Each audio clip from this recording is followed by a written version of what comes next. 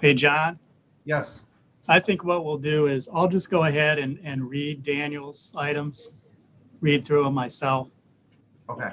That way, but Daniel can hang out and answer, help with questions or anything like that. That's Does fine. that sound all right? Sure. Okay. I'm just going to read it. You're just gonna I'm read just them? going to do it. And then you hang out and help with questions. All right, I'm sorry about that. No, that's I all didn't right. I'm kind realize of that I ready. had to be on the screen, No, or I just- would have just done it from home.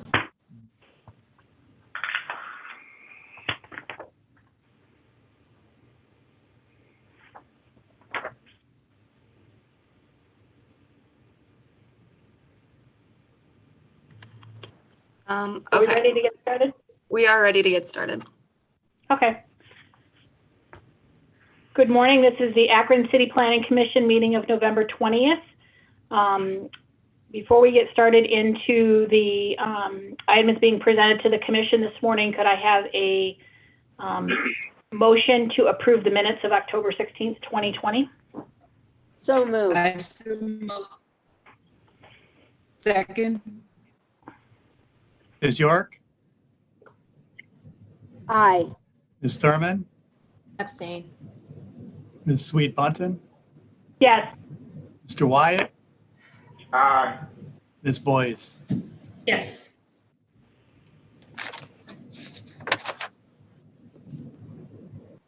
And I, Renee Green, yes.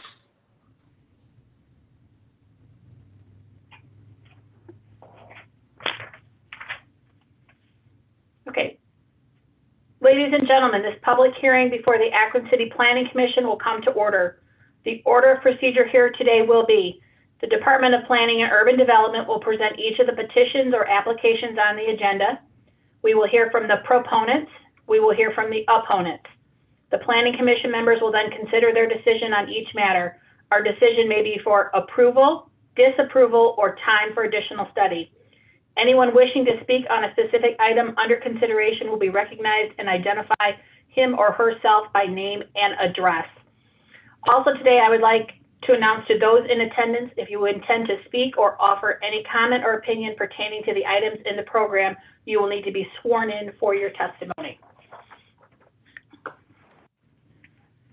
Item number PC 2020-29CU, petition of Petros Development Group for conditional use to construct a new housing development at 1870 Akron Peninsula Road. Mike, Mr. Antonucci. Yes, thank you, Madam Chair, Commission members. Petros Development Group is requesting permission to construct a new housing development at this location. Residential uses are not permitted in a UPD 22 district. Mike, let me interrupt you just for a minute. Mike, let me just interrupt you for a minute. Sure. For one thing, I want to swear you in, but I also want to make sure the members, I want to make sure the members who are going to testify are able to hear this. And I'd like to swear everybody in at the same time. Right now, I have the petitioners in the meeting. We can either wait until I get all of the proponents and opponents in here for you, John, or as they're doing their testimony, I can bring in the rest of the group. It's up to you. Well, I think probably the proponents and opponents should be in so they can hear what's going on. Okay, give me a few minutes if everyone can just be patient. Sure. And we can get them all pulled in.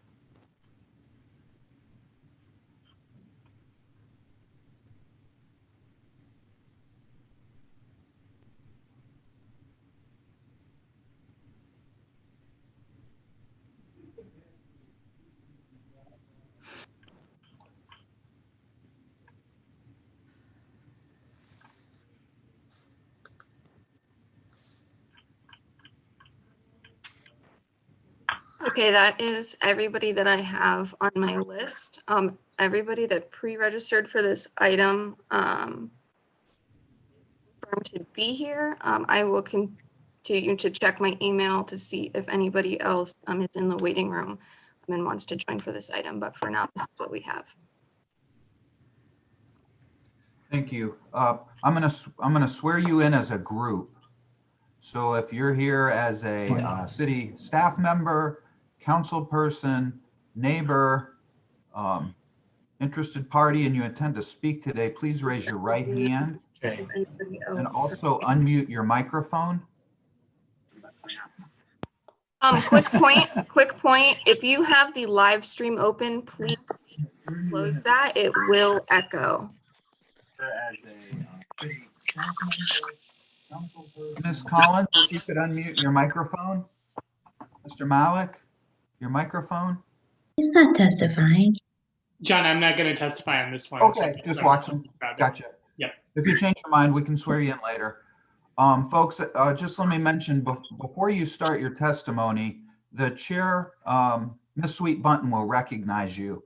You're going to need to start by saying your name and address. And if you start with that, we won't have to interrupt you once you get started. Mr. Morehouse, if you could unmute your microphone.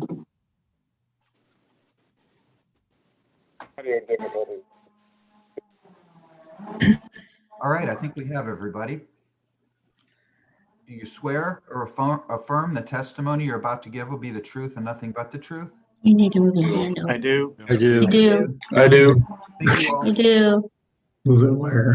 Well, it was off camera. Okay. We got him. He's good. Thank you.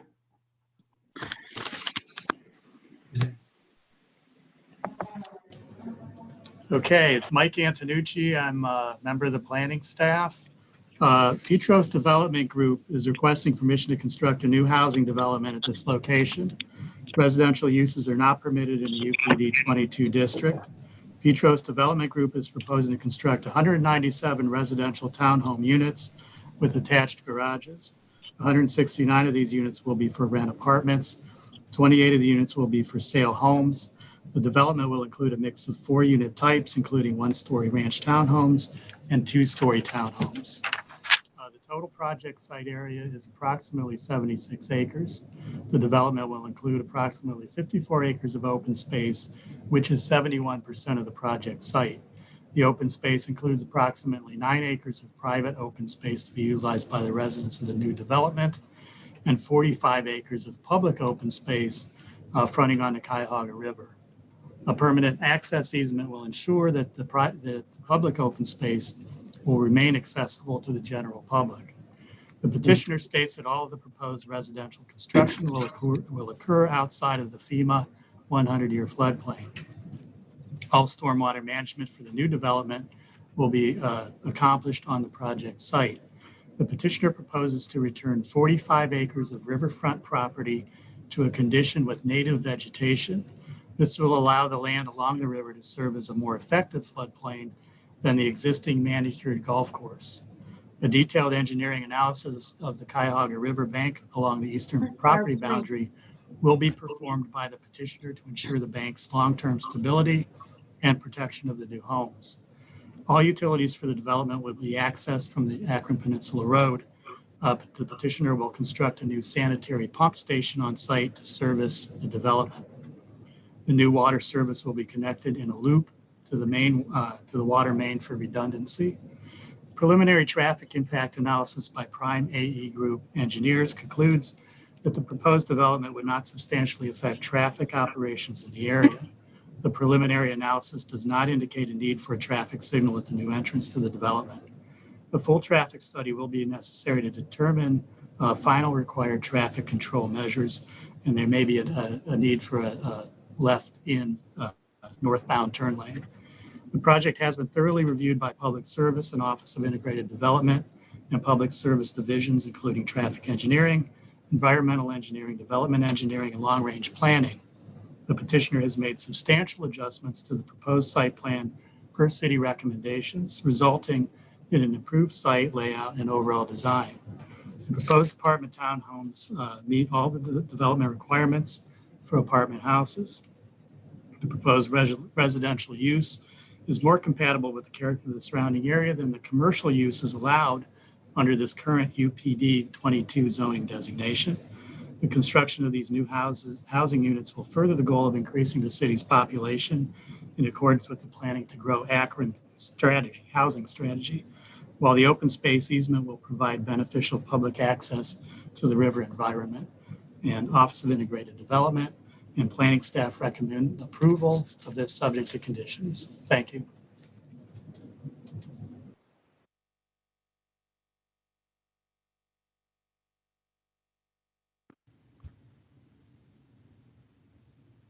Okay, John, should we hear from the proponents first? Alyssa, how do you want to, I'll let you kind of manage letting people in, or how do you want to do that? Do you want me to call their names off the list, or? Calling their names might be the most organized manner. It's up to you. Everybody that registered is here, is in the meeting. Just so everyone's aware, there are 2 screens. There are so many video participants that you'll need to scroll to see all of them. Ms. Sweetbutton, Okay. at this time, it's customary to hear from the petitioner first. My apologies. Sure. Could we hear from the petitioner, please? Hi, this is Greg Modick with Petros Development Group, 10474 Broadview Road, Broadview Heights. I'd like to start by saying thank you for everybody for your time and consideration on this application, not only for the packets you've received ahead of time, but with regards to what will transpire here today in the open collaboration of our presentation, the residents. Very quick background on myself here. I'm a registered engineer, as well as I hold a bachelor's degree in civil engineering and surveying from the University of Akron. Little plug, go Zips. So, I'm very well aware with regards to stormwater management and the sensitivity surrounding this area in the Cuyahoga River. When we first identified this property, the initial quick mindset was 3-story walk-up apartments, more of a high-density use. To be brutally honest, we had plans that had 400, 500, 600, 700 units within here that we contemplated. And that was just the first look at it. What we did from there was we dove into Akron. What is Akron? What are their long-term goals? What are they looking for? We were very well aware of the folks in the valley looking for conservation. And, what caught our eye immediately was Akron partnering with AARP in attempting to grow age-friendly housing for their community. As such, we evaluated a project here, which is in front of you today, that has approximately 80% ranch units. First floor living. The entire community will be ADA accessible throughout it there. And that's important to acknowledge that we're providing that, and to understand it's not only the right product, but the right location. It provides these folks a great deal of walkability for what we're planning here. Also gives them great access to the amenities of the valley, whether it be retail, restaurants, bars, tennis clubs, other facilities in the area down there. Probably our biggest thing we ventured out into on this one was the conservation aspect of this project here.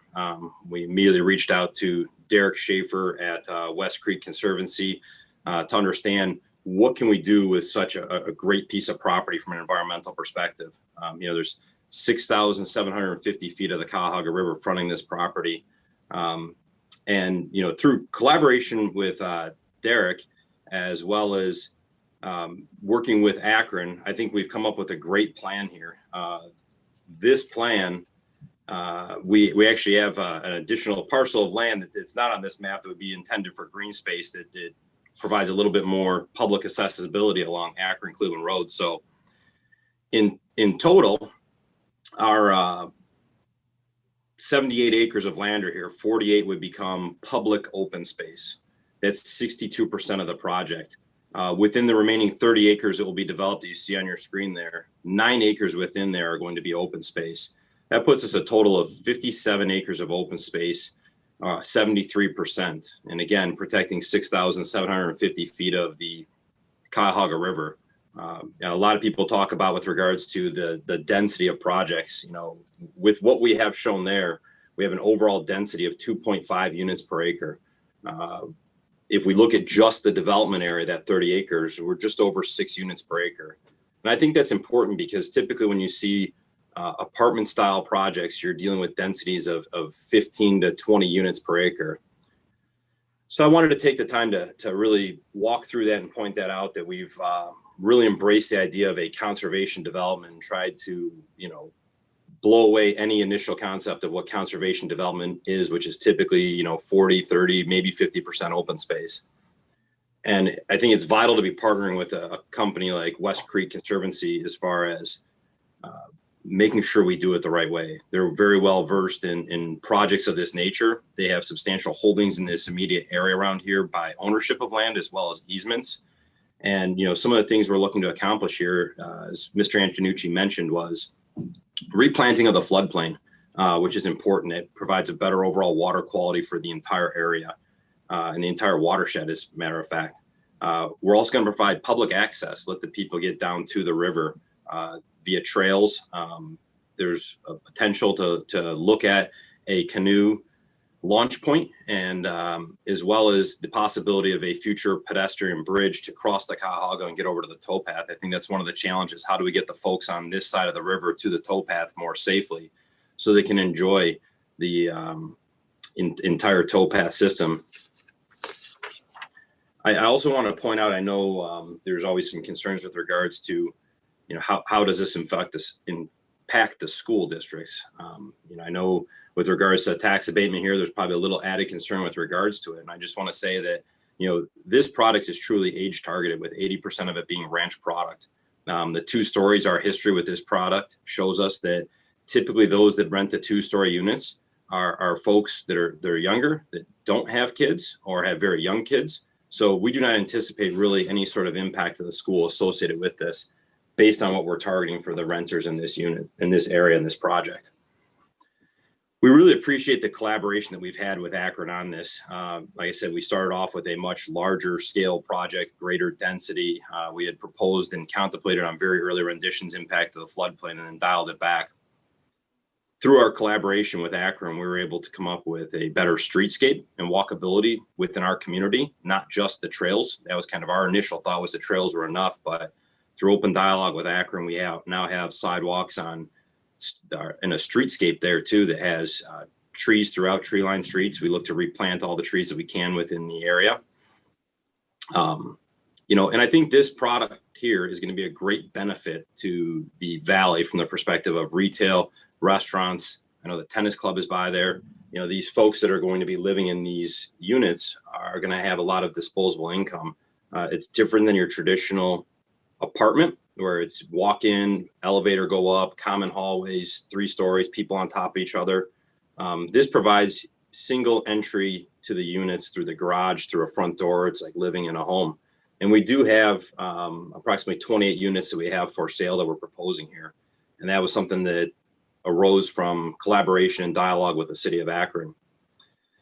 So I believe as we've presented this, it truly fits the long-term growth of Akron with regards to providing the age-friendly housing and growing the population, all while truly respecting the idea of conservation and protecting the Cuyahoga River, which is one of the greatest assets in this area here. 57 acres of green space, 6,750 feet of the Cuyahoga River preserved. Derek Schaefer is here with us today. I think he may give a quick speech after me with regards to, his involvement. I am glad to answer any questions that may arise associated with this project here, whether it be from the Planning Commission or those that may arise from comments from the public there as well. I want to point out Eric Allen with Pride One, who would be looking to build this product. If I can't answer any questions, he may be able to help me, as well as our civil engineer, Travis Crane with Davie Resource Group. And I just want to say that, with this team we've put together between Derek with Travis at Davie Resource Group, we're the best group to work out here with regards to respecting the Cuyahoga River. Last thing I'll say on my part here, because I am quite proud of it, In 2019, Summit Soil and Water issued me the Urban Conservation Award. I think it's the first time in a very long time they had told me that they've given it to a developer. I truly embraced the collaborative effort of developing and working on these sites with groups such as Soil and Water, the engineering, and the city of Akron. So should this get approved, should this move forward, I would continue that collaboration to ensure that we have a top-notch community here for Akron and for the Valley for the long term. Thank you very much for your time. I sincerely appreciate it.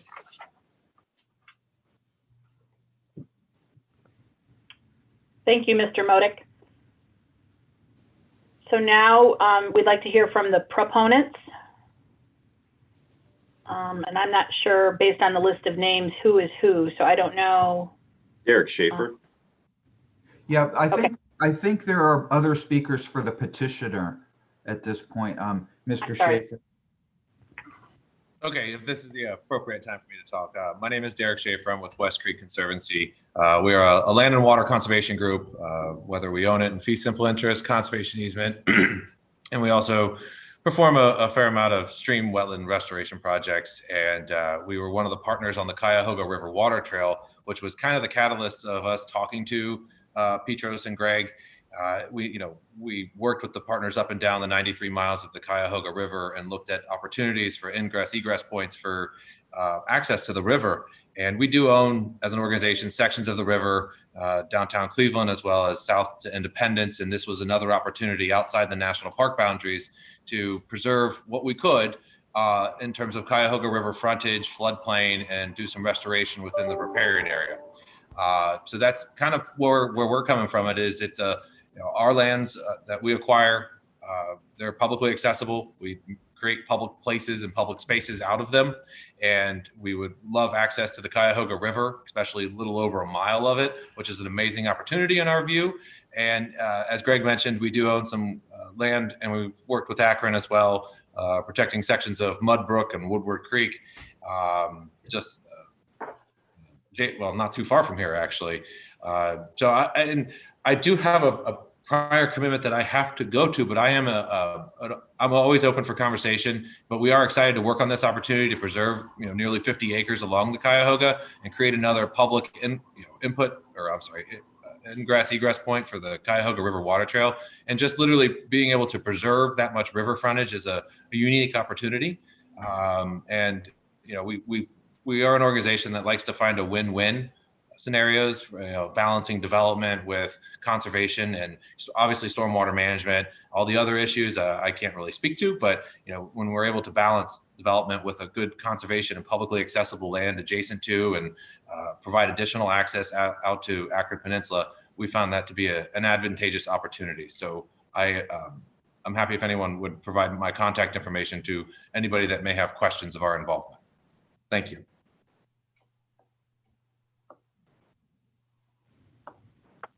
Thank you, Mr. Schaefer. Anybody else to speak for the petitioner?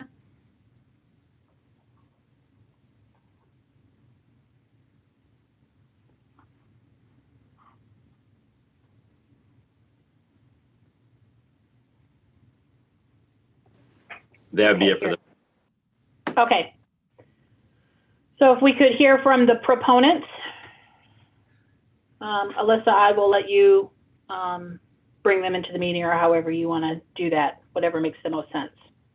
Everybody is in the meeting. I do not have a list of who is a proponent versus an opponent, though. Okay. So I guess I'm sorry, go ahead, Mr. York. I'm sorry.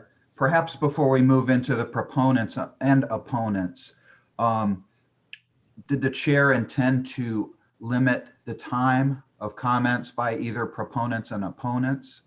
And if doing so, I would recommend we do that now so that the time limit is fair, regardless to whether someone's a proponent or an opponent. Okay. So we are going to limit the comments to 2 minutes, given the number of people that are going to speak, so that everybody has a chance to speak their opinion. So I was going to ask that everybody respect that. Again, I'm going to remind you to please state your name and your address prior to speaking so that we have that on the record. So I have a list of names. So please just tell me if you're a proponent or an opponent to this project so that we have that properly classified, and I will call on you With that, and then Mr. Antonucci, are you going to keep time, please? Yes, we will keep time here. Okay, thank you. So the first is Jody Grassgreen. Ms. Grassgreen? Opponent, Okay, you have 2 minutes. right to now? speak, please. Yes, please. Okay. Jody Grassgreen, 699 Weber Avenue, Akron, Ohio. Your decisions are impactful to the entire city of Akron and beyond, so thank you for your time and consideration. First, I do not live in the valley. I've lived in Highland Square for 37 years and care deeply for the city and the valley. I can do two things at once. At the Cuyahoga Valley Environmental Education Center, fourth graders from across the city of Akron learn what happens upriver affects what happens downstream. We are part of the Cuyahoga River and Lake Erie watershed. It's tender and fragile and made so because of development. According to an international consortium, the Great Lakes Water Quality Agreement and the EPA. Our neck of the woods, our part of the Cuyahoga River, is part of the area of concern. All the taxpayers of Akron are facing increases in their water bills due to the billion-dollar sewer upgrades meant to protect the waters of the Cuyahoga River and the National Park by addressing stormwater runoff. All city residents paying for this water upgrade will be subsidizing this housing boom. Decisions can't be made without knowing the statistics. How many people, how many cars, how many gallons of water used? What are the effects on the already stressed Cuyahoga River? Air pollution from more cars waiting at the intersections and on and on. Also, regarding the 50 acres of conserved land, that cannot support development. When every problem is a nail, every solution is a hammer. The administration views growth at any cost more important than balance and investment in what we already have. This kind of outward growth versus inward growth within the legacy city, where we have empty lots from raised homes, empty strip malls, empty malls, leads to the abandonment and more isolation and degradation for the entire city. It's also known as disinvestment and leads to urban environmental degradation and is a waste of existing homes and infrastructure. Projects in the valley have the double impact of degrading the gateway to our national park and adding to the abandonment of parts of the city of Akron. The Great Streets Initiative will be negated with these outward growth developments with links to nowhere. Talks of two city master plans to be undertaken after these projects are approved is like making a budget after you bought the house, the boat, the car, and the family vacation. All development in the valley needs to be placed on hold until after great public deliberation and consideration. I urge you to visit the Vibrant NEO 2040 plan that included the National Park, Summit Metro Parks, AMAX, Jason Segedy, Akron Urban League, Summit County Health Department, and many more. It would have been approved by the visionary Congressman John Seiberling and Ralph Regula, the bipartisan team that created the nation's first urban Cuyahoga Valley National Recreation Area, precursor to the national park. We are in a unique situation. We must protect the city and the environment. The Vibrant NEO plan does that. My 12-year-old grandson summed it up succinctly. If Akron wrecks the valley, it won't be as cool anymore. He's the future and knows what he's talking about.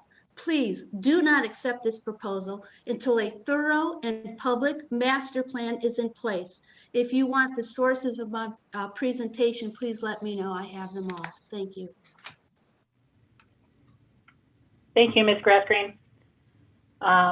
Philip Dixon, Mr. Dixon, you have 2 minutes. I believe Mr. Dixon wasn't able to come in. Oh, okay. He did send a letter, however, and I believe that was shared with the members. Okay, should we read that or? No, that doesn't need to be read. Okay. You've considered I that just see the- part of the file, part of the record. Okay. Okay, so Andrew Holland, Mr. Holland, you have 2 minutes. Thank you, Commission.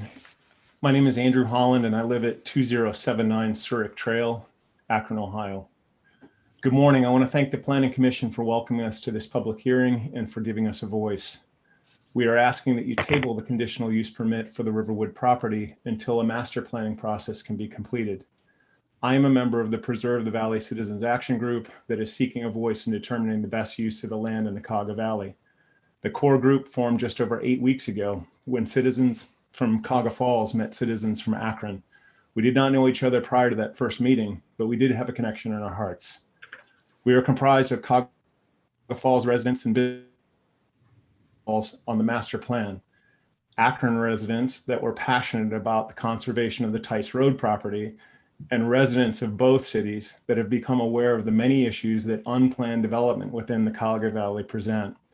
Since organizing in early October, a core group of 20 concerned citizens, aged 17 to 86, multi-generational, has activated more than 300 residents of Cauga Falls and Akron, and has the support of more than 7,000 citizens in the immediate area, Northeast Ohio, and beyond.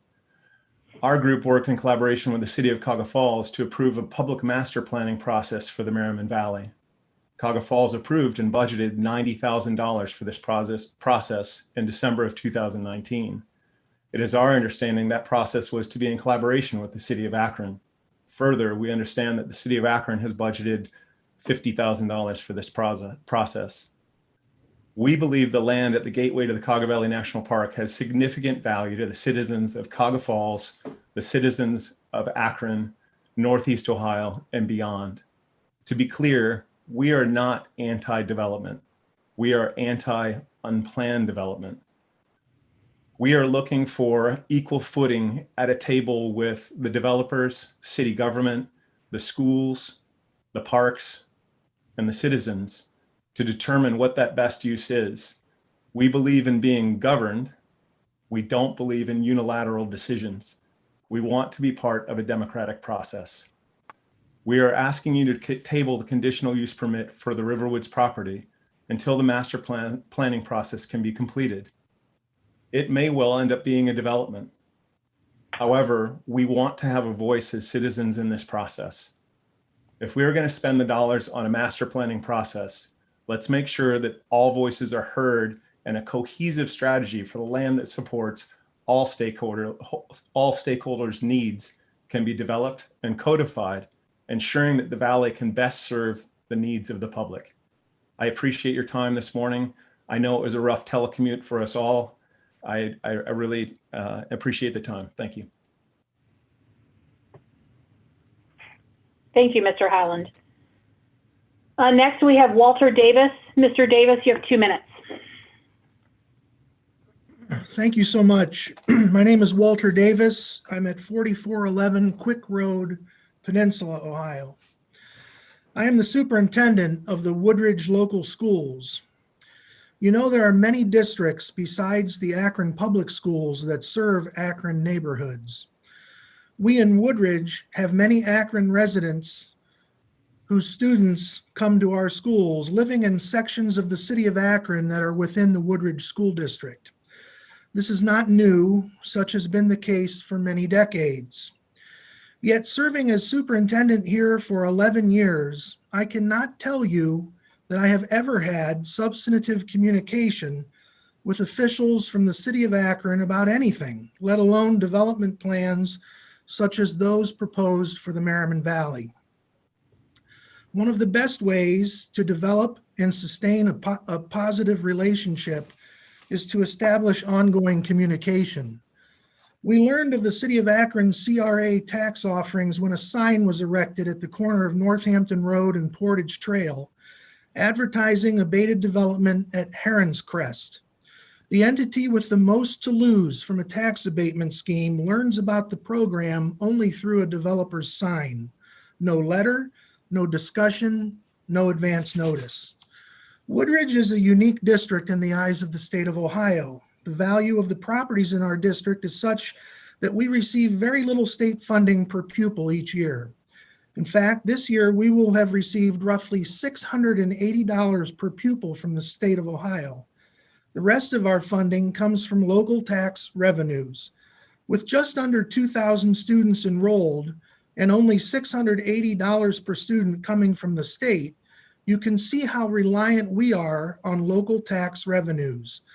It costs nearly $11,000 per year to educate one child in our schools. Then comes tax abatement. The city of Akron approves a development with a 15-year abatement, and we get nothing locally for the students residing in those homes. Essentially, the education of those children is being subsidized by the residents of our district living elsewhere. And to top it off, there has been no talk of any incentives in lieu of taxes to keep the district at least partially whole. Again, it comes down to communication and respect. I understand that a master planning process is on the horizon for the Merriman Valley. What a great idea. Both the cities of Cuyahoga Falls and Akron have. Sorry, we are past 2 minutes. Wow.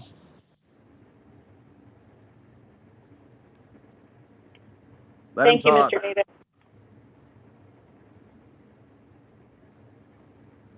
Mr. York? Yes. With all due respect, we were told we were going to have 3 minutes when we signed up for this. Let him talk. I'll yield one of my minutes to Mr. Davis. It's up to you, Madam Chair. Okay, you may finish your thought, but going forward, please understand that we will adhere to the 2-minute requirement for those that are ready to speak. Thank you.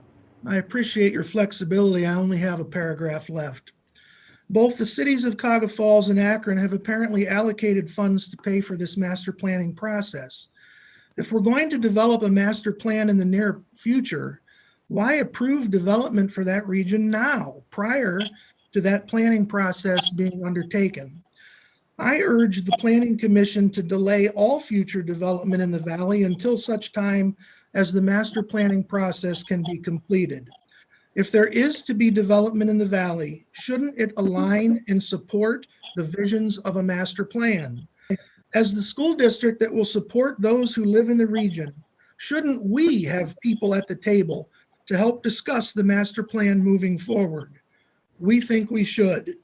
Again, it is our position that the city delay pending development in the valley until a master planning process is concluded. And then all development plans that are approved should fall in line with that master plan. Thank you. I appreciate the opportunity to finish my remark. Thank you, Mr. Davis. Nicholas Flessor, I hope I'm saying that right. Mr. Flessor, you have 2 minutes. Yes, ma'am. Thank you.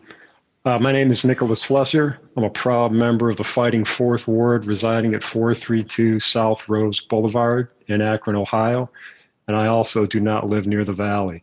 I appreciate the opportunity to address this commission this morning, and I hope you and your families are all well. While I fully support the notion of increasing the population of Akron and the attendant tax base, I feel that asking residents all over Akron to subsidize properties in the more affluent 8th Ward is an inequitable approach to development in the valley. This is also, I think, contrary to what the city calls out on their website in a document titled City of Akron Ongoing Diversity, Equity, Inclusion Efforts, which has as one of its goals to bridge the disparities in investment across Akron's neighborhoods and to encourage the private sector to assist property owners in rehabbing the city's historic housing stock. Again, the historic housing stock, and this development certainly does not meet that definition. And again, asking residents in all wards to subsidize properties in a more affluent 8th Ward just seems very inequitable to me.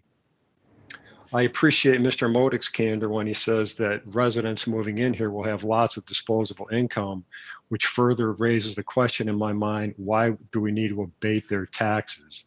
And I think Mr. Davis raises an excellent point on students basically being subsidized there by the other students in the city of Akron, or residents, sorry, in the city of Akron. Moreover, I strongly agree with Mr. Holland's position that it is critical that we wait for the master plan for the valley. Merriman Valley and the National Park are far too important assets to this region to make these decisions prior to having a plan. That concludes my comments. I appreciate your time and attention here this morning, and I hope you all have a very pleasant Thanksgiving season. Thank you, Mr. Flussar. Ms. Barb Green, Ms. Green, you have 2 minutes.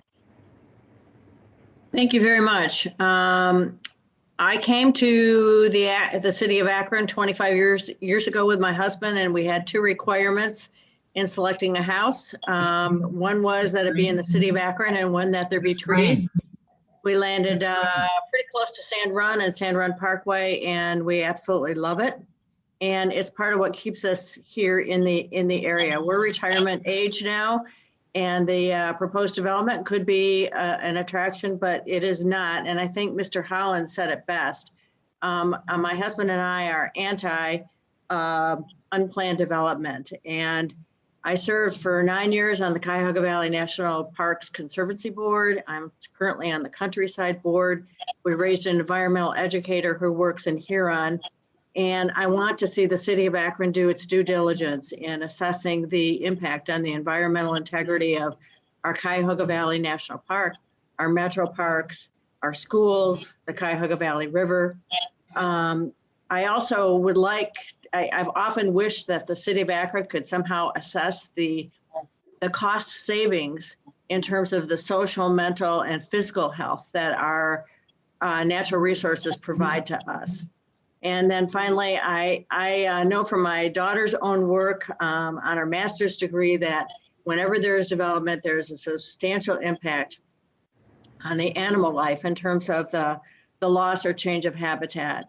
And I just want to see the city do its due diligence. I would like to see a master plan, and I would like to really see some assessment of the full ramifications of the impact on all of the things I've mentioned. And I appreciate the opportunity to present my thoughts here. Thank you. Madam Chair, Yes. could we get Ms. Green to state her full name and address, please? Yes, it's Barbara Green. My address is 532 Parkside Drive in Akron. Thank you.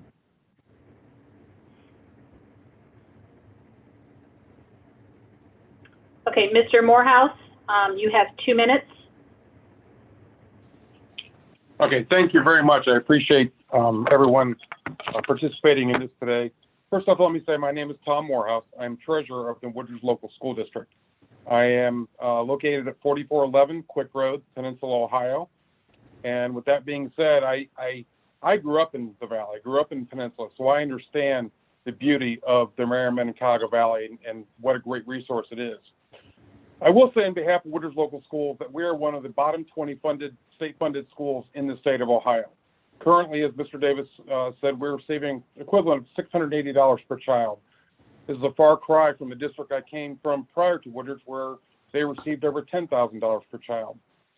In Woodridge, this obviously puts a heavy tax burden on all of our constituents, including those that live in the city of Akron. One of the ways that we have tried to offset this funding is by accepting open enrolled children into our district. The state of Ohio gives us $6,000 per open enrolled child that comes into our district.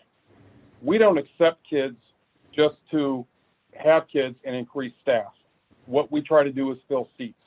It's just like on an airplane. If you have empty seats, you're trying to fill seats on your plane to make it more economic for everyone. This is what we try to do. As more developments enter into the Woodridge district, this could limit the number of open enrolled kids that we have. Now, I appreciate Mr. Modig saying that this development is geared towards younger people, possibly younger families with some very small children. But the bottom line is no one can guarantee what type of families or people will be moving into this development. Our elementary school right now is about 90% capacity. So as more developments and more children come into our district, and this is a brand new elementary, we could be reaching capacity real quick. So with the open enrolled kids that we have, the state of Ohio guarantees us $6,000 per child. Is the city of Akron going to be able to do that? Is this developer going to be able to do that? Obviously not. And we're not looking for city of Akron or this developer to subsidize us, okay? I have no problem with the city of Akron trying to increase their population, as I know their goal is by 2025 to increase it. But at whose cost is this? More resident children in our district could mean less revenue and more expenditures, as additional staff may have to be hired. Who is going to pay for this? Our resident property owners are the ones who are going to have to pay for it, including the ones that live in the city of Akron, unless your property is abated. Again, I'm not asking for the city of Akron or anyone else to subsidize Woodridge local schools. I'm just asking for Akron to work with the other entities that are involved. And I want to make sure the city of Akron understands how it does affect all the other entities involved, Woodridge, Cuyahoga Falls, all the other areas surrounding us. I agree. I think to wait for master planning to look at this and really help out so that everyone understands what's going to happen and how everyone will be affected. It just seems that communication and working collaboratively would help everyone involved. I thank you for your time today. Thank you, Mr. Morehouse.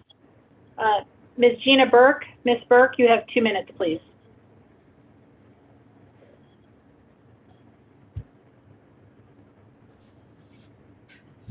My name's Gina Burke, 1701, excuse me, Akron Peninsula Road. Thank you for commission members and for your service on the commission and your thoughtful professional work in these extraordinary times.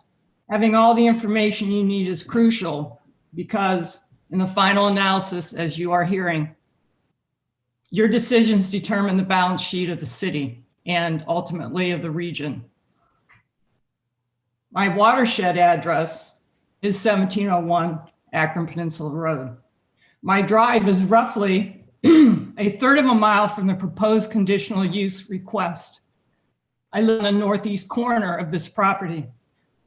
It's roughly 100 feet from the property lines, 100 feet from behind me. And the reason why I set this up is so you could see it. This is the same developer, and this is what you have for spot zoning. This was rushed through City of Cuyahoga Falls, and you have a 70% density impervious surface to 30% open space, which consists of mostly open, toxic retention ponds to collect the water in the basin of the watershed. So you can actually see that in a valley, that we are at the bottom of the hill. And this is a concept that doesn't work when you look at flat zoning maps. The ecological and habitat of this region is unique, and building high density, spot zoned, impervious surfaces takes away the ecological balance and biological habitat here. So beyond that, I know what it's like to live in this valley. I have for 20 years. My family here has been here over 50 years. We are surrounded by almost 100 acres of land. We're R1. And this development has reduced my property value. I have supported with my tax dollars the Woodridge schools. We're hearing clearly what it does to Woodridge schools, but we don't hear what it does to Akron schools. This defunds Akron schools. This is one of the worst equity housing issues going on right now. This takes money out of the district. We have a split tax base here, and we can't even afford to pay for public services. We have mutual aid with fire and water.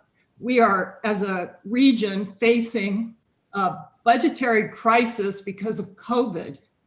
We are not going to be able to pay for them. And now you're asking us to just go ahead and support this kind of development, knowing that that's coming and we have to face and take this. And to present this with, oh, we don't have to do anything to the road. You know, oh, maybe we might have to do a turn lane. They said the same thing at Cuyahoga Falls. And then they came back with their own product, their data, and said, guess what? Sorry, we're Not to past do 2 anything. minutes. Thank you.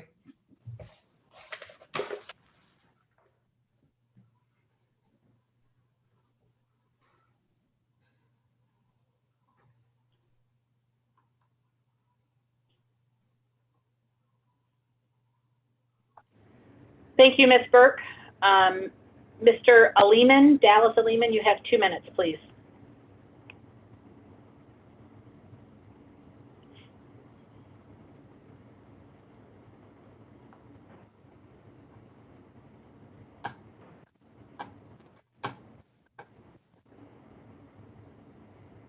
Mr. Lehman or Ailman? Yes, can you hear me? Yes. Yeah, go ahead. Can I go ahead? Yes. Yes, please. Oh, okay, Yes, okay. It's Dallas Alleman, and I live at 303 Timber Ridge, Cuyahoga Falls. I'm a resident there, and then I'm also the owner-manager of the Towpath Tennis Center, which is located on 2108 Akron Peninsula Road. Of anybody in the meeting here, I probably have the most experience and also the biggest maybe investment in the Valley. I've been involved in the Valley for over 50 years. Towpath Tennis Center was one of the first businesses in the Valley when nothing else was there. It was a recreational site. I am touched by this development and other developments in many different ways. I am touched by the, I want to say the tax issues in the sense that at this time, I'm making an investment of over $1.25 million in a new clubhouse there. I don't enjoy any tax abatement with that. I've had 5 floods there in the Valley over the 35 years that I've been there. And also I'm involved with recreation and seeing what's going on. I am aware that the Valley is becoming a lot like Peninsula in the sense that a lot of people are coming to the Valley and enjoying the Valley. And I was there when John Seiberling dedicated the national park. And I'm making a plea to the city of Akron and to Cuyahoga Falls for a pause, Akron to stop the development for right now and take a pause and look at the master plan. The Valley, the Cuyahoga Valley National Park is the only reason that we've had 4 or 5 of these developments take place around the park. The Cuyahoga Valley National Park is the only national park in Ohio, and Cuyahoga Falls and Akron has a chance to do something very special in that area. It's the portal into the park, and without a plan and without good thinking, we're just going to kind of piecemeal take things and put things in place. I'm going back in time when Northampton was Northampton, and Northampton ended up being divided up by Akron and by Cuyahoga Falls, basically coming to the property owners and saying, we're going to do this for you, we're going to do this for you. And then there were many plans and many thoughts. Towpath, our facility, went with Akron and Cuyahoga Falls. And this was before everything, this was before the park. This was in I want to say in the late 70s and the early 80s. And so now we've gone for such a long time without any kind of plan. And with the groundswell of interest, the citizenship, the people that live there, and the amount of people that are coming there, I think it's imperative that we step back and take a pause. I'm in favor. I'm actually probably going to enjoy a lot of people coming to the facility and recreating, but I would like to see a master plan that will give credibility to development that moves forward. So I thank everybody for the my time.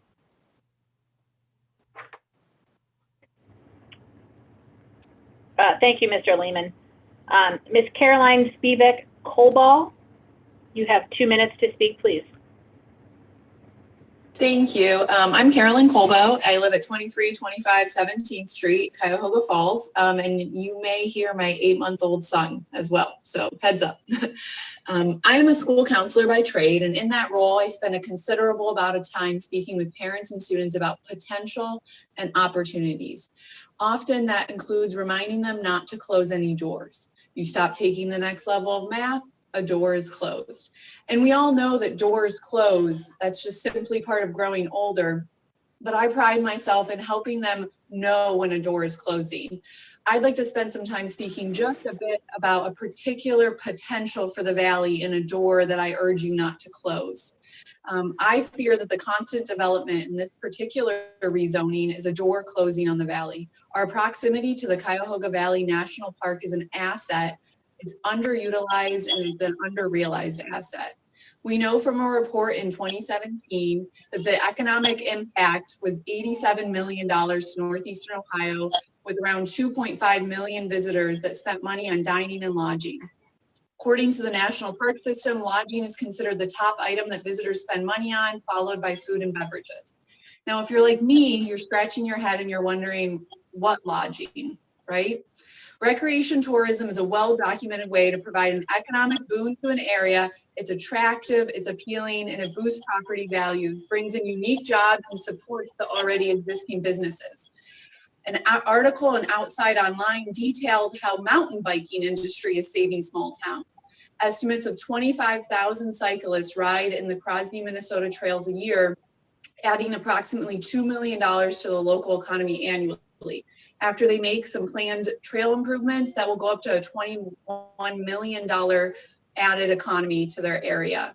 This story is being repeated all over the nation. Copper Harbor, Michigan, Weaverville, California, Oak Ridge, Oregon, Anniston, Alabama. As it's stated in this article, if you build it, they will come. I was surprised to learn what kind of impact mountain biking can have on the economy. If you'd like to learn more, I suggest you spend time studying Northwest Arkansas.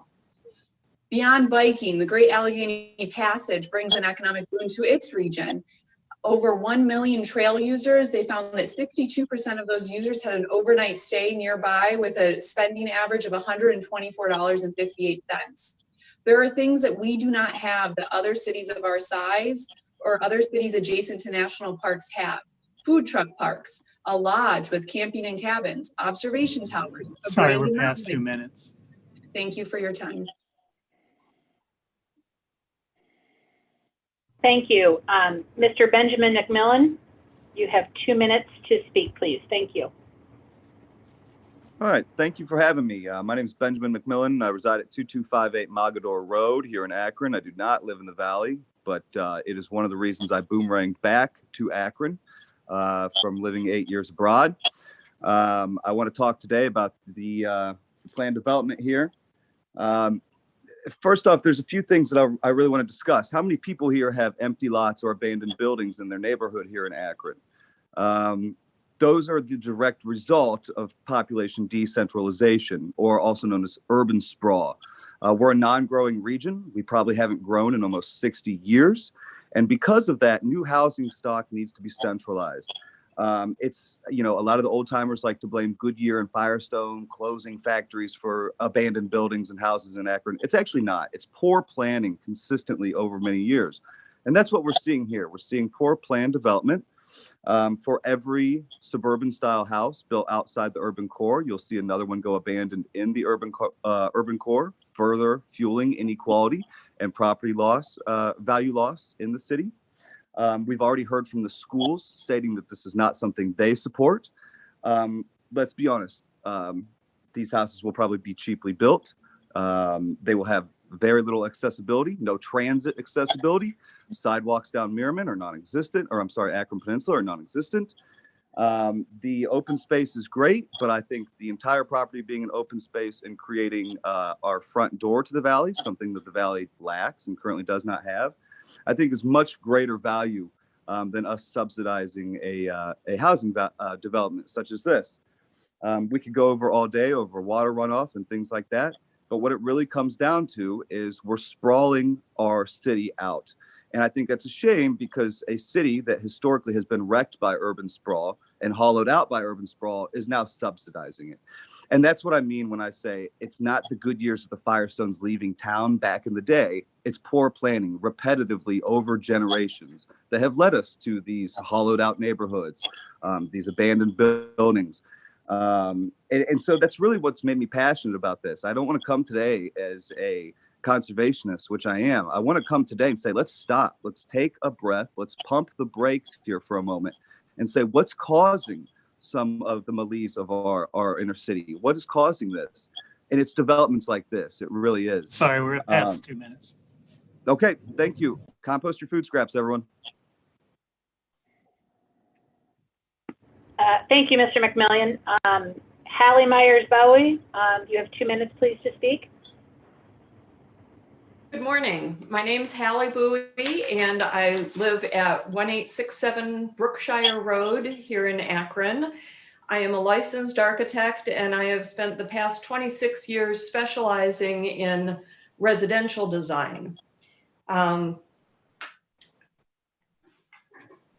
others have pointed out, we do have one bit of planning that has been done regarding this kind of development so far, and that is the Vibrant NEO 2040 report. And it makes clear that the vast majority of new housing in Northeast Ohio should be located in areas that already have existing infrastructure, such as sewer service, and points out that the unhealthy vacancy rates in our cities are a result of building more homes in undeveloped areas, leading to abandonment of existing areas and increases in government spending. These sorts of conclusions are echoed by Chris Maron in his book, Strong Towns.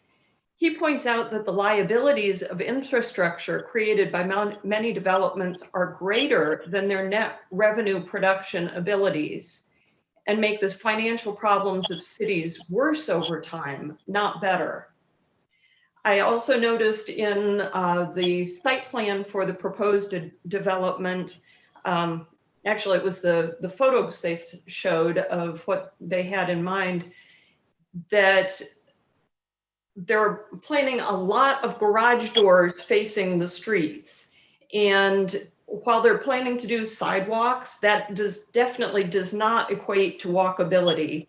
Walkability means that it's possible to walk from your home to other vital infrastructure such as schools and libraries and places to buy groceries. The sidewalks that they're proposing here would allow people to go for walks with their families in the evening, but they wouldn't go to anywhere.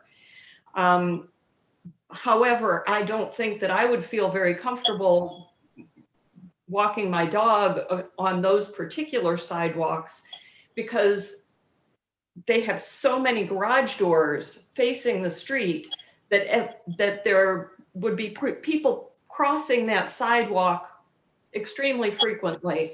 And this is just not consistent with the best practices in current development planning strategies.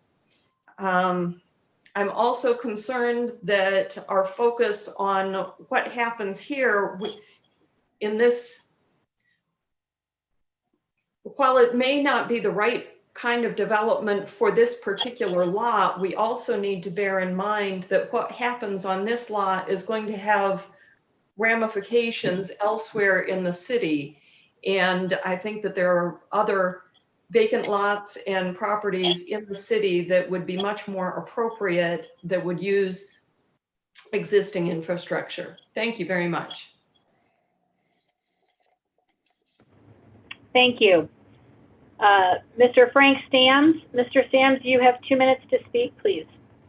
Yes, thank you very much, and good morning, everyone. I am the councilman here in Cuyahoga Falls, Ward 8, which is the only ward in Cuyahoga Falls adjacent to the Cuyahoga Valley National Park.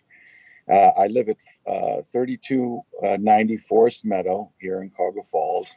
And my notes here say I wanted to make everybody aware that Cuyahoga Falls and Akron have a vested interest in the Cuyahoga Valley with significant tax dollars. As you've heard, over 100,000 have been committed to a joint master plan, but I think everybody's aware of that by now. And that's really my focus today, like many others, is the master plan. I'm very concerned for the the residents and the tax dollars that are being spent for this joint master plan, that they're being spent in the most responsible way and being good stewards of the taxpayers' dollars. The last thing we want is a master plan that is produced and developed that is not harmonious with the development being discussed today.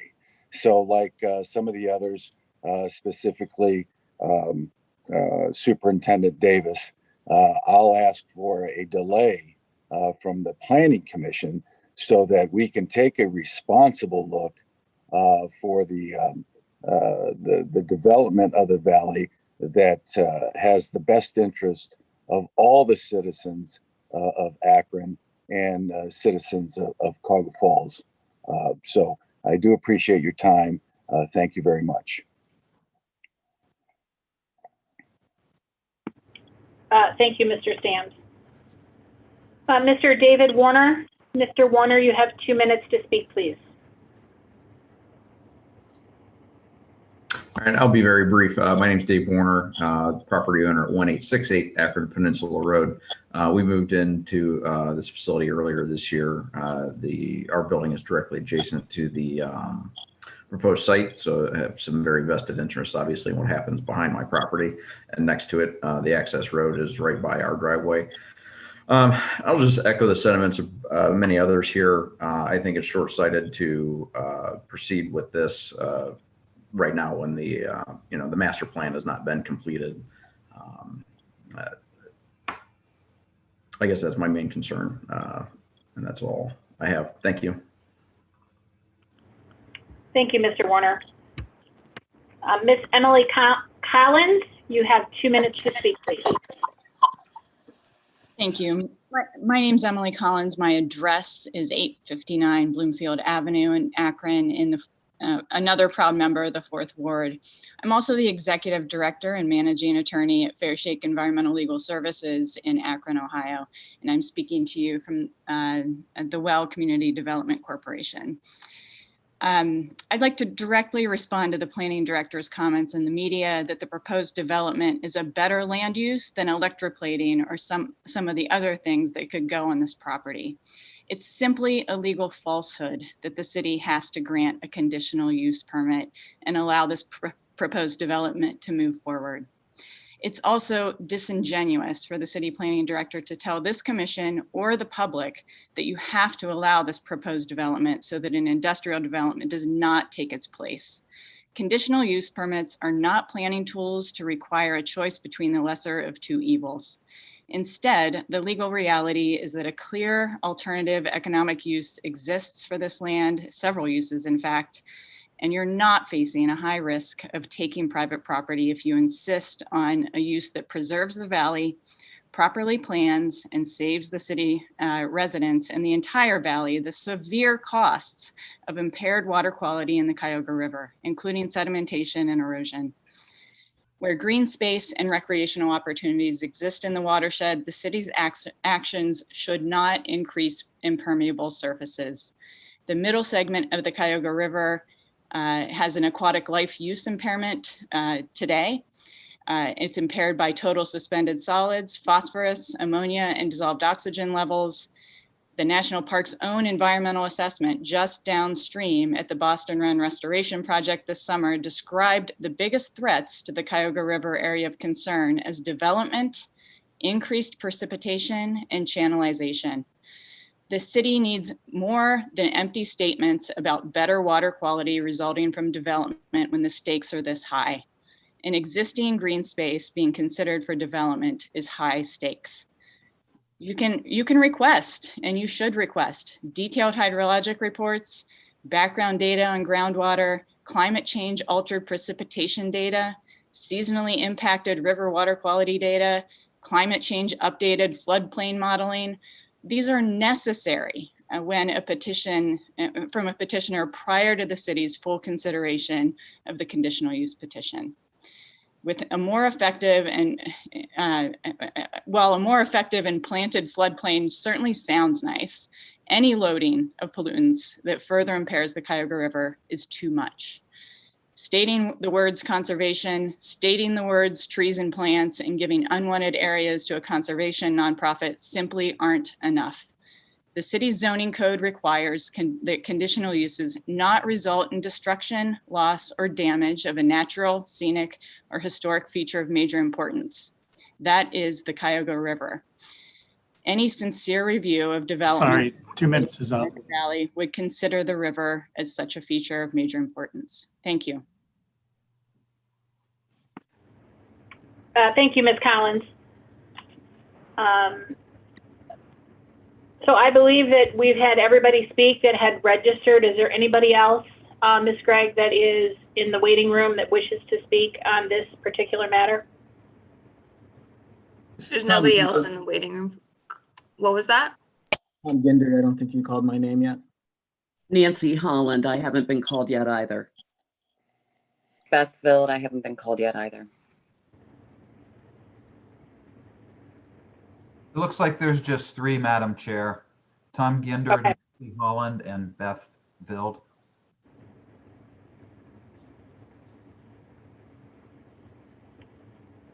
Okay, Ms. Vild, you have 2 minutes to speak, please. Thank you. Hi, my name is Beth. I don't think that, I think Beth, I let her in later than the rest. She needs to be sworn in. Okay. Have any of the rest of you not been sworn? Okay, thank you. Ms. Vild, do you swear or affirm the testimony you're about to give will be the truth and nothing but the truth? I swear. Thank you. Go ahead with your name and address. Hi, my name is Beth Vild. I live at 1111 Cary Avenue, Akron, Ohio, 44314. I am the COO and Director of Programming for the Big Love Network, which is Akron's only environmental health equity organization.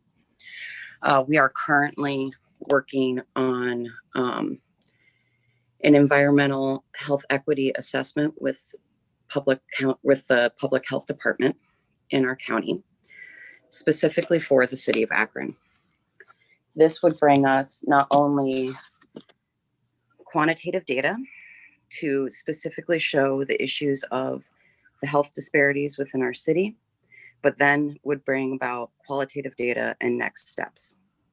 I will also be sitting on the housing subcommittee for the racial justice task force that is coming out of the mayor's cabinet. I would like to point out that I find it extremely hypocritical that while there isn't a plan for the valley yet, but plans for a plan, there isn't a plan around racial equity and housing, but there is plans for a plan. And while there isn't a plan directly looking at solutions around our health disparities, there is a plan for a plan that the city would push through this development. The fact that it also took 45 minutes for people, for a public forum of 9 a.m. phone call, for people to be able to begin to speak their voices, speaks to the urgency that the city is pushing through this program or this development.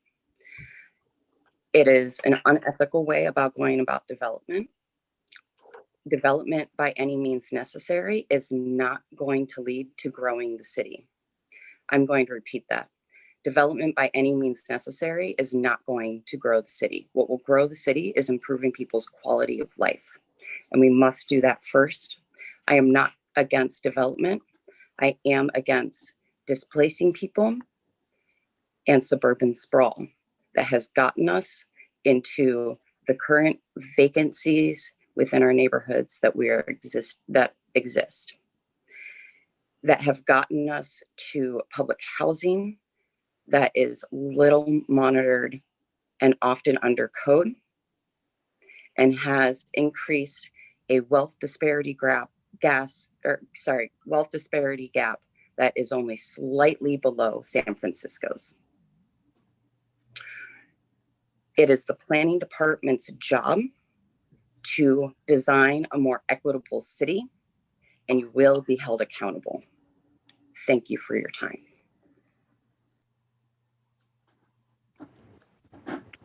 Thank you. Mr. Ginder, you have 2 minutes to speak, please. Hello, Tom Ginder, 66 Melbourne Avenue, in the Wallhaven area of Ward 8. Thanks everybody for being here. I appreciate the opportunity be able to talk to the planning commission and talk to you about my opposition to this development. Number one, I believe we need a master plan.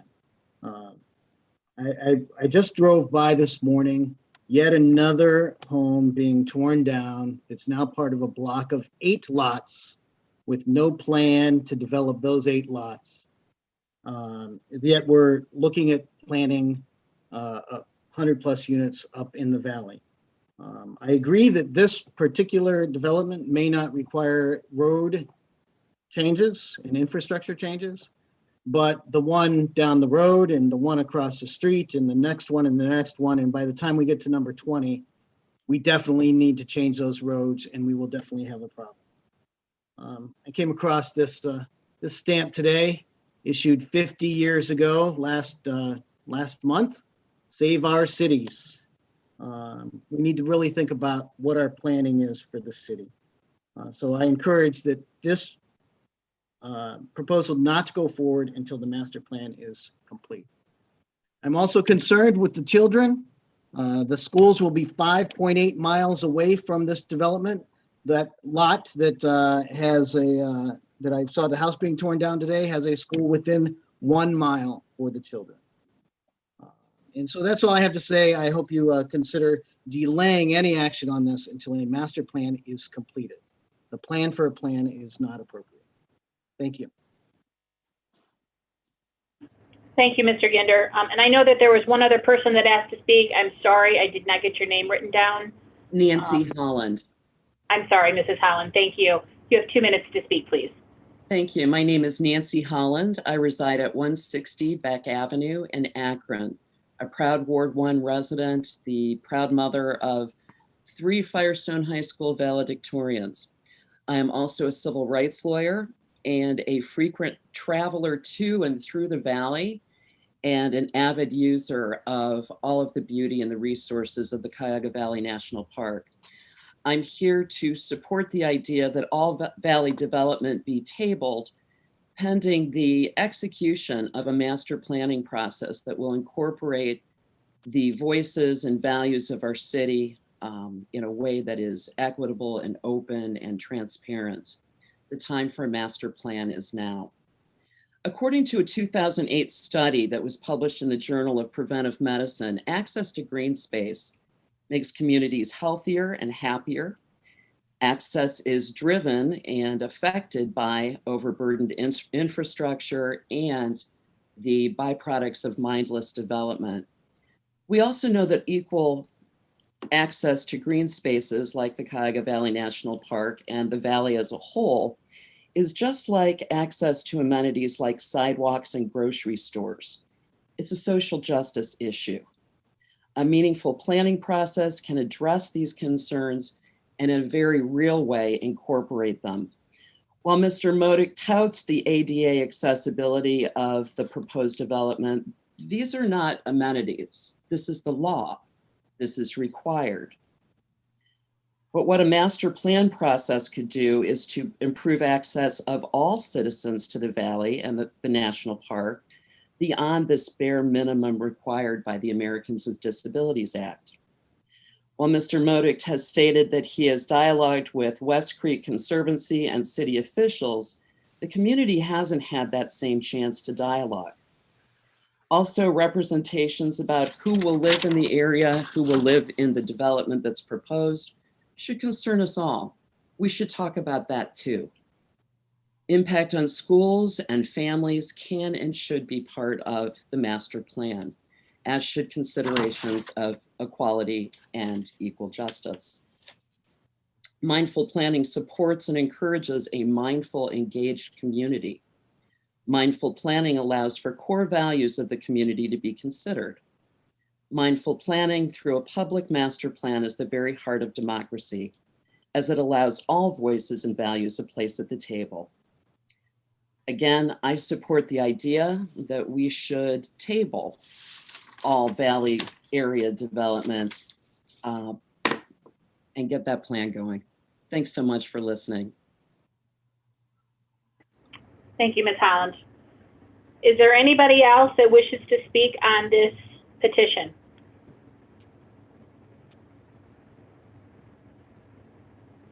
Madam Chair, I would just say, for the record, we did get some correspondence from some folks who couldn't be on the meeting this morning.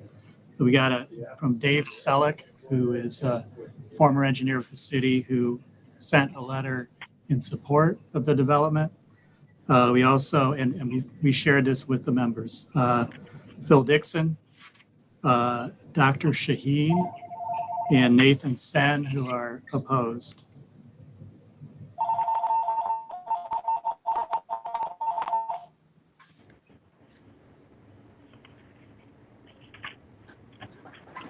Okay, thank you. Yes, we do have all of those letters.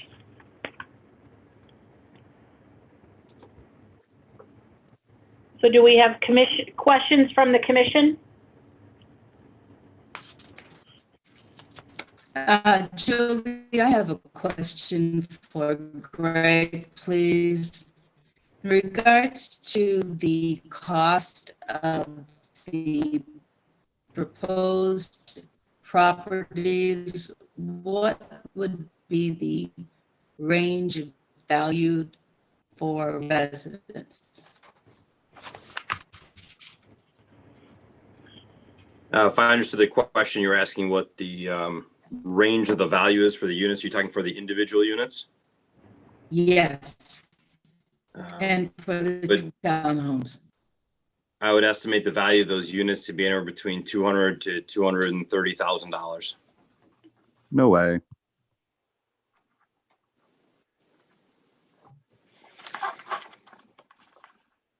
I have a couple questions. One is for the developer. Will there, I think you said there'll be public access to the park through your property? I wasn't sure. Is that correct? It'll be through your property? Yes, we're providing direct public access to Akron Peninsula Road that's separate from our development area. There is enough land up along that frontage area that would allow for parking if needed or warranted.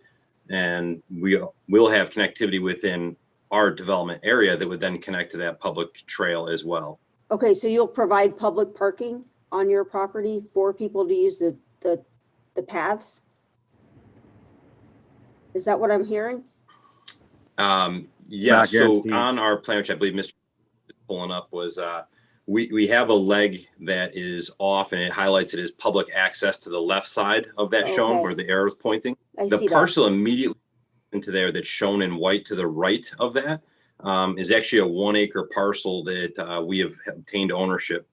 Mike, if you're pointing the trail that goes out to Akron Peninsula Road labeled as public access, just to the right of that one, no, the other access point to Akron Peninsula.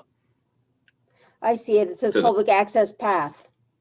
Correct. Yes, that parcel right there where the arrow is to the right of that is part of the land that we would be putting into the public open space area. That area is out of the floodplain and has plenty of space to provide adequate parking for this area. Thank you. And my second question is for the Planning Commission. Not the Planning Commission, I'm sorry, the Planning Department. Maybe they could explain this to me. If apartments aren't built now, or it's not approved,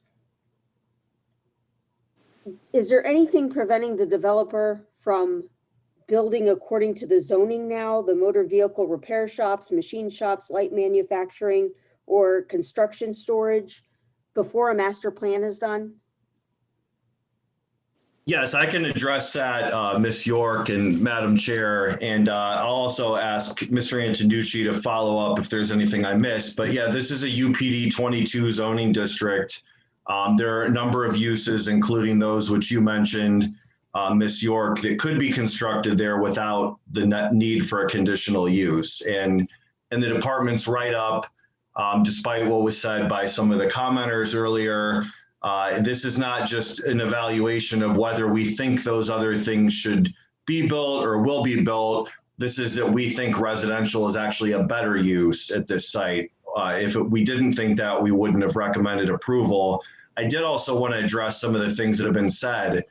I don't know what unplanned development means. I don't understand the notion that all development must cease prior to having a master plan.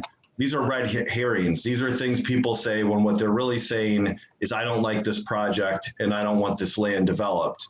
This, what we're doing today, is part of a planning process, as is what the city administration has done leading up to this point. We've had a planning department in Akron for well over 100 years. We do strategic planning on the behalf of the people of Akron 365 days per year. We think about the past, present, and future well-being of the city and its residents continually, and work on behalf of the democratically elected mayor of the city of Akron. The idea that there's no planning going on in Akron is preposterous.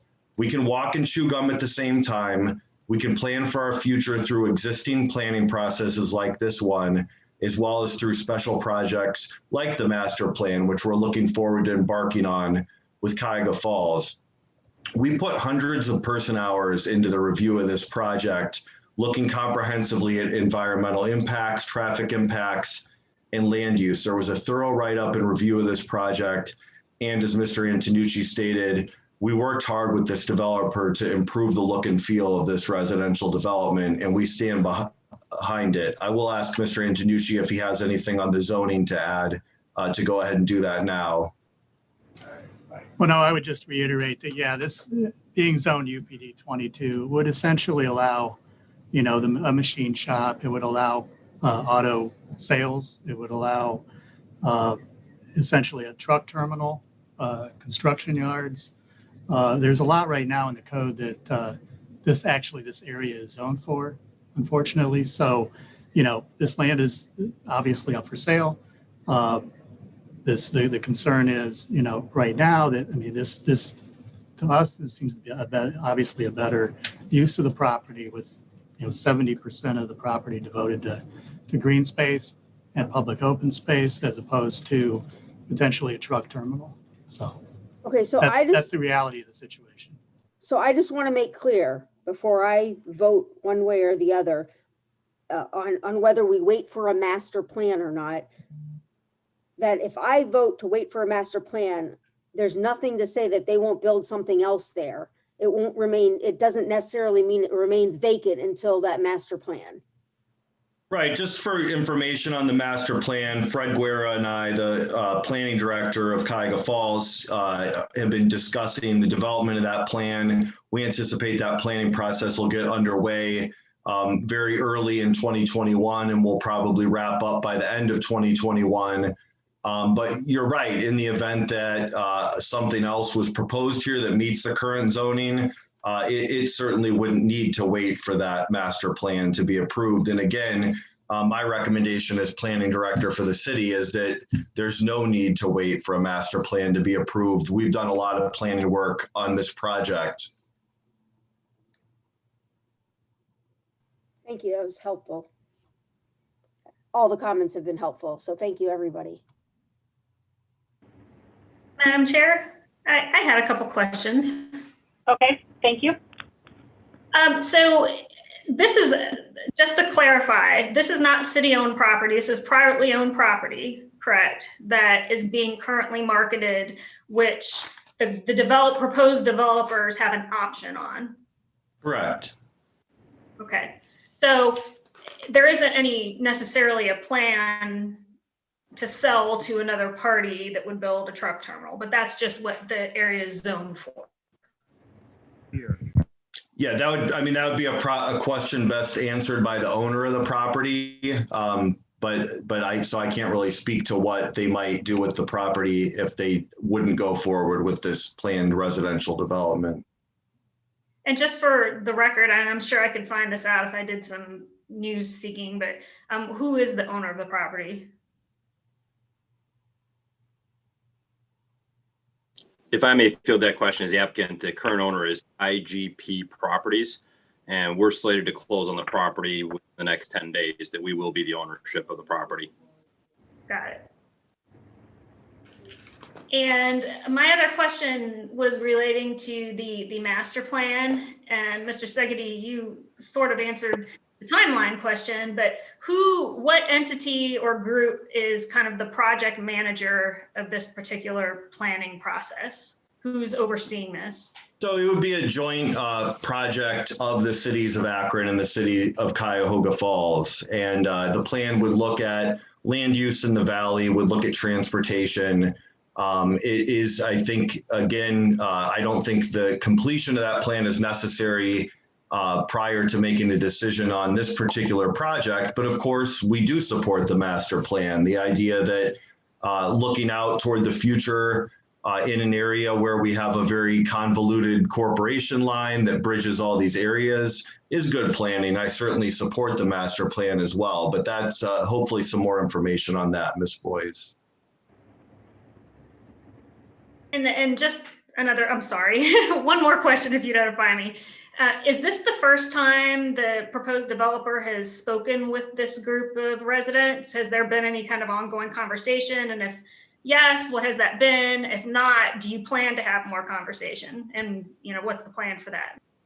None, zero. We have not talked directly with this group of residents here associated with it. We have been very well aware of their desires for more green space, more connectivity, things of those nature. So we did take that into account in our planning process here, working with the city of Akron, with West Creek Conservancy. It's what kind of led to the idea of not only the public trails and access point through our property to the Cuyahoga River, but in working with Akron, we've identified and allowed for the potential of maybe bridge connectivity over to the towpath. I know one of the concerns was the connectivity of kind of this side of the river to the other side of the river, the towpath safely. So we've provided for that within this plan here. Andrew, did you have a comment on that? I'm sorry. You're muted.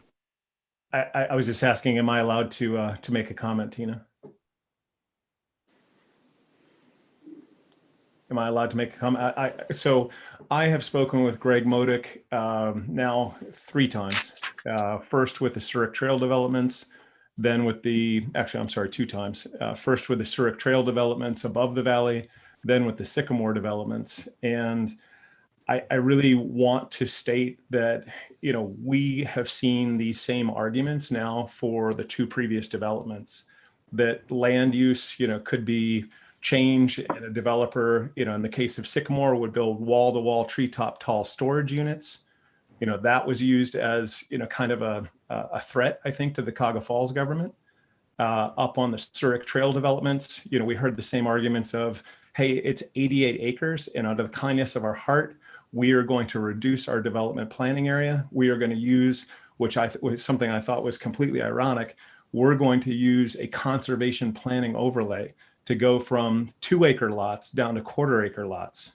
And we're not going to develop the whole space because, we have worked with the city.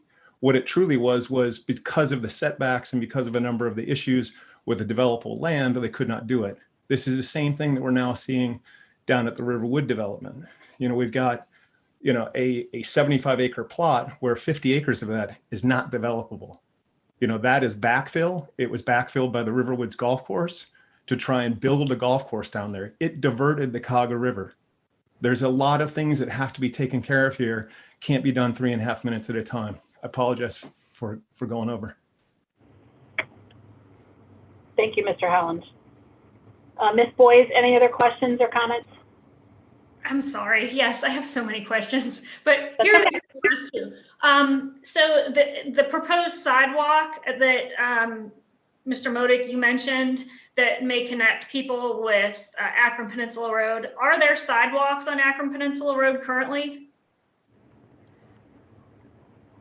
Currently, there are not sidewalks on Akron Peninsula Road. What we're proposing is within our development, sidewalks to have ample space behind the sidewalks to the garage for cars to be parked, so the walks within our development area have walkability. Additionally, we're working with West Creek to allow for the opportunity of trails to be created throughout the public open space area. So I hope that answers your question. If I may, and speak to Mr. Holland, I did mention I have personally spoken with him in the past, and I truly do take into account the sentiment of the folks here. I think they feel that we're ignoring them and maybe playing some sort of catch-all game, but we're truly not. The code on Surik Trail called for 10% open space approximately. Mr. Craig Kinkle from the National Park recommended a development that was more clustered together and approximately 40% open space. We were at 37% open space on that community down there. With regards to the Sycamore community, we have 4.5 acres adjacent to Mud Brook that are in a preservation area and preserving 1,500 feet of Mud Brook. We're working with Mr. Schaefer at West Creek Conservancy in the city of Cuyahoga Falls regarding that. There are areas on here that are in the floodplain, but I have an extensive background in working in floodplain fills, and it's something that is allowable and it could be done in this area. And we're not looking to do that. And we're not just preserving the floodplain. We're creating a mechanism in which this floodplain is replanted and reestablished as a true floodplain, not just the manicured golf course that it was and could be, or other potential uses out there. We're trying to create the proper vegetation within there that creates water quality for the entire area and the entire region. So my last question is this, and it kind of relates to the infrastructure. And forgive me, like maybe I should know this, and I know on some commercial projects, the infrastructure is subsidized heavily. In this particular development instance, would the city be funding all of the infrastructure costs, or would the developer be doing that? So I'm thinking, sewer, gas, all the sidewalks, all the things that have to happen in a newly developed piece of property like that. I believe those costs are to be borne by the developer, but I'll invite Mr. Antonucci and Mr. Modic to add any detail on that. Yes, I would be glad to field that question. With regards to the infrastructure associated here, we are the ones responsible for that. There's existing sanitary, water main, gas lines, electric along the frontage on Akron Peninsula Road. I believe it was mentioned earlier that a pump station would be needed for our sanitary. That cost will be borne by us as the developer. All the infrastructure to build what we're proposing would be borne by us. We do have to do a detailed study of the traffic out there. If something is warranted, that's done by a licensed professional engineer. On our end, yes, we hire them, but it's stats and it's statistics and it's numbers that are governed by licensed engineers. That's then brought in front of the engineers for the city of Akron that work with you guys all day, every day. They will review that and tell us if they agree with our findings or recommend something different. And if turn lanes or anything's warranted on Akron Peninsula, that cost would fall to us. There is not going to be cost associated with Akron to fund this development in any way, shape, or form. I would also like to point out, I know that a lot was spoken to with regards to taxes and city services. These are proposed as private roads. We're not putting these roads onto the city for them to maintain with regards to snow plowing, trash removal, long-term maintenance of this pavement. That would be a cost borne by us as the owners of this property. Thank you. I have a question. Mr. Wyatt? I got a question for you, Greg. What if, y'all was saying that the housing is going between 200 and 240,000 price range. What if those houses is not properly filled? What then?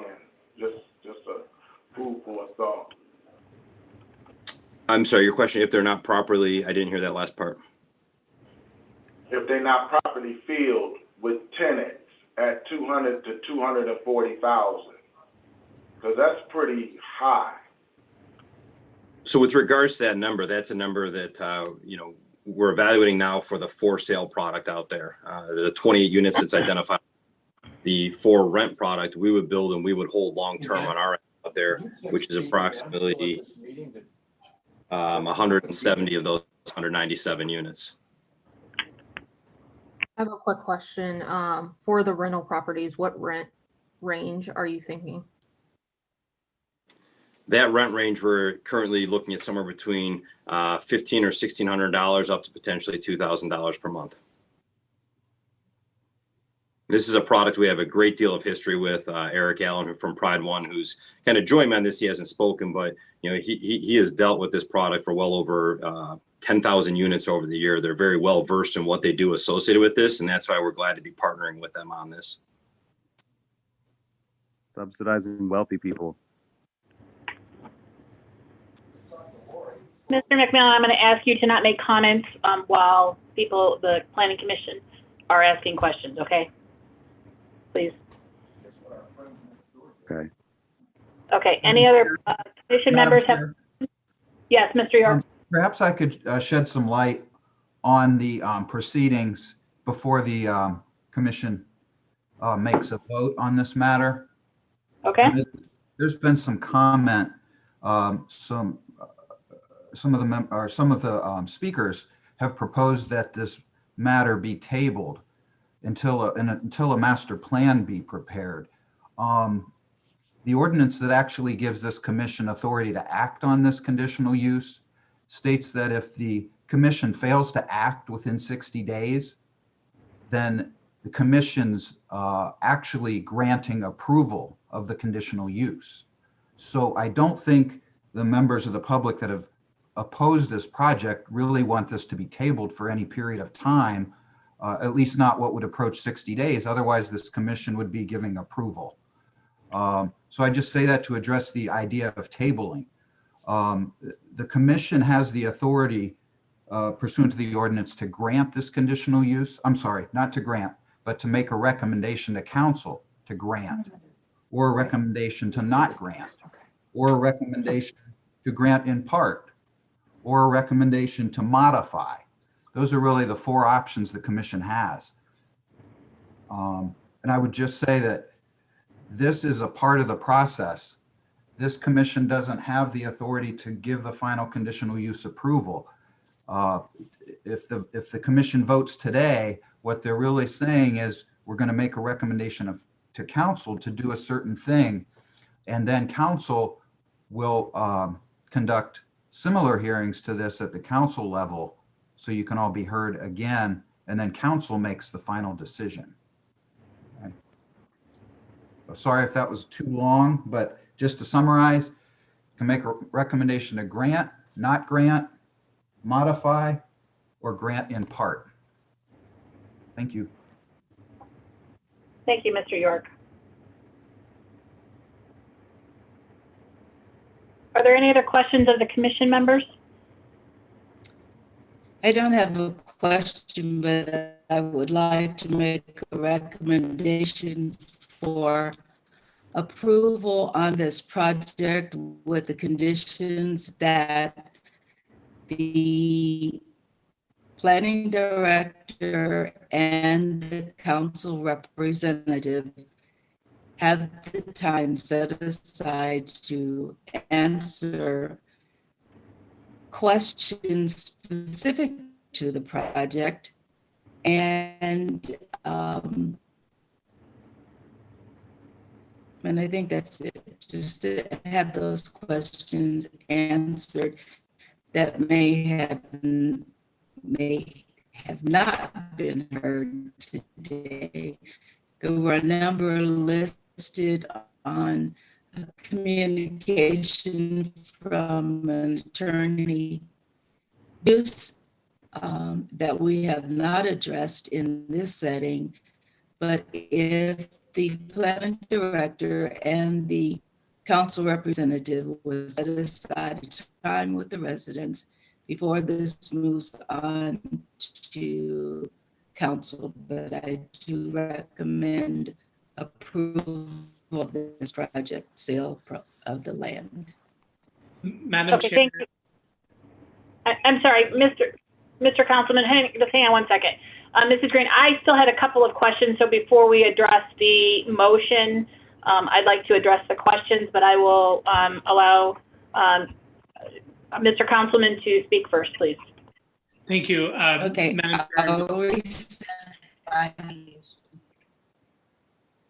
I'm sorry, Madam Chair and Ms. Green, I just wanted to make sure for the record that due to a potential conflict, I have to recuse myself from the deliberations and the vote on this issue. So, you know, to the extent that that's appropriate for Mr. Segedy, but that I can't participate in that. Thank you. Thank you. So I have a couple of questions.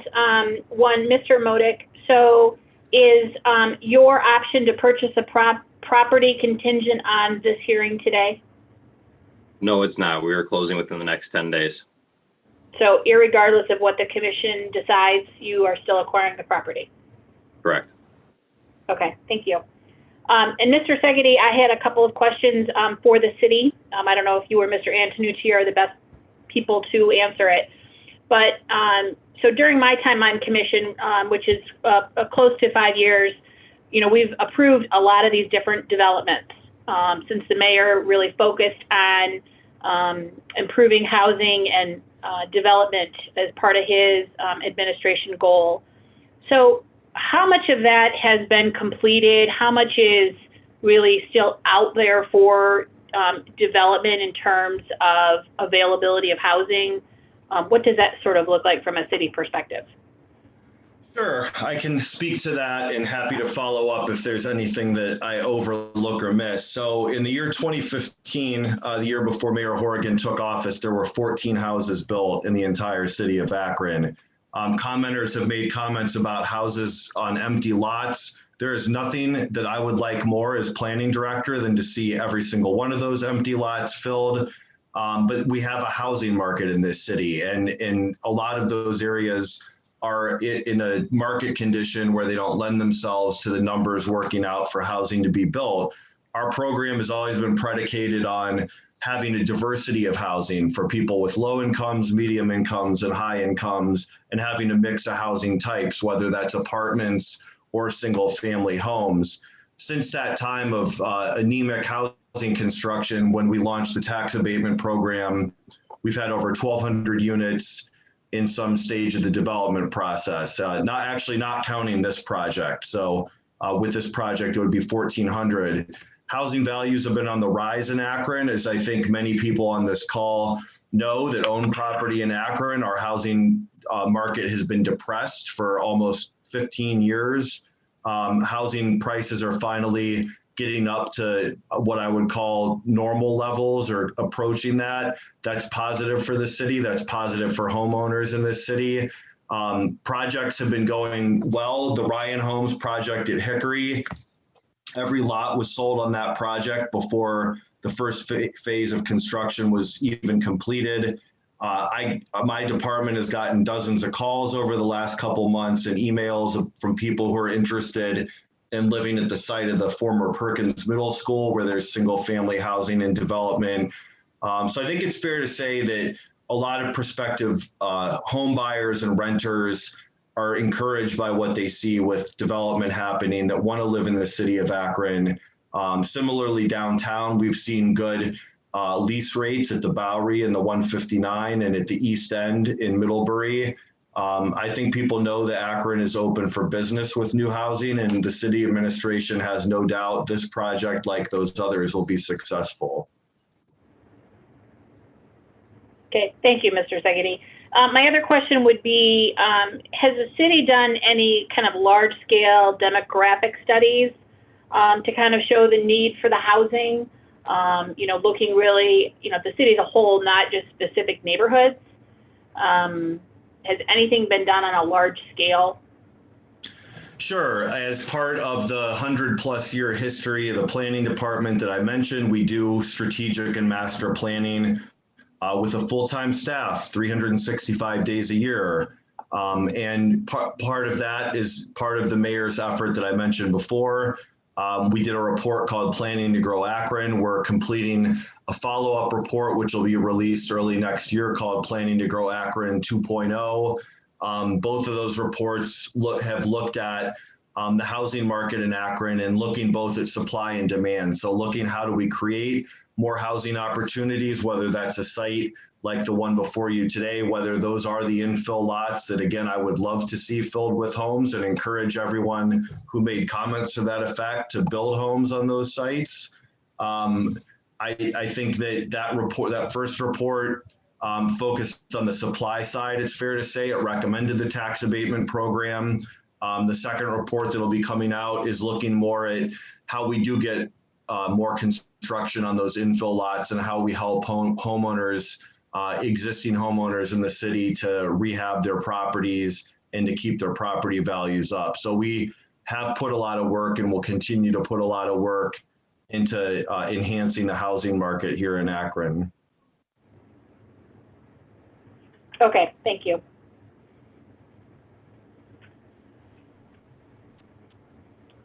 Okay, so Mrs. Green, I know that you made a motion, although your bandwidth is very low, so it was very hard to hear you.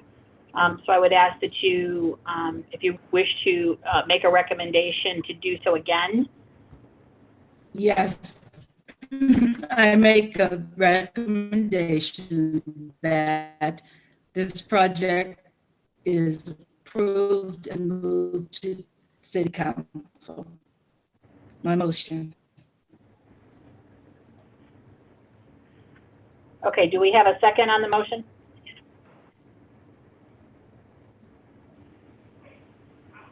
Yes, I have a second to move it to City Council. So we're recommending approval? Is that my Yes. understanding? Okay. Yes. And Ms. Boyce, No. Mr. Wyatt, Yes. Ms. Sweet Bunton, No. Ms. York, Aye. Ms. Thurman, No. Mrs. Green. Yes.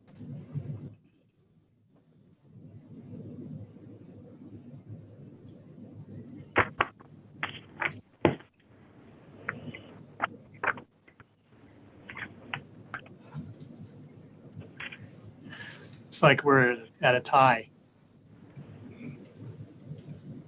Yeah, 3-3. Mr. York. The motion does not carry. You can either reconsider and there could be another motion, a different motion. Or if this matter doesn't move out of commission today because of a lack of a motion carrying the day, then it's going to stay on the agenda for an additional month. So those are the options.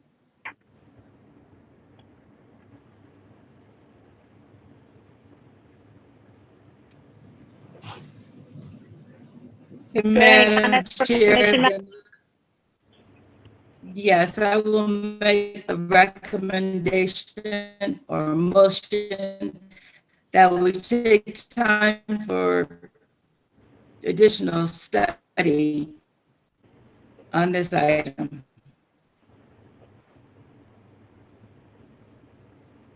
I'll second.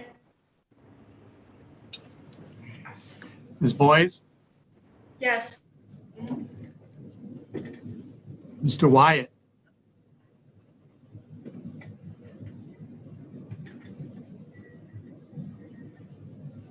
Mr. Wyatt, the motion is for time.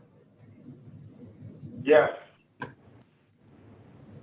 Ms. Sweet Bunton, Yes. Ms. York, Aye. Ms. Thurman, Yes. Mrs. Green. Yes.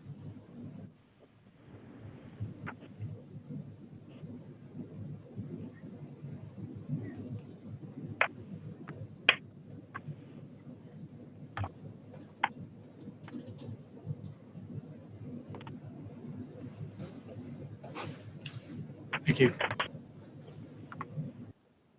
Okay, thank you. I just want to thank everybody for their time and their consideration in speaking on behalf of this issue. I do recommend that you do reach out to your council people.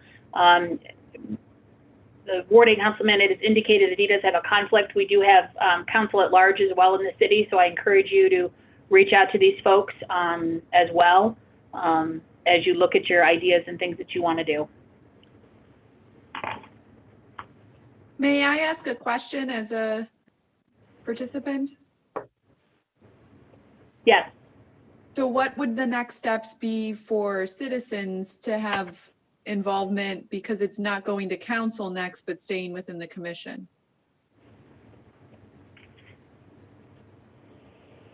Mr. York, can you address that, please? Well, it'll appear on next month's agenda. There will probably be no further public comment period because that has taken place today. What the commission will really do at its next meeting is consider how to move this along. Whether there will be a vote for, like I said before, they could vote to recommend approval, disapproval, modification, or approval in part. Those are really the only four things they can do. Can the property owner, If it You is could not really, granted, can what the you want to property- do next week probably is watch this on live stream. I'm sorry, next month, not next week. Mhm. And if it's not granted, can the property owner reapply in the future? I don't see why not. After a master plan is created? I don't want to get into too many what ifs here, but I'm not aware of any reason they couldn't reapply. Thank you. Okay, thank you. This matter is considered closed in front of the City of Akron Planning Commission. Next item is PC 202040CU, petition of Balbir Singh for conditional use to establish a gasoline service station at 944 Brown Street. Give me just a Mr. second. Give me just a second while we remove the individuals from the last item and bring in the petitioners for the next item. Would it be okay if we took a 3-minute break? Yes, please. Okay.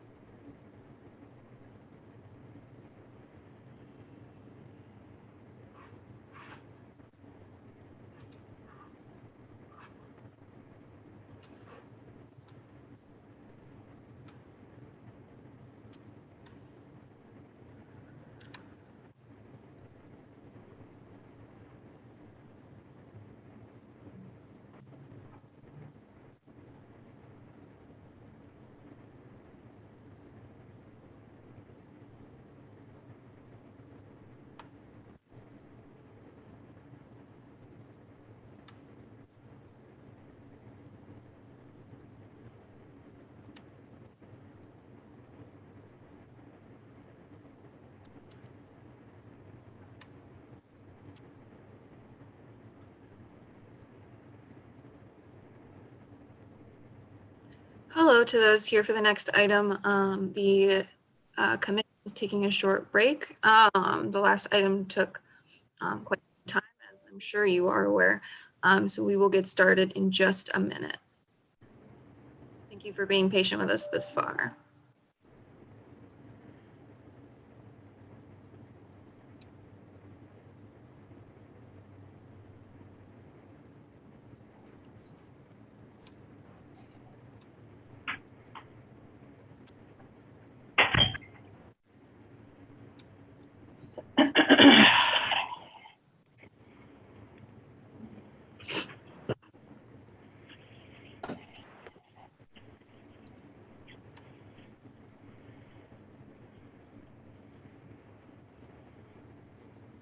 Alyssa, are we ready? We have everybody who has registered for this item. Yes. I don't know if the commissioners are back yet. Okay.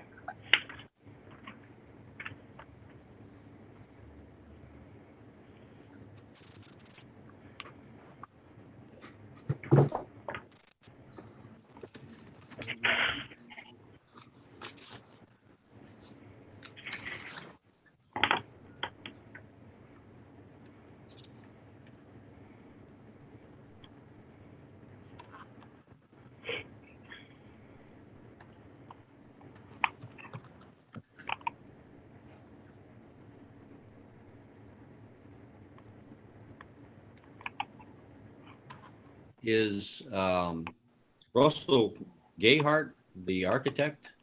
Yes, I'm here. Oh, there we go. Okay, I didn't see. Hey, John. Okay, hi.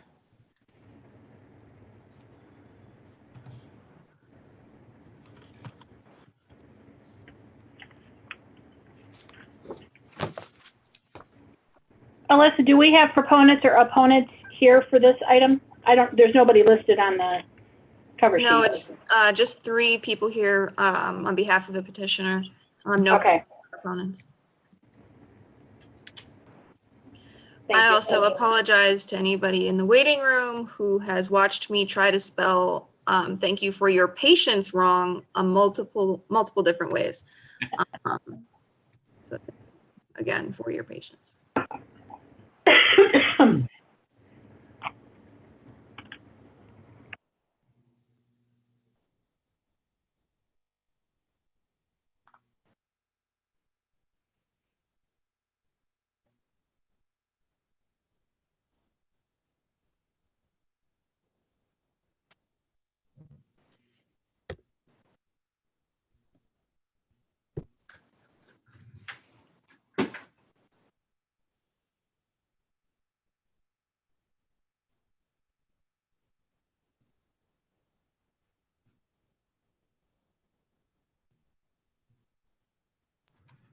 It looks like we're just waiting for Tina and Renee to come back.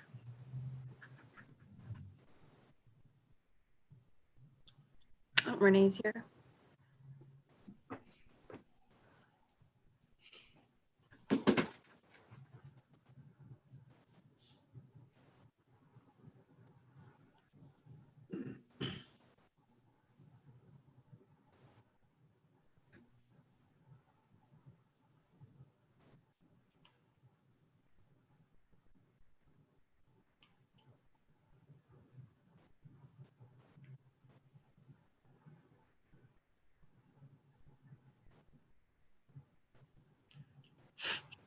All right, it looks like we are good to go.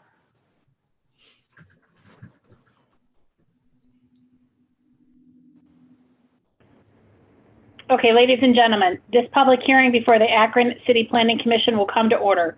The order of procedure here today will be the Department of Planning and Urban Development will present each of the petitions or applications on the agenda. We will hear from the proponents and we will hear from the opponents. The Planning Commission members will then consider their decision on each matter. Our decision may be for approval, disapproval, or time for additional study. Anyone wishing to speak on a specific item under consideration will be recognized and identify him or herself by name and address. I would also like to announce to those in attendance today that if you intend to speak or offer any comment or opinion pertaining to any of the items in this program, you will need to be sworn in for your testimony. Thank Mr. you. York. The city staff have already been sworn.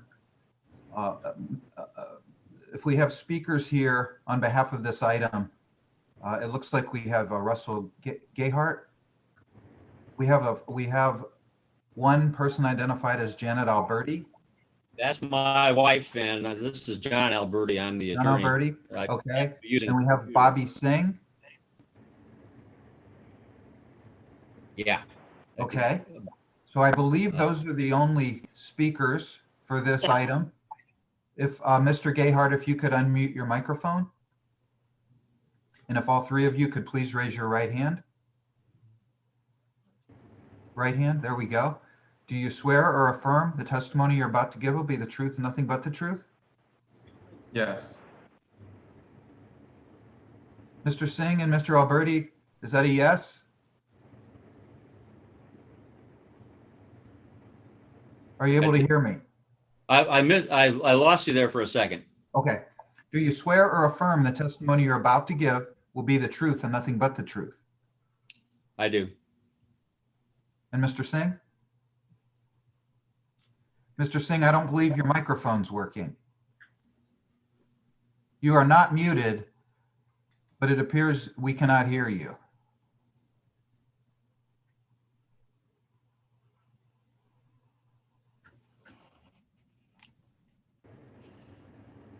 Are you folks all speaking on behalf of this item, on behalf of the petitioner? Yes. Yes. Okay. What we might do is possibly, Madam Chair, is proceed with these other two speakers, and then maybe Miss Gregg would be able to work with Mr. Singh to get his sound up and running. Or it's also possible that these other two speakers might be able to say what Mr. Singh was going to say. Yeah, Okay. possible. Okay, thank you, Mr. York. Mr. D'Angelo from the City Planning Department, please go ahead. Ms. Sweet Bunton, I'll go ahead and read the report. This is Mike Antonucci, member of the planning staff. Balbir Singh, the petitioner, requests permission to add a Marathon gasoline service station at this location. The petitioner proposes to demolish the front 40 feet of the existing convenience store building and increase the front yard on the property from the existing 10 feet to 50 feet. A pump island with 3 pumps and a canopy will be added within the front yard between the building and the Brown Street property line. The petitioner is proposing to add a second curb cut at the southern end of the property. 7 parking spaces are provided on the 944 Brown Street property. 17 additional parking spaces are located on the parcel to the north that will be acquired from the Summit County Land Bank. The area classification of A2 in the retail zoning district limits the type of retail uses in the district to those that are less intensive than gasoline service stations, such as light retail and restaurants. One of the city's goals is to encourage pedestrian-oriented uses and building forms along Brown Street. The Rubber City Heritage Trail for bikes and pedestrians is proposed to pass directly north of the property. The addition of gasoline pumps in front of the retail use takes the building that offers convenient pedestrian access and changes it to a more automobile-oriented configuration. Under the proposed scheme, access to the retail store and the laundromat will become more difficult for pedestrians. The entrance to the retail store will be farther from the street, and pedestrians will have to cross vehicular drive aisles to reach it. Finally, an existing Circle K gasoline service station is located 1 block to the south of the site, would seem to adequately serve the gasoline service station needs of this immediate neighborhood. And Office of Integrated Development and Planning staff recommend disapproval. Thank you. Thank you, Mr. Antonucci. So if we would like to hear from the petitioner now, Mr. Gayhart or Mr. Alberti, please go ahead. Yeah, I'll speak. So my name is Russell Gayhart. I'm the architect working with Mr. Singh on the development of this project. We've been working throughout this process with the— Excuse me, I'm really sorry. Could we have your address, please? Yeah, sorry. Russell Gayhart, 317 Castle Boulevard, Akron. Thank you. So we've been working throughout this process with the city planners and the Summit County Land Bank to get this to even to this point over the last few months. So I appreciate the time and opportunity to present these ideas as we seek conditional use approval. If you don't mind, I have a couple slides to share if I can do that. Go ahead. Thank you. Just a few things. So as you mentioned, the north side of the lot has 17 parking spaces, which Mr. Singh does not currently own, but we're seeking, and we did receive approval from the land bank to acquire this property. It was previously delinquent from foreclosure, not paying property taxes. So Mr. Singh is happy to have this property now. As you mentioned, it's an existing retail space. It operates as a laundromat. Some of the goals with this development are to encourage growth in the area. I think this shows confidence in growing Brown Street in the Ward 5 development. Just his ability to invest in this neighborhood is just something I think we can all appreciate. We also think the development of this Marathon fueling station will help adequately serve the area and existing traffic flow. We don't think that this is going to increase the traffic flow. It's something that we've looked into as something that will just provide service to existing traffic along Brown Street as traffic goes to and from Akron University and the surrounding highways. The ironic thing too is Mr. Singh spent his early part of his career driving fueling trucks, and so he knows the business and operation of a fueling station. And I think this is what makes him excited to start this business here at his existing store. So we looked at the Heritage Bike Path. In doing that and working with the city planners, we certainly do not want to take away from what that development is doing. We're going to propose bike racks be provided on the northeast corner of the site. And also the traffic flow through here, we believe will not prohibit pedestrians from walking back to the existing, I think you can see my mouse, but there is on the northwest corner of the existing property is a laundromat service. Here are just some elevations. As you could see from that initial photo, the front elevation that faces Brown Street isn't, it's somewhat tired. And I think, you know, this new elevation where we're going to propose a new canopy, some new storefront system, and a marathon signage on the eastern facing Brown Street will actually help improve the appearance of Brown Street in this location. And then, you know, as I studied and looked through the city planning of this zoning ordinance, I just wanted to, for myself, understand what the existing gas stations in this area looked like. So what I did was I started 944 Brown Street, and what I found was these existing gas stations are actually zoned the same or similar to Mr. Singh's station or lot. All but one are U3 retail, and many of these stations are actually next to residential areas. The only one that's U4 is the Circle K on Market Street, which I find pretty interesting. So again, you know, we're seeking conditional approval. What we want to do with this is work with the neighbors. Since Mr. Singh has been in this neighborhood, he's been able to talk to neighborhood residents on a daily basis. This isn't a new development. This is something that he's lived and worked in for a long time and plans to be here, and is really the goal of his development, is to continue the future growth of the area. So that's my I'll stop sharing. So that was some background information on Mr. Singh and his existing store. Welcome any questions you guys have.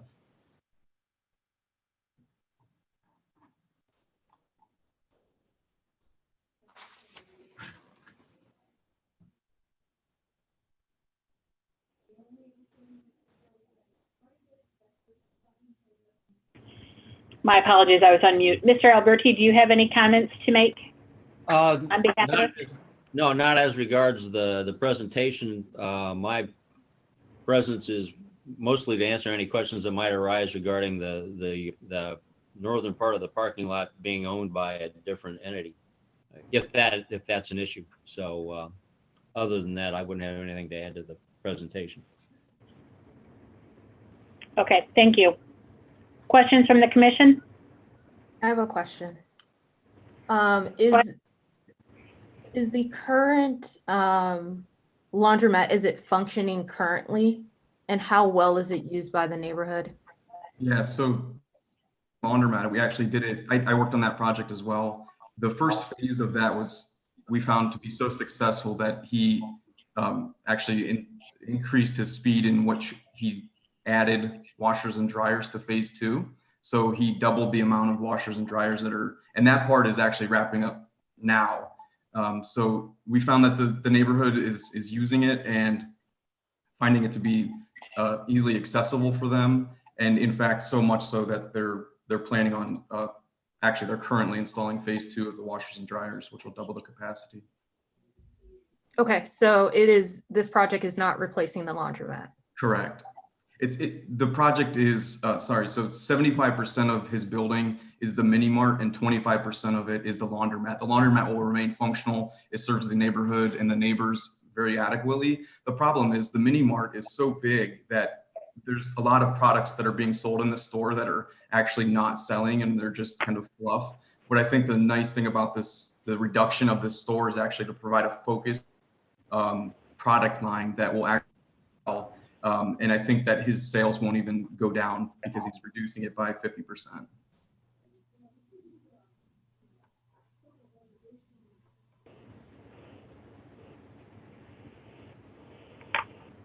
Any other questions from the commission?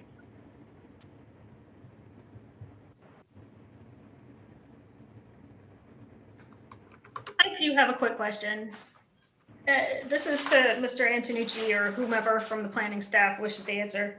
Yeah, one of the rationales for disapproval here is that it decreases the walkability of what is a residential area. Given that this laundromat is doing so well, my guess is you'd want to maintain some of that accessibility. Is that part of, I mean, yeah, is that part of your rationale regarding that? Or are there other things that you see, amenities right there in that area, that this would be diminishing if it were, driving frontage versus walk up? Yeah, so we're looking at this in terms of, the way that building is arranged. It's fairly in keeping with, what we've been looking at in some of our, Great Streets areas, and looking at our form-based urban overlays where we actually have buildings out close to the street where you can walk right off the sidewalk and go in toward the building. So by them requesting approval or the plan to actually, cut off a chunk of the front of the building and put gas pumps with a canopy in front of the building, it really kind of takes away from that walkability that we've been sort of, looking for. We have a corridor here where, we do have some of that still going on. We also have the Rubber City Heritage Trail that goes along potentially through the north side of the site. So yeah, we're looking at the walkability part of it. We're seeing that, there is a gas station, 1 block to the south. And we couldn't in all, conscience essentially say, yeah, cut off this building and make it, essentially, automobile oriented. So that's kind of what we're looking at on that. And that comports with our recommendation. I have a question. Are those 2 curb cuts already there that I see on the map? The northeast one is existing and will remain. And what we did with working with the Mr. D'Angelo was to actually provide a 5-foot setback so that we could provide some green space, which doesn't exist now on the site. And the new curb cut would be on the southeast corner to help with traffic flow in and out of the site. And the new one is almost directly across from Chorus Street. Am I looking at that right? Is that a curb cut right across from Chorus Street? I think so. Yes, that's correct. And there's no light there, or is there a light there? No, there's no light there. Okay. No. My question is, I don't ever recall that ever being a gas station in the past, correct? This is not currently a gas station, correct? The zoning requirement doesn't allow one on this site, which is obviously the purpose of the conditional use approval, to convert this mini mart into a Marathon fueling station and mini mart. So y'all want to add a gas station that's less than a half a mile down the street from the Circle K, correct? Correct. Okay.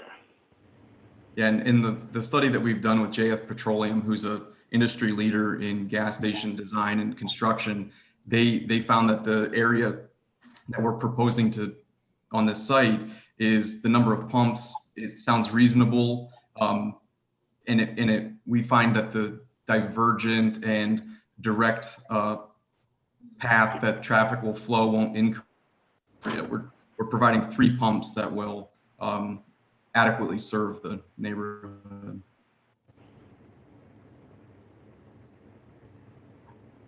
Okay, thank you. Any other questions from the commission? I have a quick question in regards to the establishment. Will there be any services rendered toward automobile repair, or is it simply a gas station? Yeah, so I might have skipped over that slide, but we are providing the bike racks on the northeast corner of the site, and then we're also including a tire fill on the south side, which obviously that would just be a convenience thing, not a repair. We don't plan to have vehicles parked on the site. It's a convenience to the new traffic, the new pumps. Thank you. And the last question, does Councilwoman Tara Sanford support this? We actually had a chance to talk to Ms. yesterday, in fact, but I don't know that we can let her speak to that. That's it for me.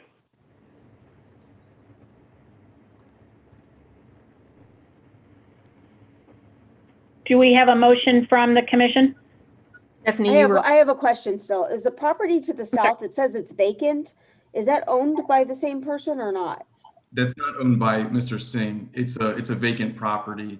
And if you're looking at that map with the gray and the kind of sections, Yes. the nice thing about this property, as opposed to some of the other fueling stations that have been approved with only a retail zoning, is that there are no residences right next to it. So always the concern is the LED lights and the canopy.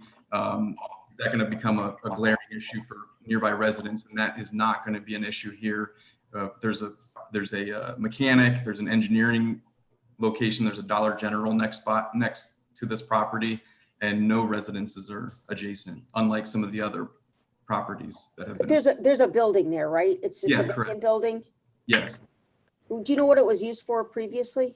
I'm just trying to, and how long it's been vacant? It has been vacant for quite a while. I do know that. It says that it's KCP Investments owns it. Okay. Does Mr. Singh have any intention of buying that? I'm just down the road. Not that I know of personally, but I'm looking at Bobby's head to see if it shakes up and down. I don't think so. Okay. Okay.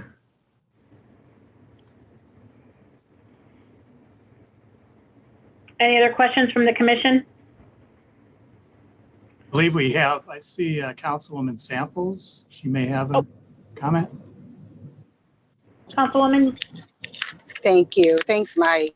I can't say that I'm for or against the property, this building, the gas station, but I do know the residents over there do have some issues with it. They have not been reached out to at all outside of them receiving a flyer about the gas station coming. So I do have concerns that the residents in that community have not been reached out to by the petitioners. And I would hope that if this is approved, that they do that. And if it's not approved, that they do it if they plan on coming back and asking at a later date for this. Because I think that having that resident input and the people who live in that community is very important to them and to me. And as of right now, from the calls that I've received, they are not in support of a gas station going so close in proximity to their residences. Thanks. Yeah, and that's what we talked about yesterday as well. And I know that, again, Bobby has been in this neighborhood for so long that he has had a chance to talk to residents that do come into his existing store quite frequently. I know he talks, as I've been there in the past, about this gas station and the excitement surrounding it. But again, it's a gas station, so there's going to be some proponents against it or some opposition against it. We have had a chance to talk to residents, but maybe not the ones that have received the flyer. So if this is approved to move forward, we certainly will continue that conversation with residents.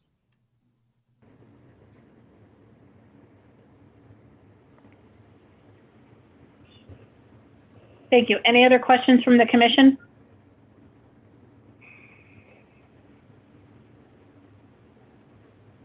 Do we have a motion?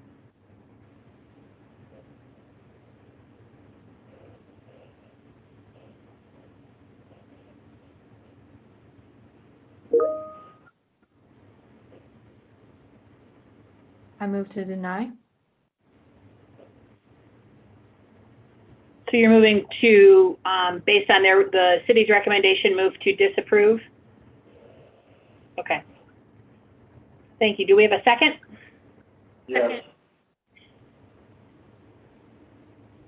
Okay, Ms. Boyes, Yes. Mr. Wyatt, Yes. Ms. Sweet Bunton, Yes. Ms. York, And this is voting to disapprove, is that correct? Yes. Yes. Nay. Mrs. Green, Nay.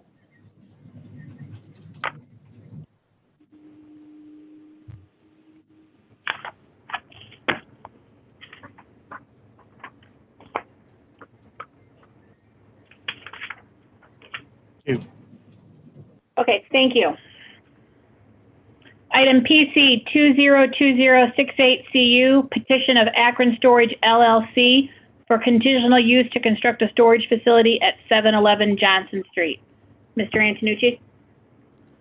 Let's see if we have some folks coming in for this. Yep. Give me just 1 second.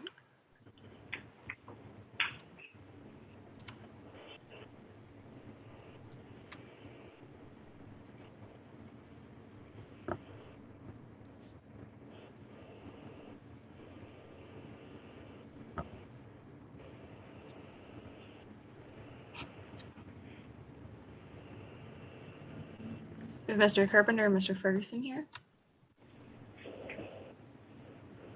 I'm here. This is Bronson Carpenter.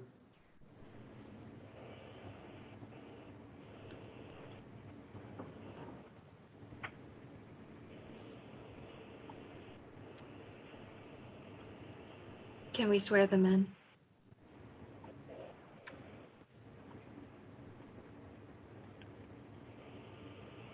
Mr. York? Yes, so we have Mr. Ferguson, Mr. Carpenter. I believe those are the only two additional.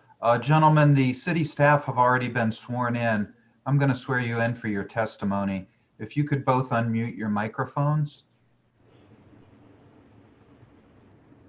and raise your right hands. Do you swear or affirm the testimony you're about to give will be the truth, nothing but the truth? I do. I do. Thank you.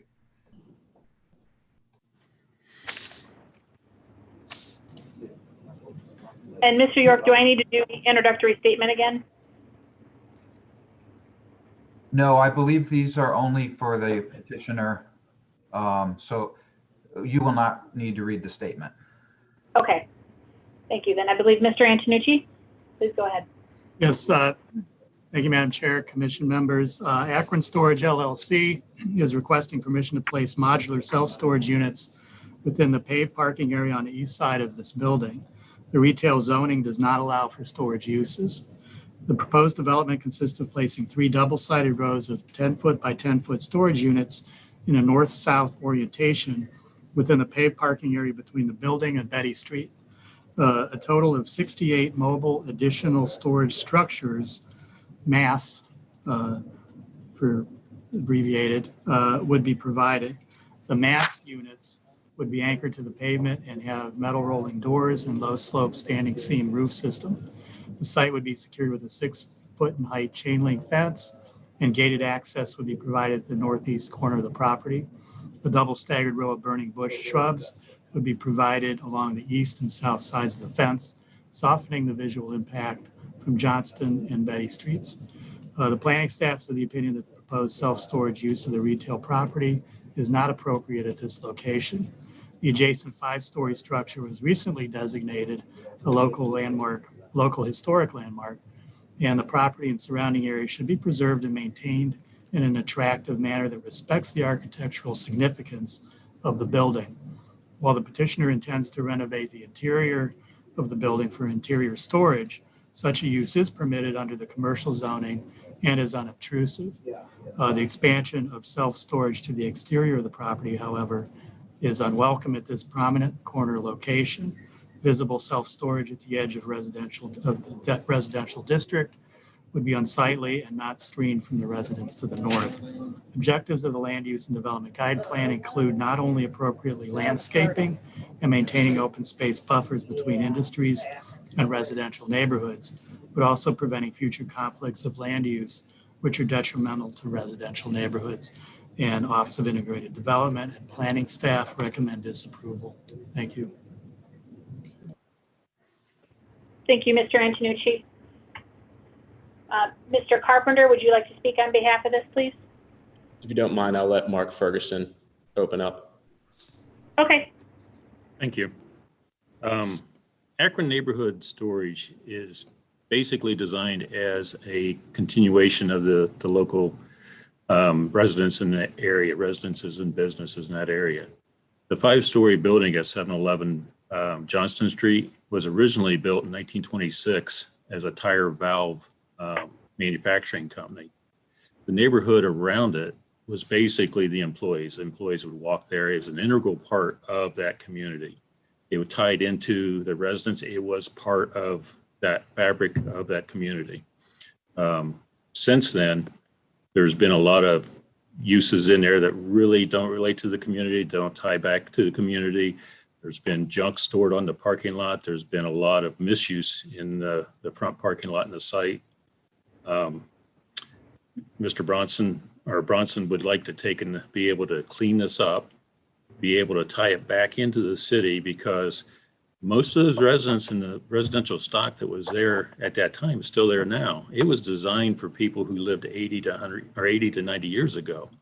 So we have houses and residences that were built for people who didn't have multiple cars. They didn't have recreational vehicles. They didn't have all the things that we have nowadays. It was built, all these homes were built for a society that was great to live in, and it was a pedestrian society, but it's not what we have now. So what we have now is a residential area that is tied, that needs to have additional space. It needs to have support areas for storage. It needs to be able to have access to additional storage. We have been provided with a study for this area that maintains that there should be 650,000 square feet of additional storage for the residents within a 3-mile district of this facility, a 3-mile diameter of this facility. Now, at the current time, all we have is 207,000. We get a 1/3 of what is really needed for this area in this region. What Bronson is doing is basically coming in here and tying this building and this facility back into the neighborhood. They'll be able to walk to it. They'll be able to get to their storage. It'll be able to be clean, secure, and monitored with cameras, have clean access, private access into it. It'll allow the people to be able to live in this neighborhood with additional storage as they need. It also allows for transient, where you may have a child that goes to college and comes back, but needs storage in between. It allows for those families to occupy some of this storage area. But it cleans up the neighborhood. It allows it to become part of the neighborhood again. And that is really needed. And we gained Bronson gained the historic significance of this building because it is a part of the neighborhood. We are bringing a use back that is part of the neighborhood. And we ask that you consider our additional spaces, because when Bronson started going after this project, it was represented as a little over 100,000 square feet. He didn't know until after we field measured it and drew it that there was only 88,500 square feet in the facility. So his original business plan was changed at that point. We've been going through the process of designing the interior space of the building to meet the needs of the Historic Preservation Society. They have a strong interest in preserving the fabric of this building. Mind you, it was a manufacturing building. It's got concrete structure, concrete columns, very unique building, very nice building.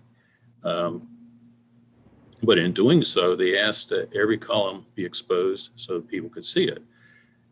In that modification, when we ended up adding a lot more circulation and modifying the existing sizes of the spaces that can be rented, it came down to 59,640 square feet of rentable space, much less than his original business plan called for. That's where he came to us and asked us to be able to see if there's any way to save the project and be able to add square footage. The only square footage that we could add and still maintain with the Historical Society is to add exterior storage units. Now, these storage units is 6,800 square feet. It still does not bring him back to where he originally thought he was going to, but it does help. We've had a lot of different projects proposed for this area. It seems like a lot of the architects I talked to recognize the building, have done studies for the buildings. There's been studies for condominiums. There've been studies for apartments. There's been studies for open office spaces. There's been studies for artist studios. There's been a lot of studies, but none of them could come through and work and preserve the building. We also have the previous owner, which is Steve Kuhn. He happens to be one of the most qualified and dedicated historic preservation developers and preservation person in this whole region. And he's backed away from the project. We have Bronson who wants to come in and be able to continue the project and build something in that neighborhood, clean it up and secure it and make it an asset for the neighborhood in a whole. Bronson's willing to take and work with anybody that will work with him if there's assets that we need to, or changes in the design that we need to do. If screening is needed at the north, I'm sure Bronson would probably consider that. I'll let him speak on that, but there's other avenues that he's offered and thrown out. He would love to be able to work with the area and provide some of the storage in there for charitable storage. If there's a neighborhood group that, like a Boy Scout group or maybe a sporting group, there can work out possibilities to work together. He would like to be part of the community. He would like to be able to work with the community. But we need the storage on the outside just to be able to make this project work. So we ask that you please consider it and allow this project to move forward. Bronson, would you like to add anything else? I would. Thank you, Mark. I'll just echo a lot of your thoughts here. Akron City Council and city planners. My name is Bronson Carpenter of 2 South Samoset Court. I'm a real estate professional that emphasizes the rehabilitation and preservation of historic properties. I sincerely thank you all for your consideration with our conditional use request. I'll emphasize my initial largest concerns prior to my purchase of this property and undertaking the potential rehabilitation was the neighborhood surrounding crime. At the time, it was the highest in the area, with multiple reports of homicide occurring within our surrounding 2 blocks. I must emphasize this redevelopment will strictly strive to accomplish 3 major achievements. 1, to reduce crime in our neighborhood. We will accomplish this by installing an extensive surveillance camera system, expanding our entire street corner. Urban research has clearly demonstrated that the introduction of surveillance cameras is associated with a significant decrease in crime, even extending beyond the areas with strict camera coverage. 2nd, we strive to revitalize our local neighborhood. This property is a long-standing vacant building. As Mark mentioned, it has passed hands through multiple developers that have not found a financially feasible repurpose for the building to warrant redevelopment.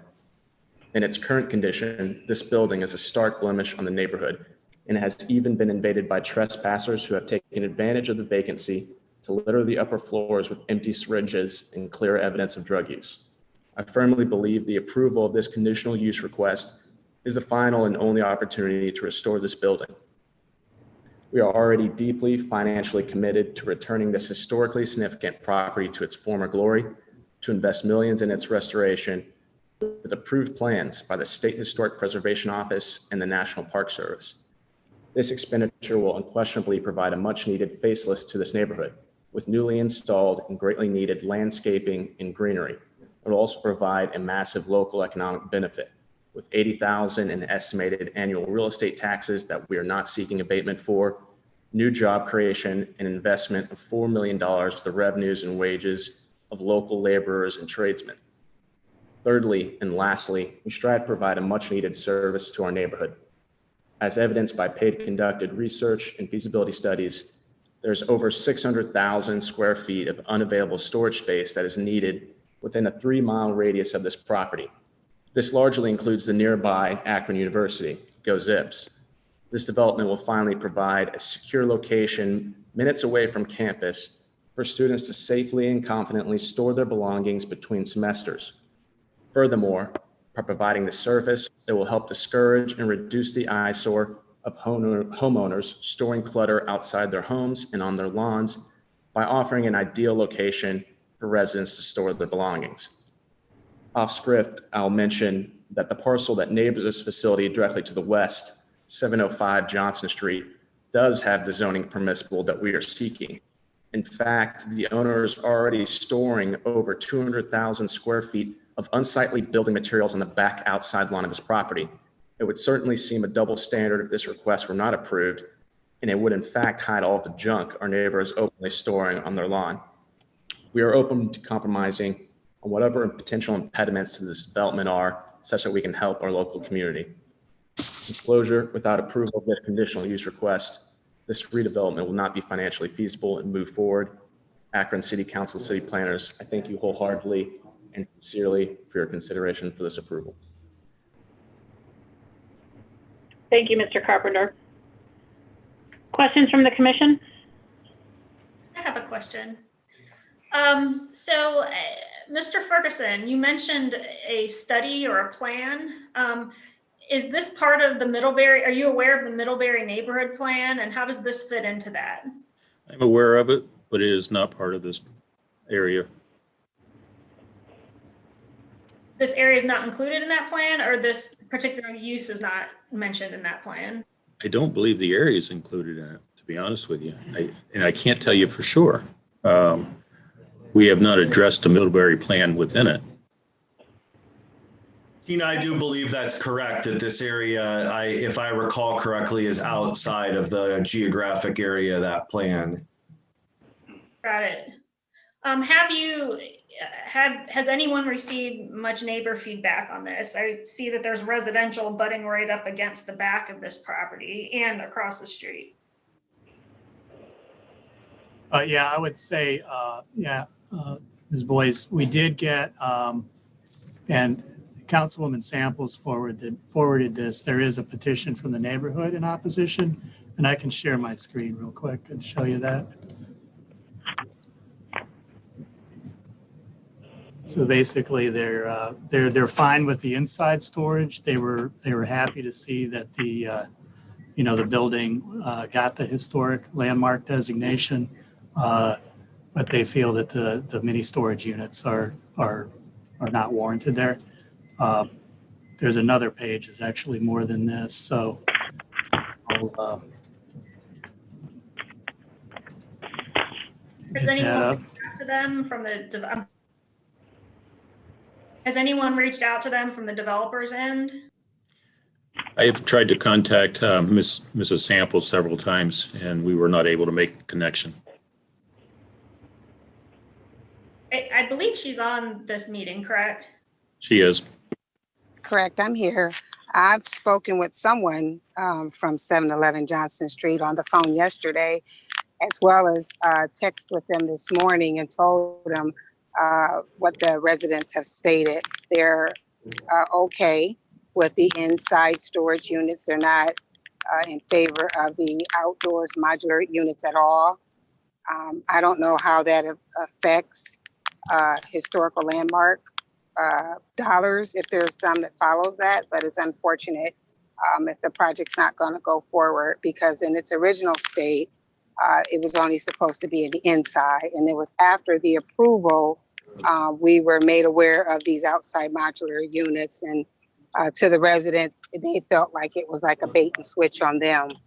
And this is a very close-knit neighborhood, and it's one of the very few neighborhoods that still have a lot of the same residents who've grown up in that neighborhood, and they have a very nice neighborhood, and they would like to keep it that way. Thank you.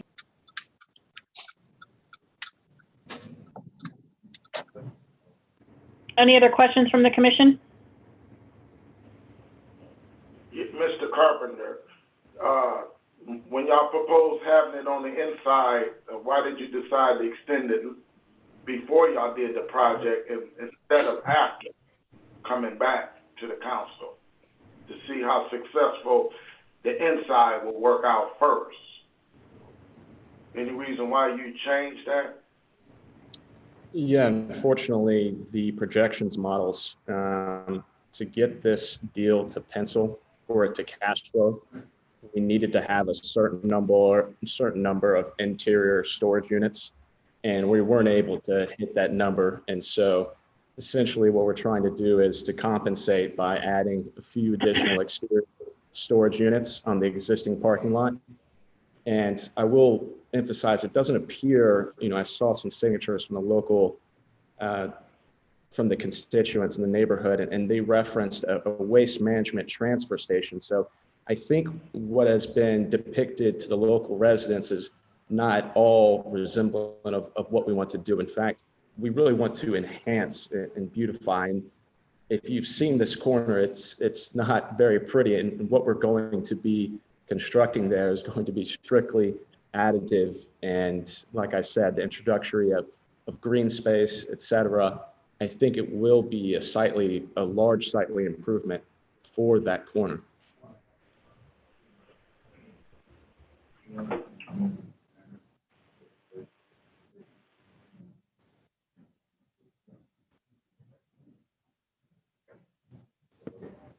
Any other questions from the commission? May I have a motion on this petition, please? I move to disapprove. I second that. Okay, Ms. Boyce, Yes. Mr. Wyatt, Yes. Ms. Sweet Bunton, Yes. Ms. York, Aye. Ms. Thurman, Yes. Mrs. Green. Yes.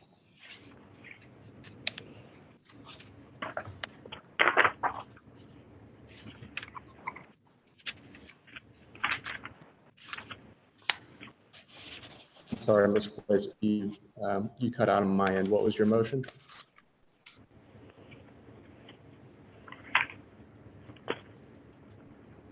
The motion was to disapprove the request. So this will now move on to City Council for consideration. And City Council has the final say in this motion. Ours is simply a recommendation. Thank you. Thank you.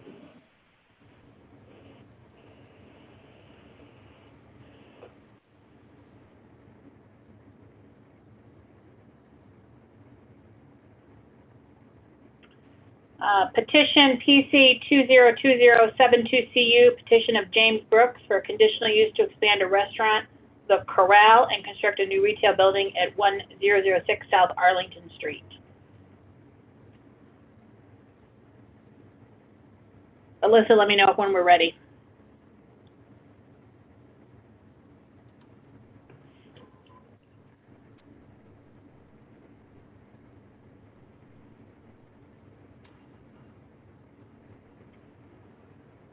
James is just connecting to audio now.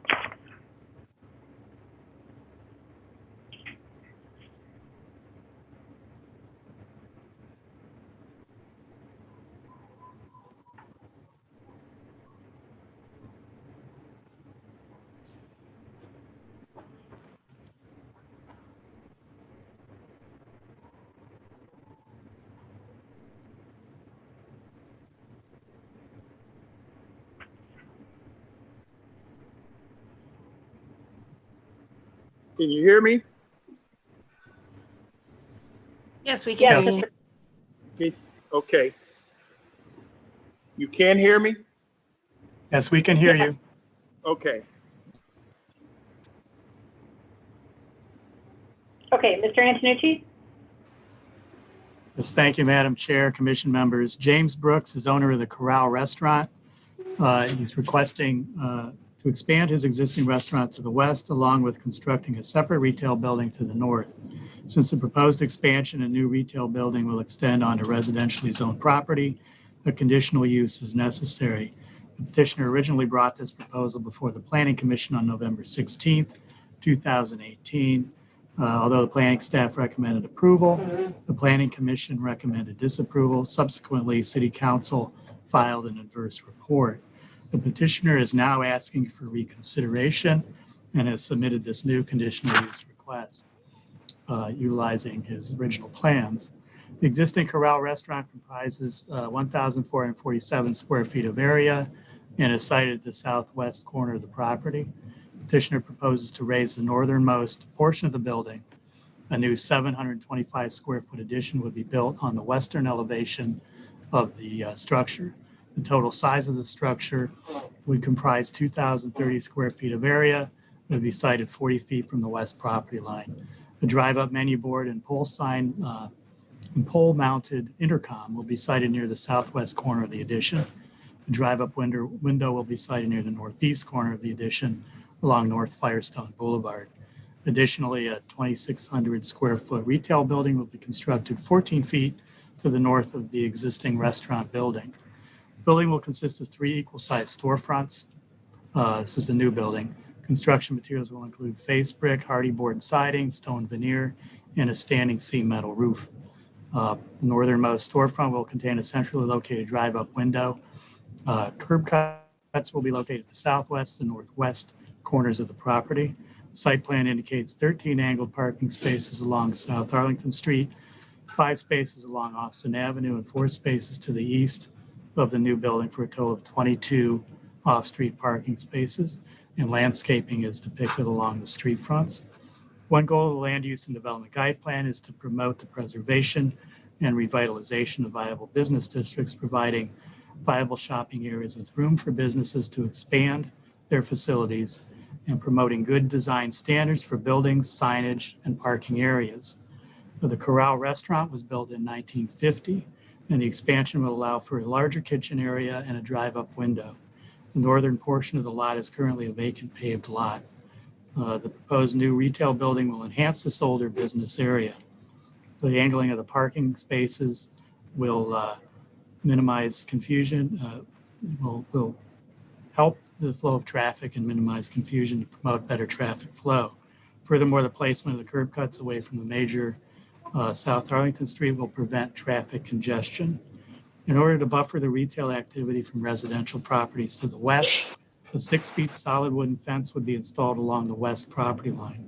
The staff is of the opinion the proposed development will improve and enhance the property, provided the petitioner installs stop blocks and provides a fence buffer along the west property line. Office of Integrated Development and Planning staff recommend approval subject to conditions. Thank you. Thank you, Mr. Antonucci. Mr. Brooks, Yes? is there anything you'd like to add? No, it was perfect. Mr. Brooks, I want to swear you in before you say anything. Okay. Hold Do on you one have, second. do you have video as well or just audio? Hold on. Let me see if I can do video. I'm new at all of this, but hold on a second. Sure, we'll give you a second. Let me see if I can find video. Start video. Okay. What about now? We can see you. Huh? So, Alyssa, there's another line that says it's connecting to audio. Is that someone we're waiting for? No, you can keep going. Okay. So, Mr. No, we had Brooks, audio. Mr. Brooks, I'm going to ask you to raise your right hand. Okay.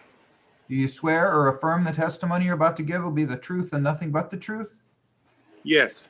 Okay. And please start by saying your name and address. James Brooks, 286 Hollywood, Akron, Ohio.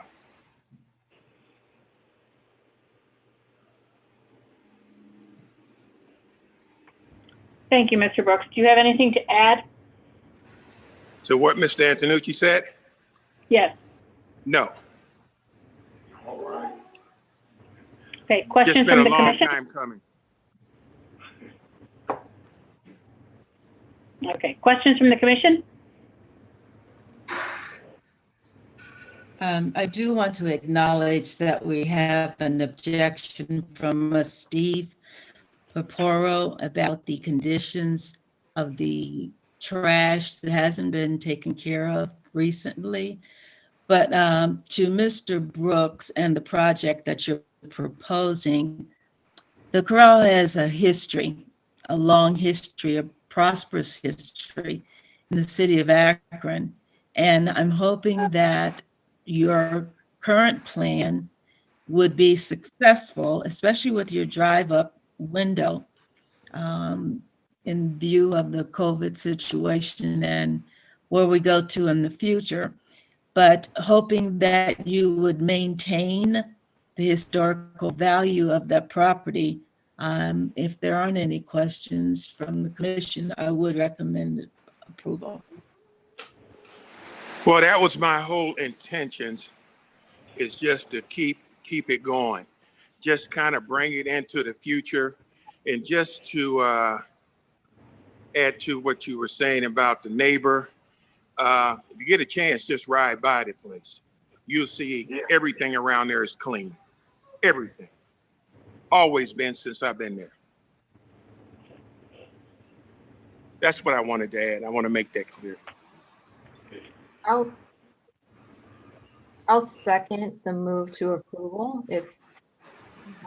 Okay, I have a couple of questions. Hang on here. Okay, so Mr. Brooks, so are you going to keep the existing building, or I'm not quite clear? Well, yeah, that's the nostalgic part of it. Just going to try to add to.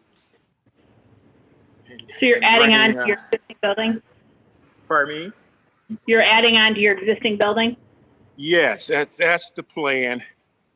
We might take some of it away, but not the area that they want. It's been there since 1938. We won't move that. Okay. Just trying to bring it into the future. Go ahead. Okay, and have you been open since the initial COVID shutdowns in March? No, I haven't. No, I haven't. No, you haven't what? Pardon me? Have you been open? No, I haven't been open since March because of COVID.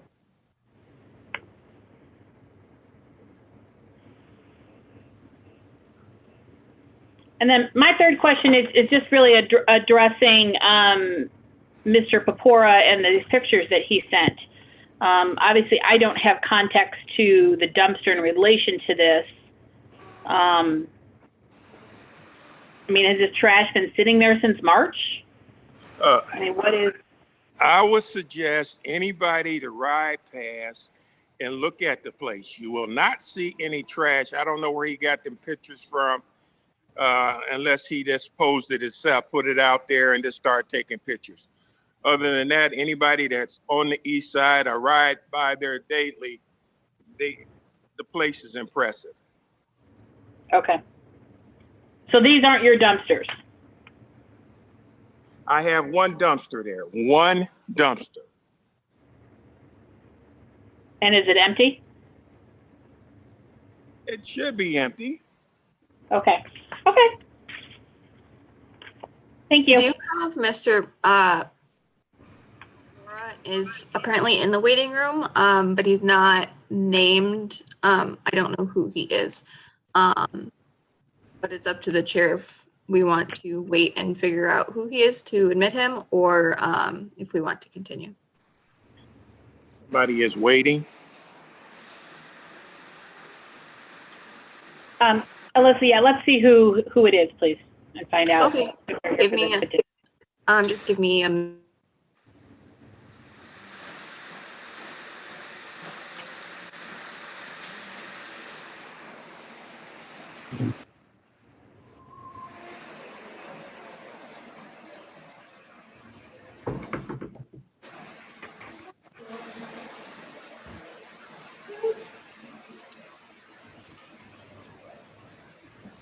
Good job.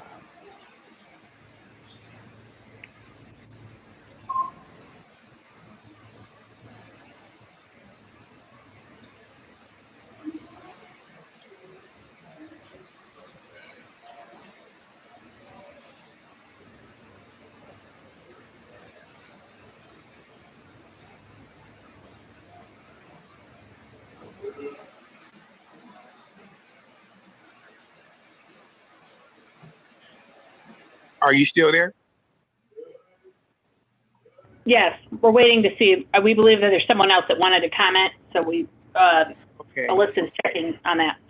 And by the way, I just had a health inspection.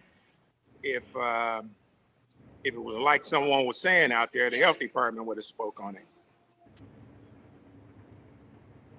Okay, well, understand that we have to address the proponents and the opponents, so we have to look at No everything. problem. No problem.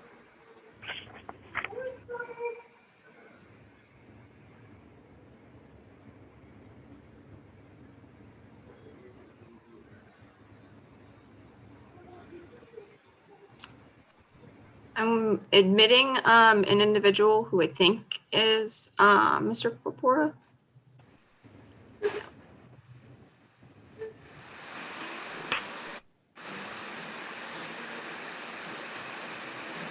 Maybe not.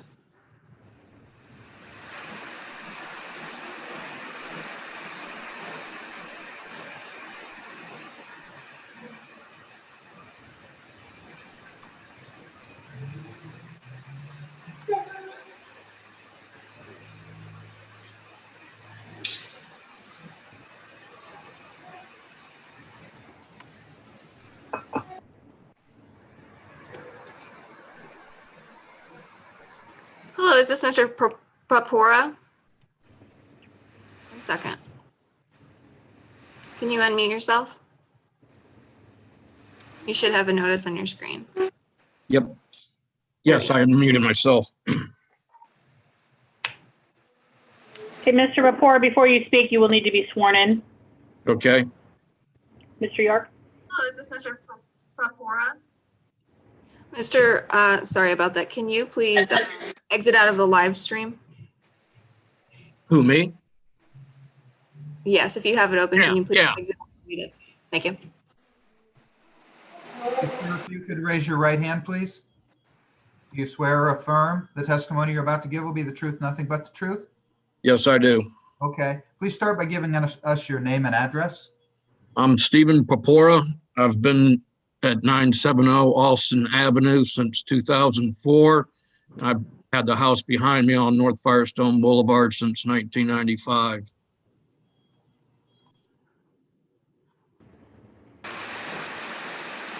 Okay, Mr. Purpura, do you have any questions or comments to make in regards to this petition? Yes, I do. First of all, that dumpster has not been dumped since March. Usually it gets dumped at 3 or 4 in the morning, which I am up and I would hear, and it has not. I actually called the health department back in early fall because of rats. Because when Mr. Brooks shut down in March, even though his business would be ideal for COVID, you call in, drive up, get your food and leave. You know, he had the best business to stay open, but yet he chose to shut it down. Basically, for the record, I didn't get this letter till last Friday, so a week before this meeting. Mr. Brooks was shut down before or turned down for this 2018 zoning, and now he's doing it again after suing the city and losing. But he has continued to be a bad neighbor. When he bought it, he personally left his tires there, 6 tires by the dumpster for several months until I had to call the health department.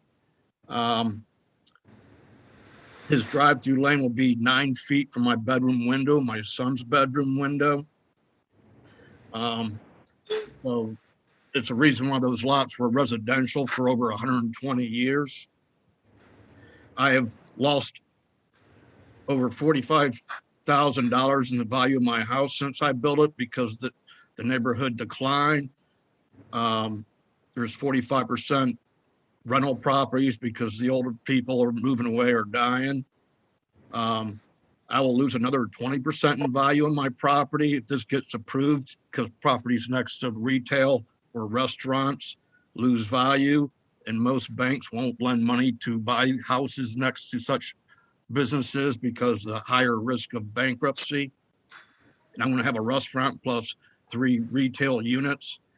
Arlington Street's a ghost town after 8 o'clock. There ain't many cars out, and that's why the last owner sold the business. Mr.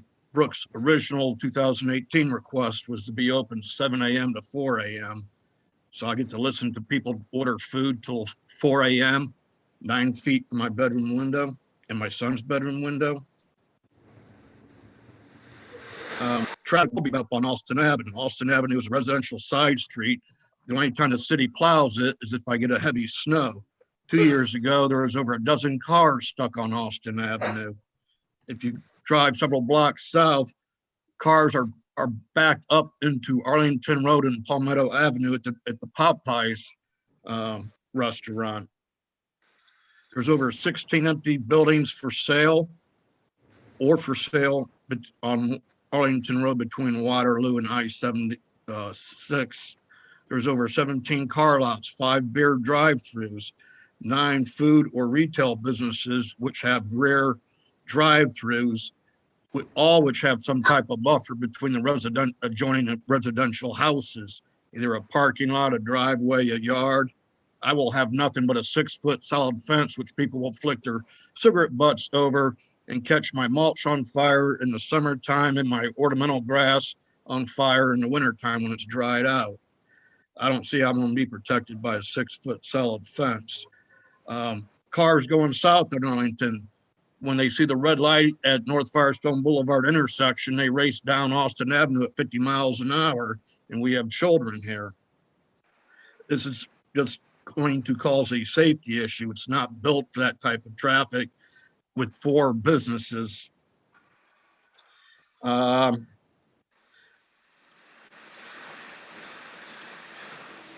His current location of a new dumpster right next to my driveway, I get to smell that in the summertime. Every time I leave and come home from work, if I'm out on my front deck barbecuing, I get to smell that trash. And there's a lot of trash that comes off Arlington, and especially when his business is open, people that sit in their car, the napkins and stuff blow away and they all end up in my yard. What has changed since Mr. Brooks' 2018 request? Well, the crowd always did a poor amount of business, always closed Sundays and Mondays, and was supposed to be open 8 to 5, but there's days it wasn't open at all or open late or even close early. Again, instead of staying open with an ideal business to drive up and carry out food, he chose to close. So is he really interested in running a business, especially a restaurant? Again, the dumpster has not been emptied since March. I hear it every time it is emptied. I sent you the pictures. It's full, and it's been full for months. There's a large section of cut tree trunks that remain on his south parking lot from a tree he cut down. It took him 4 months to clean the debris out of the yard, but those tree trunk sections still remain. I had to cut the yard that he owns next to my house 5 times this summer because he would not. And I sent pictures of that. Mr. Brooks sent one of his maintenance men over to my backyard this summer to intimidate me. As he said, Mr. Brooks tried to call me numerous times, which he has not. When I saw Mr. Brooks' sister at the shop a few weeks later, because it's been empty or been closed, I approached her to get his cell phone to talk with Mr. Brooks. I was verbally threatened with violence by Mr. Brooks' sister's male friend to get off his property when I was just trying to ask for Mr. Brooks's number. Crime is up, shootings are up. There was a robber that was shot at the Archwood and Arlington Street business just this summer, 2 blocks down, north down the street. I hear gunfire all the time, and he thinks his project's going to enhance the neighborhood. It will not. He is continuing to be a poor neighbor and landowner, and I'm finished. Thank you. Thank you. Thank you, Mr. Purpura. Okay, any other questions from Planning Commission? Do we have a motion? I move that we approve this piece of this item, move it on to City Council. Thank you. Do we have a second?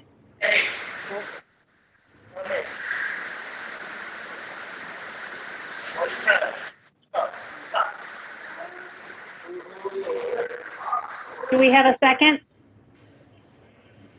That's not second to move to approve. Ms. Boyce, No. Mr. Wyatt, Yes. Ms. Sweet Bunton, No. Ms. York, Nay. Ms. Thurman, Yes. Ms. Green. Yes. Looks like we have another tie. Let me just inquire, who, if any of you are alternates? Bronlyn, you're an alternate? Ms. Thurman?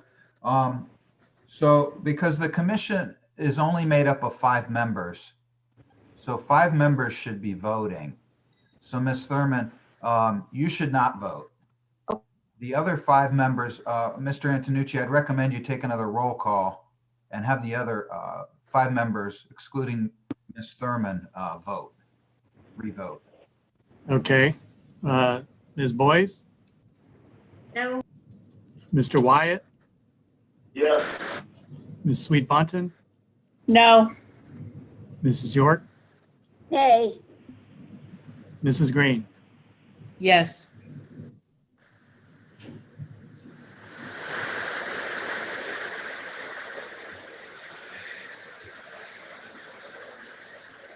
Thank you.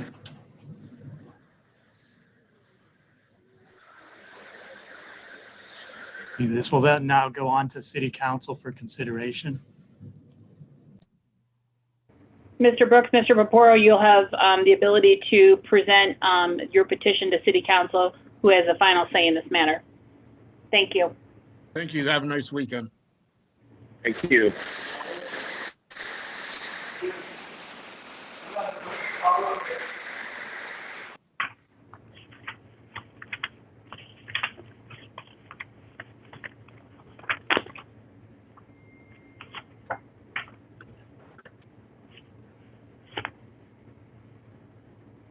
Item PC 202073CU, petition of Cynthia Boswell for conditional use to establish a type A child daycare home at 451 Moline Avenue. It looks like, Alyssa, we've got a couple of people. I believe this is Cynthia coming in. Jason Chitwood is listed. He had to leave. He sent me an email. Okay.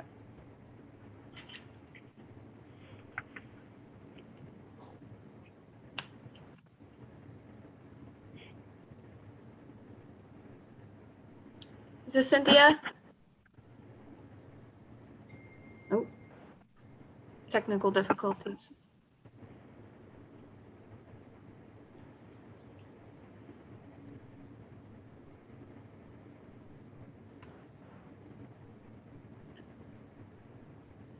While we're waiting on that, Mr. York, the other vote that we had that was a tie, should we go back on that since we had 6 votes? Or, I wouldn't do that at this point. okay, I just wanted to make sure. Yeah. Thank you. Sure.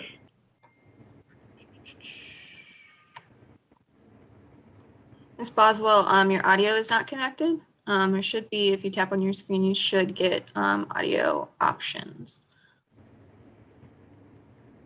Actually, I don't even know if you can hear me, but your microphone's not connected.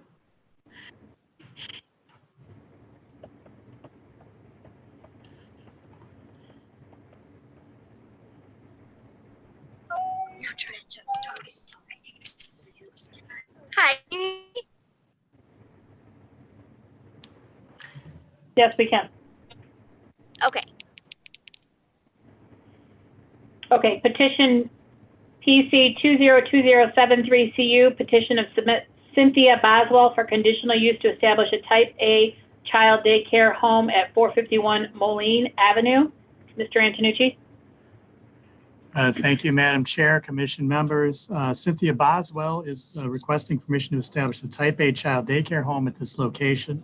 Proposed type A daycare home, known as Ms. Cynthia's, would be located on the main floor in the rear yard of the two-story home. The daycare home would provide services and activities for up to 12 children aged 3 months to 5 years old. It would be operated generally between hours of 7:30 a.m. to 4:30 p.m., Monday through Friday, and closed on the weekends. The property contains a fully enclosed outdoor play area with a 6-foot privacy fence.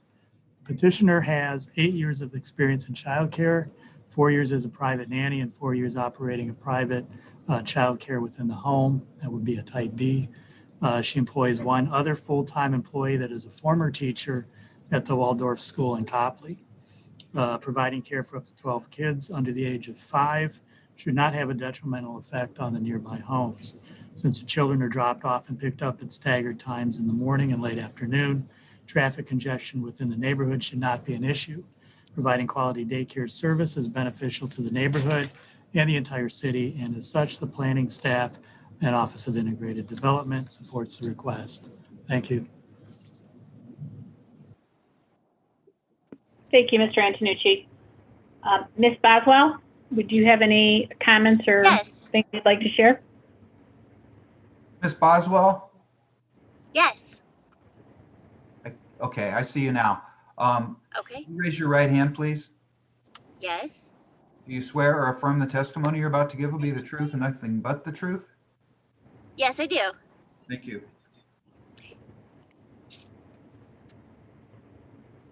I don't have anything to add. I think everything I presented, if there were any questions, I was more than happy to answer questions after providing all of my mission statement and my handbook.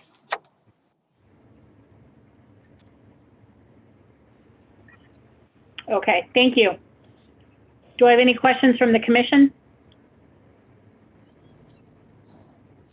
I don't have a question, but I do want to acknowledge that we received an anonymous letter objecting to this daycare petition. That is correct. Okay. Ms. Boswell, you currently operate a daycare out of this location, correct? Do you? I just have 6 children. Okay, so you're looking to go from a type B to a type A. That's right. Right. Even if it's just 1 or 2 more, I have to be licensed to have a couple more. And I've been doing it for 4 years, so I've never had a complaint of any kind. So that's news to me. Okay, thank you. Any other questions from the commission? Do we have a motion? To make a motion to approve. Second. Okay, Ms. Boyce, Yes. Mr. Wyatt, Yes. Ms. Sweet Bunton, Yes. Ms. York, Aye. Ms. Thurman. She doesn't vote. Mrs. Green. Yes.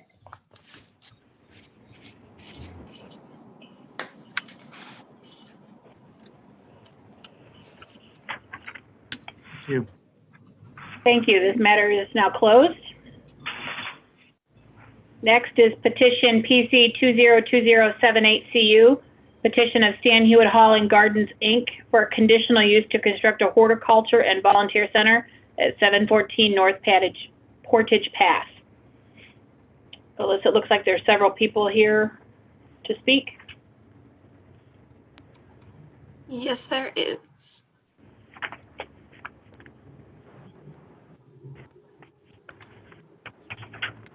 Julianne, I'm just going to ask if, I don't know how many people there are, but if you're going to limit the Yes. time. Okay, thank you. Yes.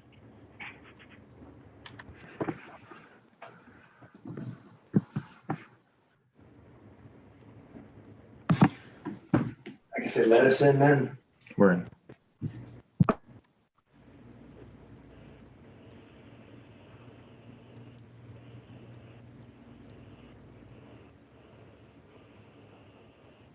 That is everybody for this item. Okay, thank you. Okay, ladies and gentlemen, this public hearing before the Akron City Planning Commission will come to order. The order of procedure here today will be the Department of Planning and Urban Development presenting each of the petition and applications on the agenda.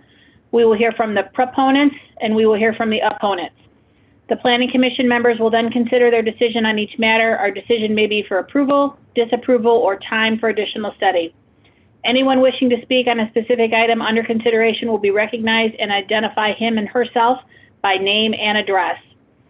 Also, I would like to announce to those in attendance today, if you intend to speak or offer any comment or opinion pertaining to any items in this program, you will need to be sworn in for your testimony. Mr. York.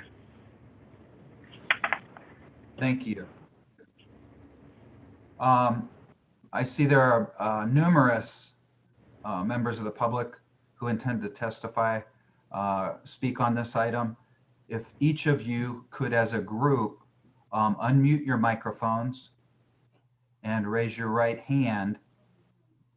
I'm going to swear you in as a group. The city staff have already been sworn in.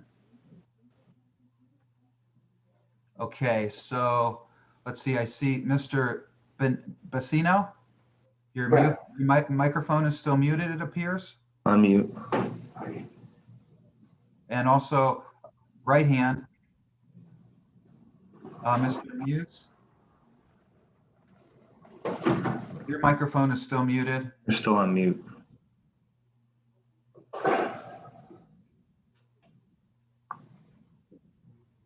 Mr. York, Mr. Muse is an attorney. Okay.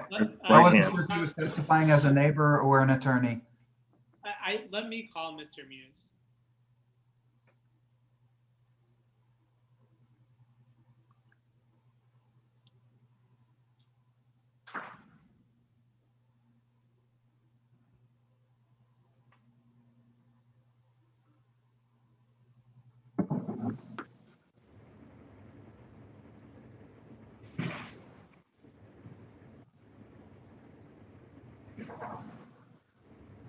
Folks, I'm going to swear in those of you that are here and ready to be sworn in. We can then proceed and I could catch any other people later. So do you swear or affirm the testimony you're about to give will be the truth and nothing but the truth? I do. I do. Thank you.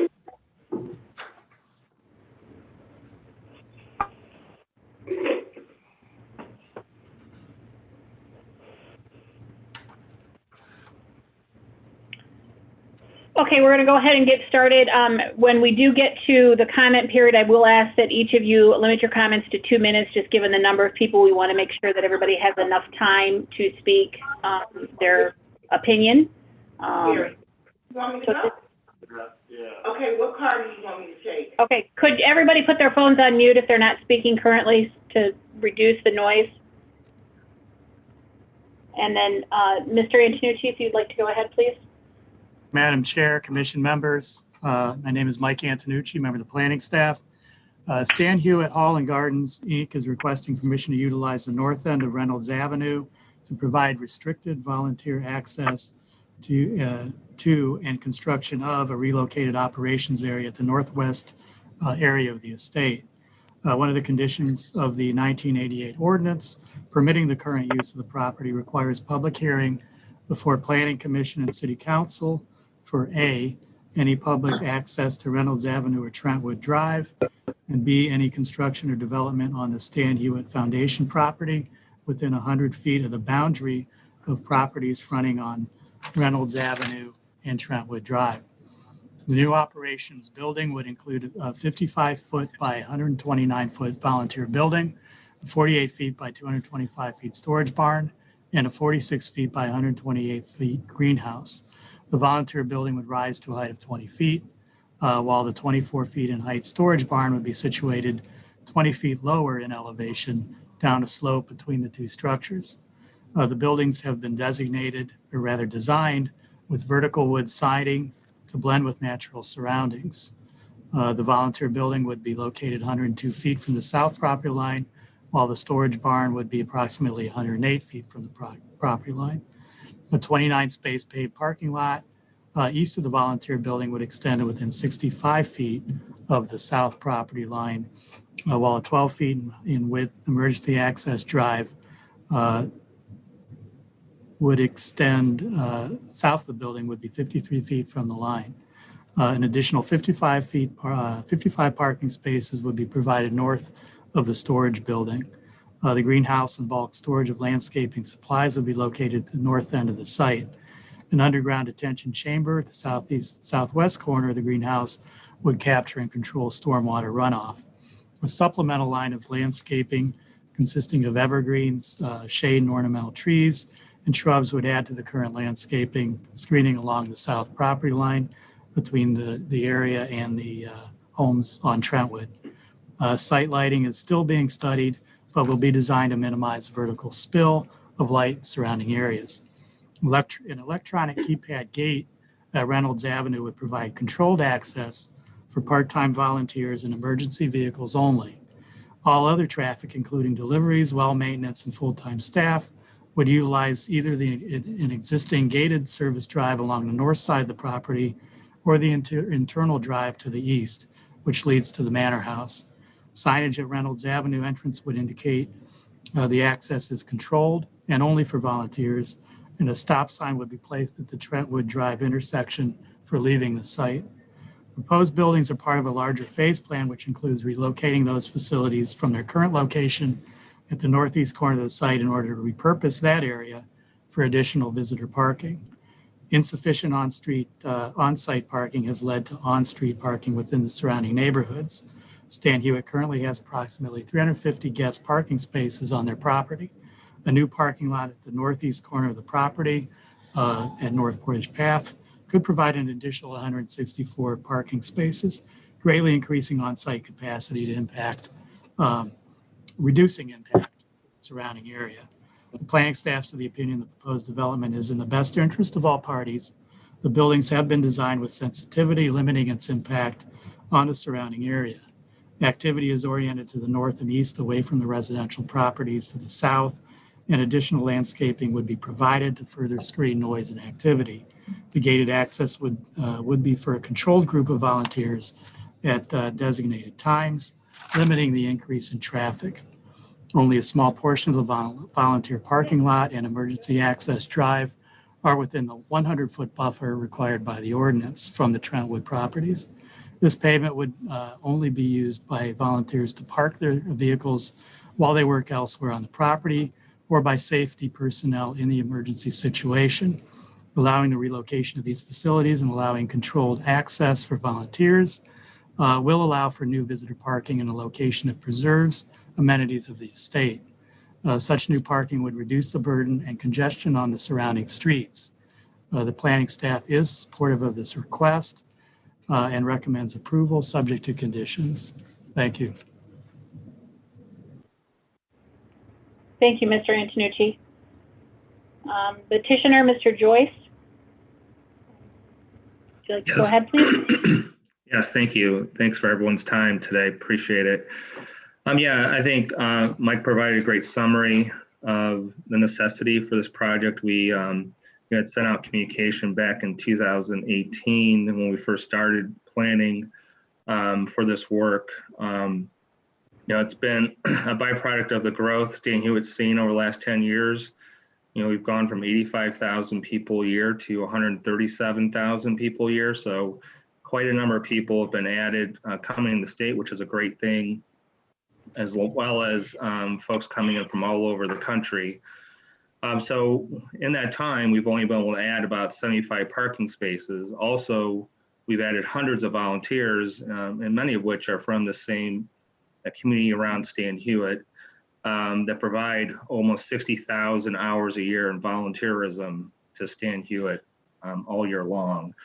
And currently, the space that the volunteers mostly have to work out of is the bungalow along Portage Path, which is not nearly big enough.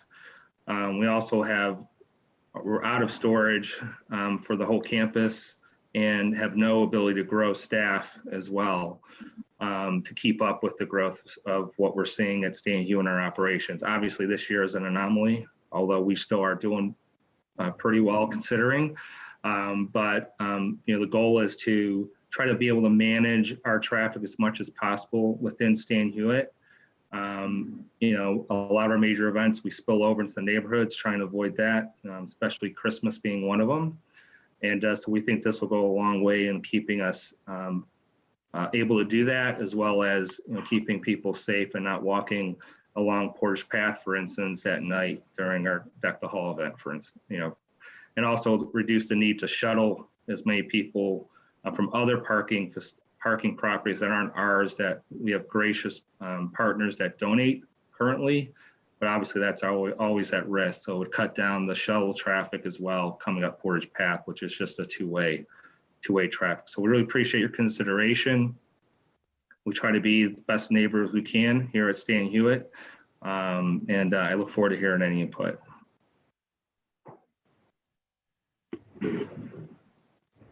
Thank you, Mr. Joyce. Anybody else to speak on behalf of the petitioner? Good afternoon. I'm Jill Ward with Environmental Design Group. I'd like to give everyone just kind of a high-level overview of the site improvements. Mike, do you have a layout, site layout that you can share?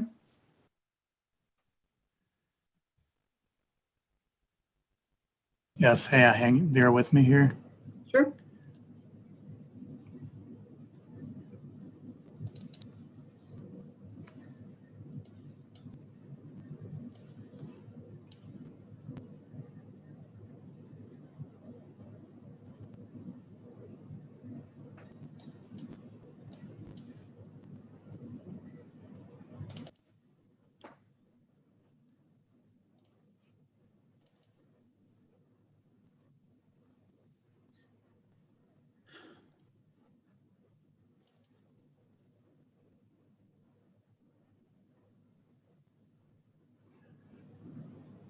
Okay, I have a portion of the area where the buildings are, and then these are if you see to the south, can everybody see that? There's a Trentwood Homes there, and then there's the new buildings here with the new landscape buffer and the drive coming up from Reynolds with the parking here. So, okay. Go ahead, Jill. So I can, it would be great if we could see the whole site, but there's, I guess, a couple of things that I can illustrate that may shed some light onto how we came to this design and how the site was, how we laid this site out. So the improvements for this, which is essentially an enabling project, as Sean has indicated, these operations are moving to the northwest portion of the estate to grow these operations and make way for, the volunteer center, right? For future additional parking. But the existing site right now was a intermittently vegetated but sloping site with two gas wells and a fairly large wetland on it. So there were a couple of site constraints that really kind of dictated the way that we designed the site. But as you can see in this layout there, the main entrance for the Maintenance and Volunteer Center will be from the north, where all deliveries, maintenance staff, everyone will be using that entrance there. And then to the north are the greenhouses and some bulk storage bins. The building to the left is the maintenance facility with the parking for the maintenance staff. And the building to the right is the volunteer center. That also plays in well with the existing access roads to different parts of the estate. And it has the connection drive to Trentwood, which is, as Mike and Sean both mentioned, is gated and controlled with an access panel. So that will only be, it'll have limited and controlled access by part-time volunteer staff and emergency vehicles. Can we show the landscape plan, the proposed landscaping plan? Well, yeah, Jill, I wasn't able to locate, add all of the files here. Let me see what I have on that. Well, I can kind of speak to that. You know, it was a very challenging site to grade, and I know that, you know, we have to, you know, provide the building pad, provide ADA grades. We really did want to nest these buildings in here and have this low impact, not just to the estate, but also to the neighborhood, you know, dealing with the wetlands, trying not to have an impact to these wellheads, but also to the neighborhood. And the intent is to revegetate any of these disturbed areas and bolster that landscaping buffer between the buildings, or between the homes, the residential homes, and the proposed buildings. I do have a little bit of that sort of in a blow up here. You can see all the new plantings along that. Jill, is this what you're referring to? Yep, there we go. So, and that also gives you some indication of kind of the plateauing of the grades and just nesting those buildings in the hillside there.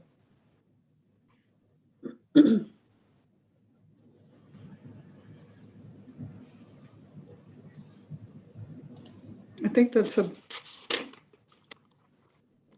it. That's all I really wanted to highlight about that. Okay, thank you, Mrs. Ward. Anybody else to speak on behalf of the petitioner?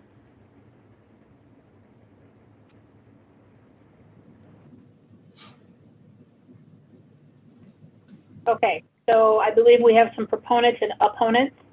So as we have mentioned, we are going to put a 2-minute time limit on this so that everybody has an opportunity to speak. I will also acknowledge that the planning department has shared with the planning commission a couple letters and memorandums with respect to this petition. So those are so noted for the file. So I believe we've got 3 people. Alyssa, is that correct, to speak? Mr. Lane? Yes, we have Mr. Lane, Ms. Taylor, and Mr. Muse. Muse, M-U-S-E? Okay.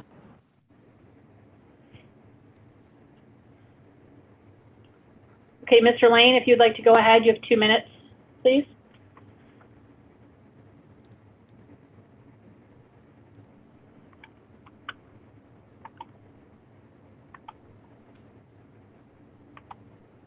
Mr. Lane, can you hear us?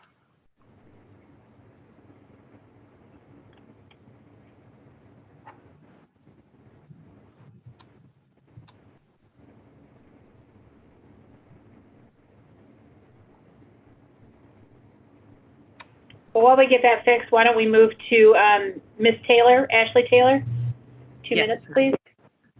I actually came in a little bit late, so I was not sworn in. I don't know if I need to do that first. Yes, Mr. York. Thank you. Yes, please raise your right hand. Do you swear or affirm the testimony you're about to give will be the truth and nothing but the truth? I do. Thank you. My name's Ashley Taylor, and I currently reside at 551 Reynolds Avenue in Akron. Not only am I a member of Stan Hewitt, but my property actually butts right up to their property. So I feel like I kind of have a vested interest in both my neighborhood and Stan Hewitt. Just kind of looking at the map for the proposed relocation area, it would appear to me that Reynolds Avenue would become the new access road to the relocation area.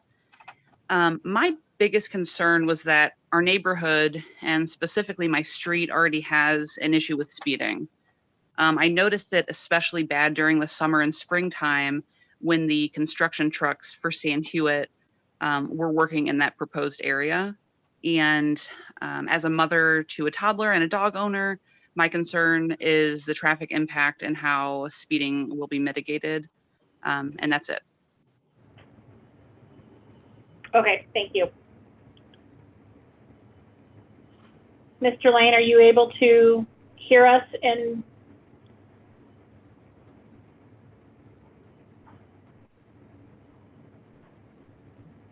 okay, Mr. Muse, if you have 2 minutes, please. Mr. Muse is having connection issues. Okay, well, I can see him. I cannot see Mr. Lane.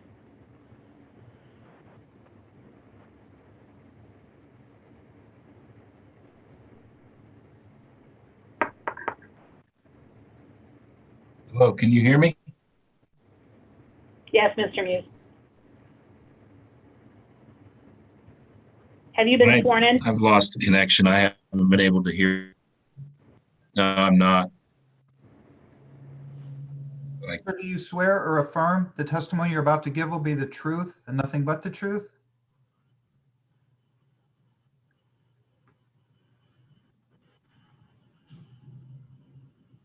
We weren't able to hear you. Is that a yes?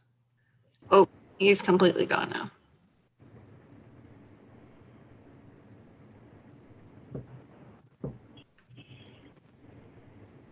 He has completely lost his connection. He's not. Oh, well, here we go. He's coming back.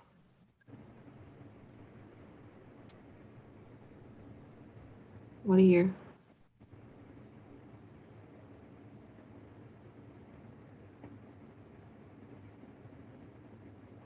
Mr. Muse, can you hear me?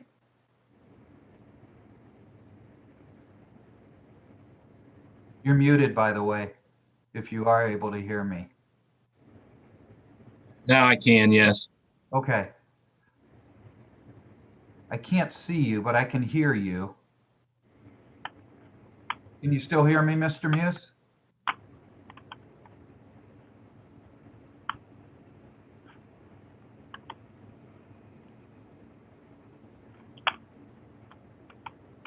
Mr. Muse, are you there?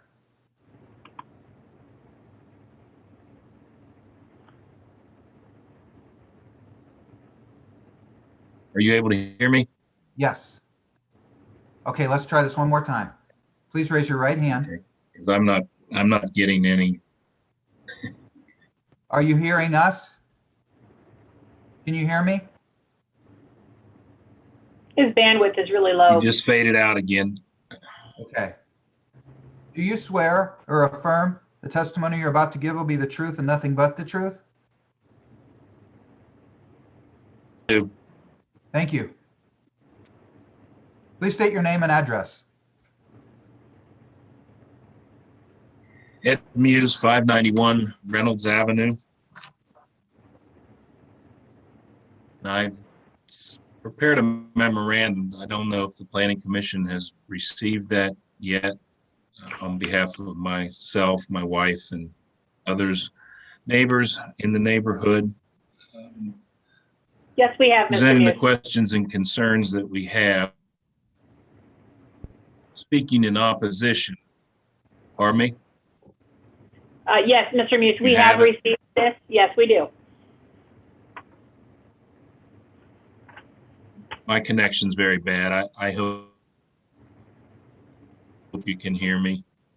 I don't know what's happened. I've been sitting here for 4 hours listening fine, but I'll just quickly state that I think this is a situation that with some more communication ought to be something that can be a win-win. I don't think this has to be a winner-take-all proposition.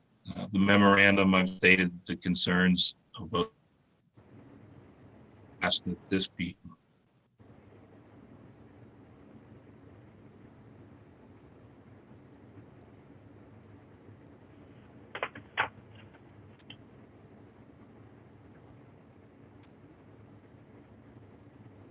Mr. Muse, I believe we've lost you again.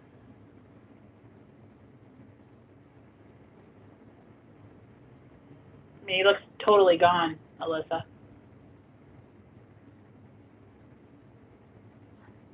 Mr. York, how would you like to proceed? How should we proceed?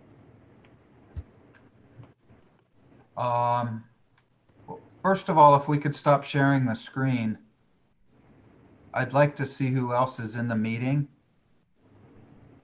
Mr. Lane, are you able to hear us? Mr. York, he's on the. Yeah. Yes, I can hear you. I just wonder, Madam Chair, if you might like to proceed with other testimony and possibly get Mr. Muse back in. Okay. Mr. Lane, if you'd like to speak on behalf of this petition, you do have 2 minutes if you'd like to speak. Thank you for the opportunity. My name is Jeff Lane. My wife and I, Karen, live at 1113 Trentwood Drive, which is directly west of the access road proposed by Stan Hewitt. Our major concerns with this proposal is a safety issue with our neighborhood, with increased traffic, with children in the neighborhood, as well as a contingent of walkers, dogs, just a variety of people that do use the neighborhood. Especially with the children, I think the increased traffic volume is a concern. I know you said a stop sign and controlled, but I think a better access point is your Portage Path, just due to this as non-residential. Our bedrooms are also on that side of our house, which is, again, direct access to the proposed volunteer entrance. So I guess in all, the biggest concern is the safety issue.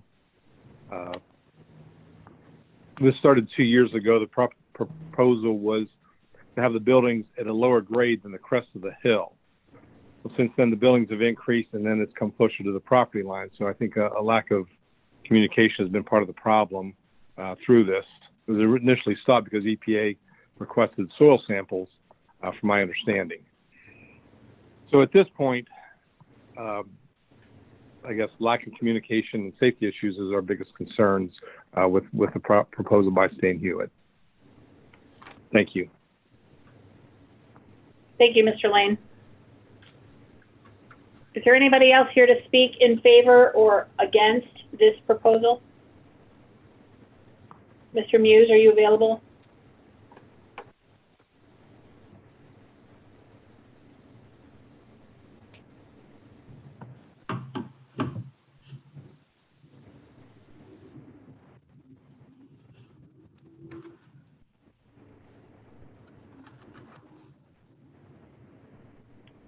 Okay, seeing or hearing no additional, do I have questions from the commission? I have a question. I have 2 questions, actually. It seems like the 2 main issues are volunteer access. Like, why can't the volunteers use Portage Path? And I kind of have that same question. That is a safety, it's designated as a safety road, safety access road. Why can't it be used just for a safety access road? If it's only going to be limited for a few people at certain times, why can't they use the North Portage Path road for volunteers? That's my first question. And then, so we can answer that. And then I have a question for the Planning Commission. So the first question is really for Stan Hewitt people. Can it be restricted only to safety vehicles since it's a safety access road? Well, I think that's a good question. So, I mean, we did try to assess that and looked at that because obviously, we are sensitive to, disturbing the neighborhood. We don't want to do that. And that's why, usually as best we can, any work we're doing, any access, we try to send them through the maintenance access, which is the access you're talking about. The challenge we have with that access, it's a long run that we don't have enough room to expand to 2-way traffic. And so we could send maintenance vehicles, controlled access there, and they could circle back, turn around, come back. We can't have 2 cars passing each other because of the drop-offs along that route. We have put, there's a steep drop-offs back there along that way, heading from that lower lot point along the railroad back to that direction. That's the biggest concern. And I believe if we could, we would. And we have no room to actually make that expansion. Also, as Jill had mentioned, as far as positioning of everything else, we had to avoid wetland issues back on the other side of the building, on the other part of that footprint too. So it's really kind of limited our ability to make changes in that direction. The traffic. So is that only one way now, that road? Is that road one way? Yes. Okay, Yeah. so can you keep it one way and just have people exit out of Reynolds so that they don't need a pass to go in and out? It would just rise when they leave. So it would reduce the traffic by half then? Except for Potentially. emergency vehicles? Yeah, potentially we could do that. Just an idea.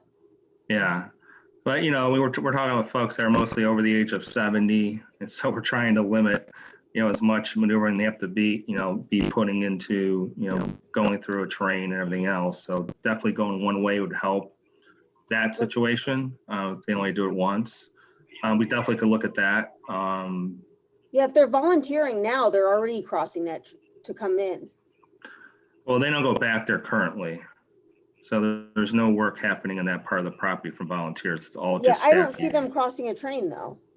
I see them going alongside it. No. I'm not saying crossing the train. I'm saying alongside that, there's Oh. drop-off points in the terrain Got going it. in I'm between. sorry. Yeah, sorry Got about that. No, that's okay. I just, Yeah. I don't want them crossing back and forth either, so. I just Yeah, wanted to right. make sure. But it is minimal pedestrian traffic. They go back there, do their work in that building, would be in the future, getting ready for things like Ohio Mart and so forth. And then leaving, sporadically as their work is done. So it's not like there's big events going to be going on back there. We've got like 200 cars coming through a parade, coming in and out. It really is just going back there, working on what they have to work on and coming back out.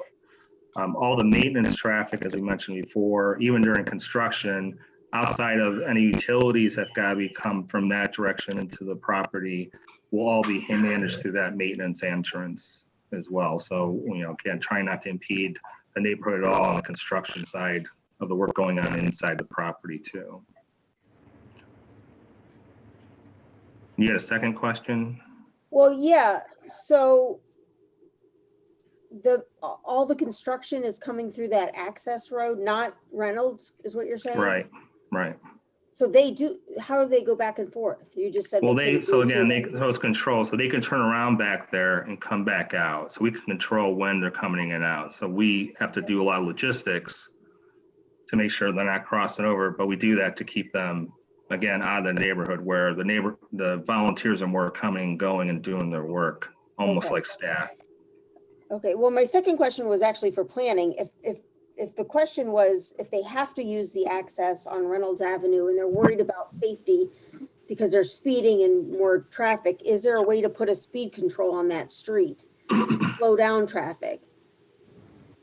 We have all sorts of different kind of speed controls, whether they're, what are those little bumps you guys have been putting on, tried out in different neighborhoods, things like that. Because if there are kids and things like, in that neighborhood and they're worried about the speed, that's just another alternative.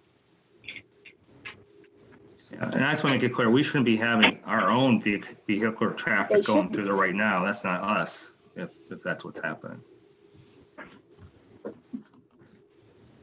I think that's something that could be looked at. We can talk to the traffic engineer about that, before this goes to council possibly.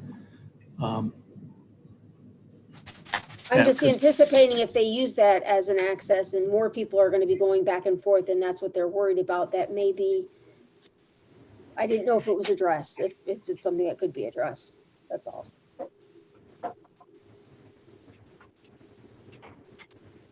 Well, of course, it's a residential street now at 25 miles per hour. So,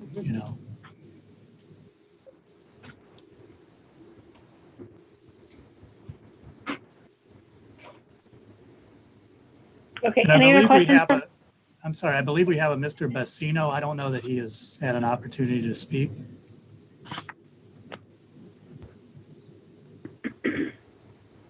I believe he's the project manager for Stan Hewitt. I mean, unless you have like a specific question, I can only reiterate the fact that our primary intention is to uplift the aestheticness of the neighborhood and the property, and safety is our concern. For example, when we just got done restoring the lagoons, we used all of our trucks and all the materials, everything came in through the north Portage Path entrance. And to Sean's point, the same would apply to this project as well. You know, with the exception of having to do what we need to do as utility wells coming onto the site, but everything can be done from the north side. And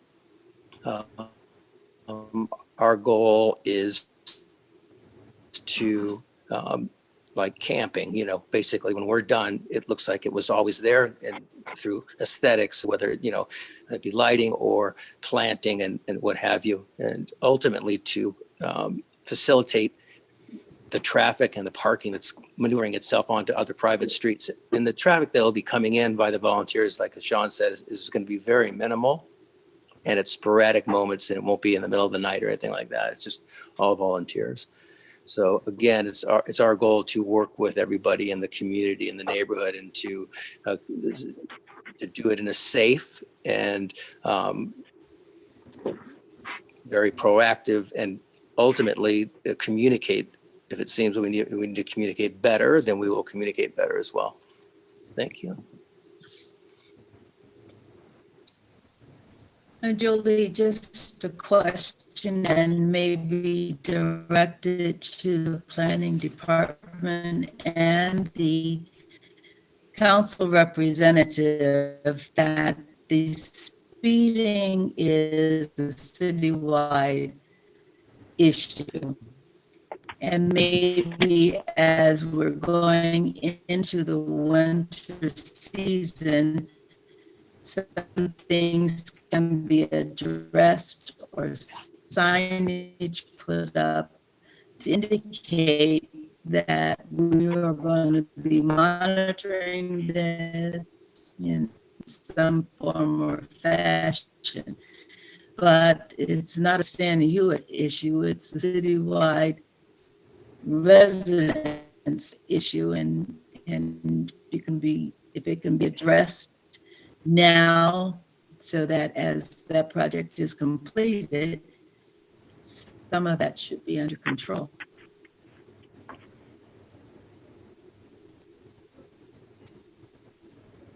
Okay, thank you, Mrs. Green.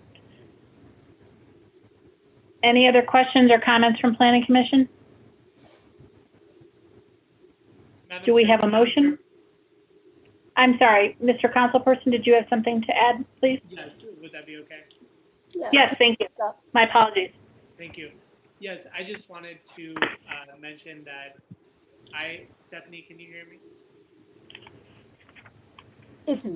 You're very, Pretty faint, Shamus, for some reason. Yeah. One moment. Can you hear me now? yes. Yeah. Sorry about that. Yeah, I just wanted to mention that, you know, I had spoken with a number of residents. I had spoken with Mr. Muse as well, and spoken with Mr. Joyce, and definitely supportive of, you know, Stan Hewitt's efforts generally. And, you know, I definitely understand the need for this project with all the growth.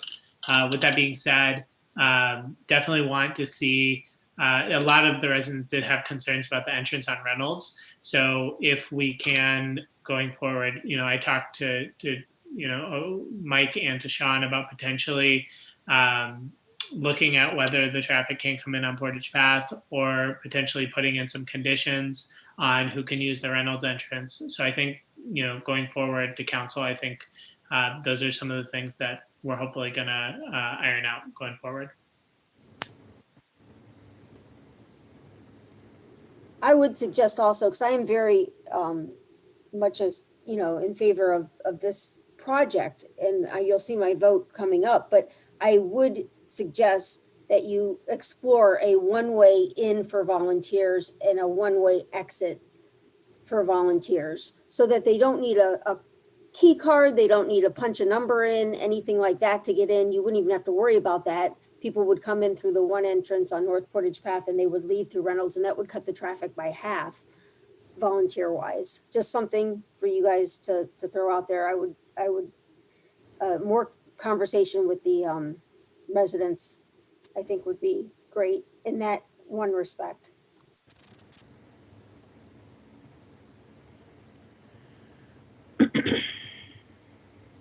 Okay, thank you. Any other comments from Planning Commission? May I have a motion? acknowledge Stephanie. I'm sorry. I just want to acknowledge, Stephanie's comment, and we'll definitely look at that and work on it. Ashley, do you have another comment? You have the hand raised. Yes, actually, I was kind of hoping to just touch on a couple things that I heard from the commission with their questions.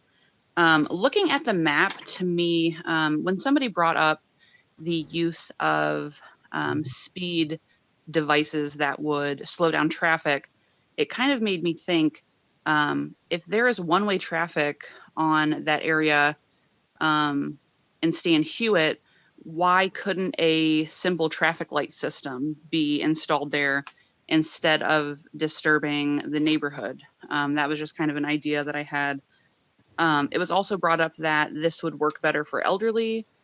We do have a lot of elderly in our neighborhood, and the increase in traffic, I think, would be more difficult on people backing out of their driveways. And I do know that the issue is with speeding is a citywide issue, but a lot of the speeding that we encountered this summer and this spring were by companies hired by Stan Hewitt. So that is all I'd like to add. Thank you.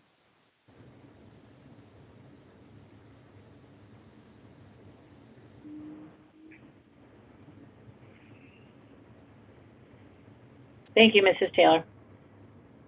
Any other comments? Okay, I'm going to close this public hearing and I ask for a motion, please. Motion for approval.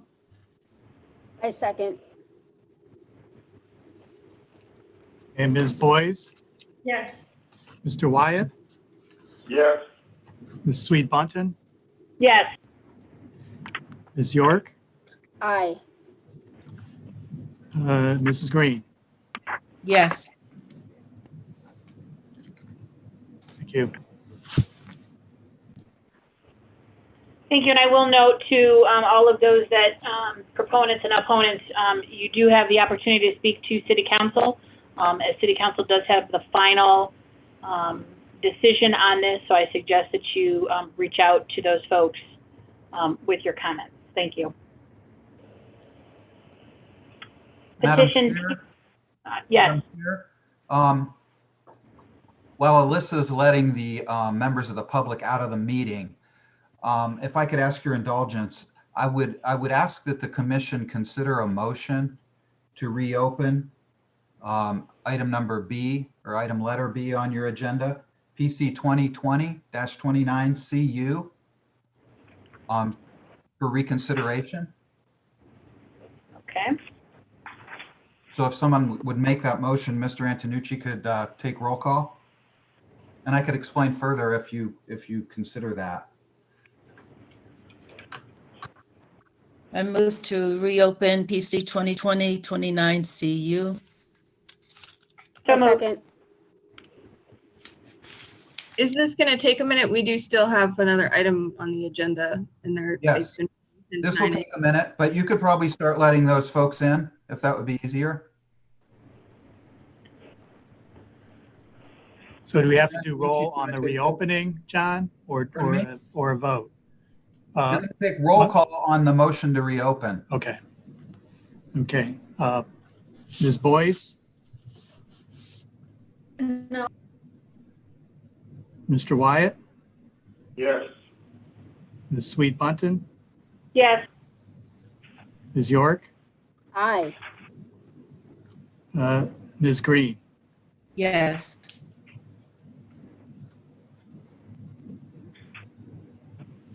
I didn't hear all the votes, Mike. What was the result? We had 1 no and 4 yes. Okay. So the commission has voted to reopen this item. This is the petition of Petros Development Group for conditional use to construct a new housing development at 1870 Akron Peninsula Road. At the time, and I apologize, at the time the vote was taken, it was 3-3 on Miss Green's motion for approval. Ms. Thurman is an alternate, and she should not have voted. She voted no. So her vote should not be counted. Section 100 of the charter, which I have consulted, says there's actually 5 members. Therefore, there can only be 5 voting members. So Ms. Green's motion actually carried 3-2. So Ms. Thurman's vote doesn't count because she's not a member. So there were 3 yeses for approval and 2 noes. So that motion carried. So that is the actual legal vote of the body. So the report out of the commission should be that the matter is approved.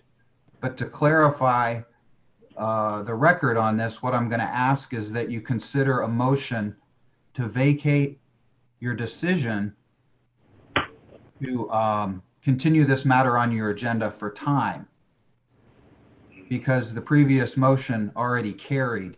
So to clean up the record, I would recommend you consider a motion to vacate your decision regarding time. Okay, I made the motion and I rescind the motion for time on item B. I second that motion to rescind and vacate. So before we do this, I have a couple questions. So we're going to revote. Is that what you're looking to do, Mr. York? No, you don't need to revote because you already voted. You voted for approval, 3-2. Ms. Thurman's vote does not count. That was an error on my part. And therefore, because her vote didn't count on the 3-2 vote for approval,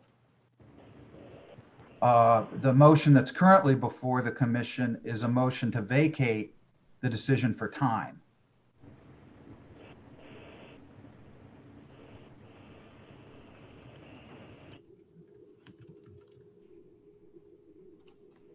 Does that make sense? I think so. So we are, okay, I think I understand this now. Thank you. Okay. If the motion carries, this will not appear on your agenda next month, and it will come out of commission showing the recommendation for approval, 3-2. Can I ask, will the people that that attended the hearing be notified that it will be going to council? Yeah, I can speak to that, Ms. York. I've been talking to James Hardy, the Deputy Mayor for Integrated Development, and what we'll most likely do as a staff is send a letter to all the participants today and notify them of what happened, since obviously they have all left the call. We'll explain the situation and let them know the Planning Commission's action as well as the action on the motion before you. Thank you. I really wonder if we shouldn't start over with our vote. I feel like now this has really gotten kind of cloudy. Well, you've already voted. It was a vote of 3-2 for approval. To approve this, okay. Yes. I guess I thought the motion was for time. That is the motion that is currently before you. Anyone who votes yes to rescind the motion for time, it's what you're doing is vacating that vote. Because the proper vote that was taken would have without Ms. Thurman's vote, it would have been a 3-2 for approval. The only reason you reach time at all is because of the improper vote by Ms. Thurman. So Julianne, we voted for time after we had a stalemate. But because we really didn't have a stalemate, we don't need to take time, or we can't take time. It automatically moves on to council. I see. Okay. So we can't, okay. So we're just vacating it to clean the record up.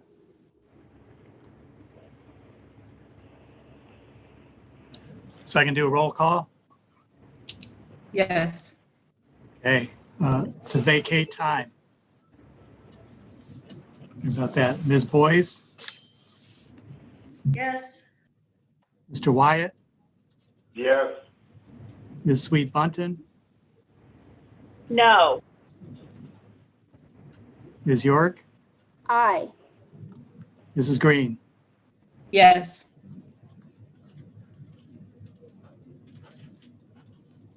And carries 4-1.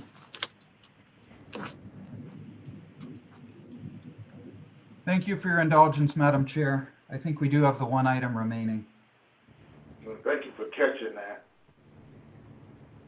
We have the final item. Zach, Kyle, and Rachel are here. You say Doug Cole? Is that Doug Cole? Okay, petition PC 202080CU, petition of the Well CDC for conditional use to construct a two-family dwelling at 764 Excelsior Avenue. Mr. Thank you. D'Angelo, Mr. Antonucci? Yes, yeah, that's Mike Antonucci, planning staff. Thank you, Madam Chair, commission members. The Well Akron CDC, doing business as Middlebury Housing LLC, is requesting permission to construct a new two-family dwelling at this location. The existing lot area is 4,000 square feet, and the street frontage is 40 feet. Side yards of 5 feet and 7 feet for a total of 12 feet for this new house are proposed. Proposed design of the home is very compatible with the existing residential context. Numerous two-family and multifamily dwellings exist on similarly sized lots in this neighborhood without negative impact. Eliminating parking reduces construction costs and allows the homeowner to keep rent more affordable. The developer intends to build at least 6 more of these units in the neighborhood. The majority will be built on wider lots that will accommodate off-street parking spaces. The two-family dwelling type is desirable for infill in our traditional neighborhoods. Two-family dwellings make access to home ownership easier in comparison to owning a single-family home because rental income subsidizes the mortgage for the homeowner. This housing type will also provide a new affordable rental housing option for families who do not want to live in an apartment building and that want the benefits of living in a home with direct access to a backyard. And Office of Integrated Development and planning staff recommend approval subject to conditions. Thank you.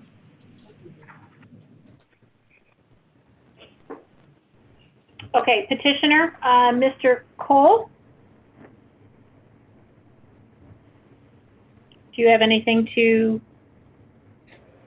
share with us? I believe he'll need to be sworn in. Is there anybody even here? I don't even know. Okay, I see Mr. Cole, Mr. Julian, Mr. Bryden, I'm sorry, Miss Bridenstine. I'm just reading names, not looking at, okay, so we've got just the 3 of you. If you could each unmute your microphone and raise your right hand. Do you swear or affirm the testimony you're about to give will be the truth and nothing but the truth? I do. I do. Thank you.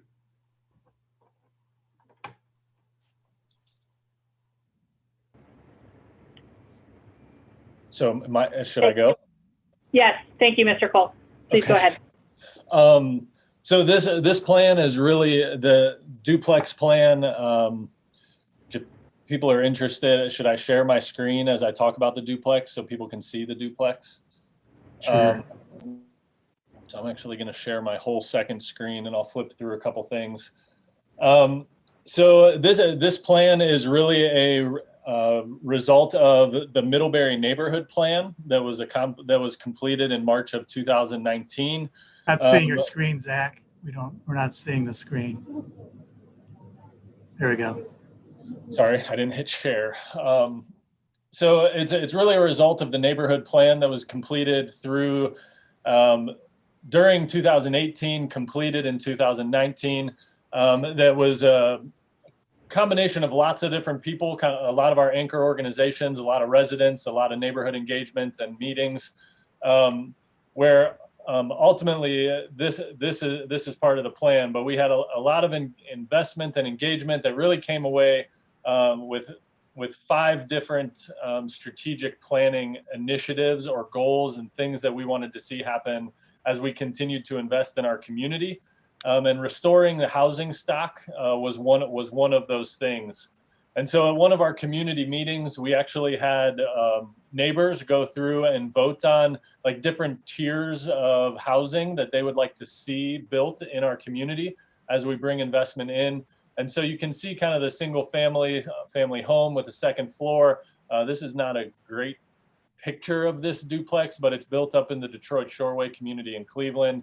People just wanted to see, hey, one of the things that came across loud and clear throughout the whole planning process was Middlebury is the oldest residential community in Akron. So how do we honor the bones of our neighborhood? And how do we see housing investment come back in a way that has historically been true of our place? So the design that we have created with Peninsula Architects is really how do we begin thinking about the missing middle of housing? So we have a lot of single family homes. We actually in Middlebury have missing middle from duplex, triplex, quad, 5, 6 units buildings. And so how do we continue to build housing that kind of honors that historic perspective? And so working with Peninsula Architects, we came up with this duplex that is the entry level unit that is 1 unit, and then the second and third floor that actually act as an additional unit. So you'll see the stairwell is actually in this corner, all of its interior. So it helps honor kind of the historic single family and multifamily dwellings in the neighborhood by keeping everything within the house and the front facade looking very similar to what our current residential houses look like, with a single floor, second floor, and then a potentially finished third floor attic space. So the site plan for this unit, we worked with EDG architects. They designed the site plan and kind of the layout that gives the proper setbacks from the street and really places the house 5 feet from the east property line and 7 feet from the west property line. Trying to take advantage of these smaller lots, but still building a house that adds to the density of the community. So we're thinking about future homeowners and our ability to scale home ownership in our community and give people home ownership opportunities. To build a duplex ultimately gives passive income coming in from the other side. So you could potentially purchase this home in the future, have income coming in that creates maybe for a working poor family, creates a more bankable opportunity for them as they continue to build equity in their community. And then ultimately putting more eyes on the street. So in this neighborhood that we are looking to build, there are 114 parcels and only 11 homeowners are left. 33 of the parcels have houses that have been torn down and are vacant, or houses that have been torn down, and then a handful of additional lots with vacant and boarded up homes. And so our ability to bring more eyes into this community ultimately helps kind of shared responsibility and weight of security in the neighborhood. I know we have a neighbor, Donna Christie, who is actually behind this property, who I believe is watching, but wasn't able to maybe get on the Zoom call at this point in the day. But we've had conversations with her and a couple other residents. The Well also owns a couple other properties in this neighborhood where we have looked to do just single family home renovations. So ultimately, we believe that this duplex is an outgrowth of the next steps of our neighborhood plan and really building and investing in our community in a way that honors the plan and what the feedback that we heard from the Middlebury residents. I'm sure I could say lots of other things, but I think that's it. Madam Chair, Yes, could we get Mr. Cole's name and address just for the record? Sorry. yes, Mr. Cole. Yep, Zach Cole. I live at 47 Jewett Street in Akron. Thank you, Mr. Cole. Is there anyone else to speak on behalf of this petition?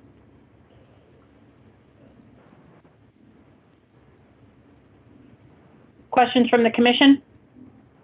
Oh, it looked like somebody wanted to speak. There's people Julie. that want to speak. Oh, I'm sorry. I can't, I can hardly see anybody, so I don't, it's hard to.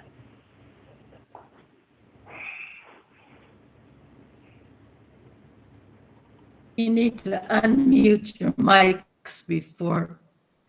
Is that Kyle and Rachel? You need to unmute your mics. Go ahead, Rachel. I think we were playing a game of who's going to go first. And so I'm Rachel Bridenstine. I live at 755 Excelsior Avenue, Akron. So I am directly diagonally across the street from this plot. And so I'm also, I'm speaking two sides of things because I'm speaking as a resident in support of this project, but then also I'm the executive director of Western Reserve Community Fund, who's been supportive of the well and community development, finance, revitalization of neighborhoods, and we've been focused on Akron. So this fits in multiple ways for larger, sorry, a larger happens every time. Sorry. The focus, like Zach was saying, the neighborhood plan, as well as I'll bring up that we have been participating in an Invest Health initiative focused on Middlebury, and this aligns directly with the efforts that the stakeholders in Middlebury, as well as the residents. I've been in this location for just a few months now, but I've gotten to know a few of the residents and the neighbors here that really engaged. A lot of them are in this exact street. We have some really good families, some good neighbors that are engaged, but there's a lot of vacant lots. And we're also very close to Mason Elementary, which has a high transiency rate, which if we can bring in more families, I think that will only help this community. And I'll stop now, and I apologize again for the little addition here. He's excited. He's on TV.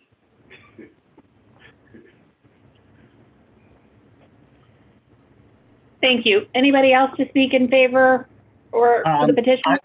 I would like to, if I could. My name is Kyle Julian. I live at 616 Weber Avenue, 44303. And like Rachel, I also work for the Western Reserve Community Fund, and see this as an outgrowth of our work there, where we work to increase access to capital for distressed neighborhoods like Middlebury. I would also say that up until a few months ago, I was employed at East Akron Neighborhood Development Corporation, and I was employed as a director of urban planning, and I worked alongside Zach and other stakeholders to develop the neighborhood plan that Zach referenced. And I'd like to speak in favor of the petition from that perspective of the neighborhood plan, which had three main goals: create stronger physical and economic ties between the neighborhood and the anchors at either end of it, to foster the redevelopment of the neighborhood and especially Market Street around the principles of walkability, to create a walkable commercial district, and to foster infill, as Zach said, foster infill that respects the bones of the neighborhood. That rebuilds on the long-standing land use patterns that define and continue to define our older core neighborhoods. And rather than asking it to be something it isn't, as the current zoning code does. So this project addresses two of those goals and addresses them really well. It restores small unit multifamily to a small unit multifamily housing to a neighborhood where it was once ubiquitous and is still very common despite the fact that zoning code considers it non-conforming use. And it points us to a way to restore the density necessary to support a walkable commercial district. Exclusively single-family zoning in neighborhoods cannot provide the density, the buying power within walking distance of businesses that walkable districts require. If people aren't within walking distance, businesses need people to drive. And when we add population density, we take away the need for parking. When we limit density, businesses need more parking. So this project, while it's outside of the Middlebury Great Streets district, will help to ensure the success of that district and its businesses by providing buying power within walking distance. The Well is proposing a project that fills an immediate need for quality, affordable housing that's well designed and will be well managed. Given what we just saw of the plans, what we know of their track record, we know that this project is going to check both of those boxes. And the project also breaks some new ground here by helping us as a community unlock untapped value in our core neighborhoods and bring development into the city where it should be. Approving the petition will remove an artificial barrier in the zoning code, exclusive single-family zoning in a core neighborhood, a barrier that prevents us from restoring vacant land to productive use, bringing that land to market. I hope the Planning Commission will approve the petition. Thank you.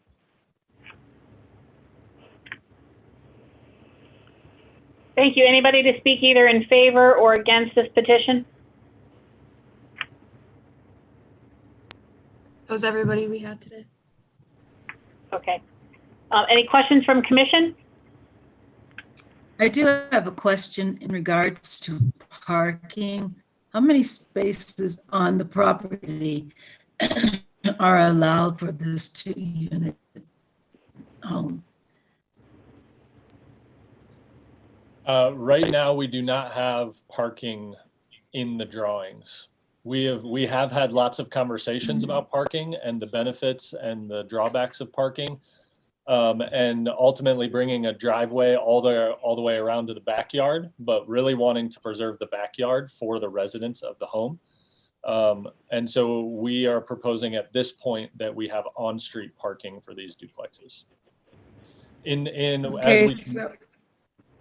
As we continue to look at more projects in the neighborhood, we would look on building on some 45-foot and 50-foot lots. This first project is on a 40-foot lot. And so in order to preserve the majority of the space for the dwelling unit, we wanted to put on-street parking, but in future projects, it would be, we would look at potential parking on the parcel. Understanding that we're in Northeast Ohio and we do have to have snow removal from time to time. And if your clients have to park on the street, impacting the snow removal, how will the other residents who have driveways, how are they going to deal with your vehicles not moving?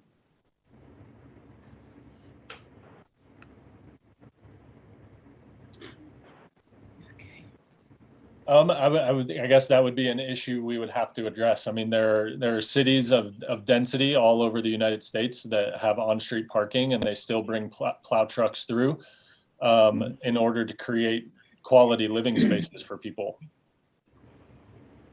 Is on-street parking typical of this neighborhood? I Yes. mean, do these other houses all have driveways or not? Or is it mixed? It's mixed. Some of them have driveways that go all the way back to behind their house, and some of them don't have driveways. I would say that's true of all of Middlebury because of the age of our community. So I live kind of on the north side of Middlebury, and the house directly next door to me does not have a driveway. But he kind of shares with his neighbor next door to him. But still, the majority of there are a lot of people on my street that do park on the street. If you drive up and down Roselawn and Excelsior, you will see cars parked on the street every day, at all times of the day. Rachel could speak to that as someone who lives on the street, but That's completely accurate. There's always cars on the street, and also the adjacent street, Windsor, that crosses that section has maybe even more, and there's less driveway space there. So this would not be atypical. And just to give you an idea too, we worked with the land bank to get a very deteriorated home torn down that was at 764 Excelsior. It was a triplex with no driveway.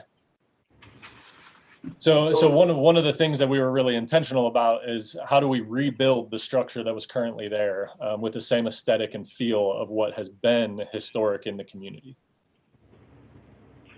So Zach, you only took out the driveway because of the small lot, correct? Because of the lot size, correct? Correct. We didn't plan it with a driveway for the 40-foot lots. Okay.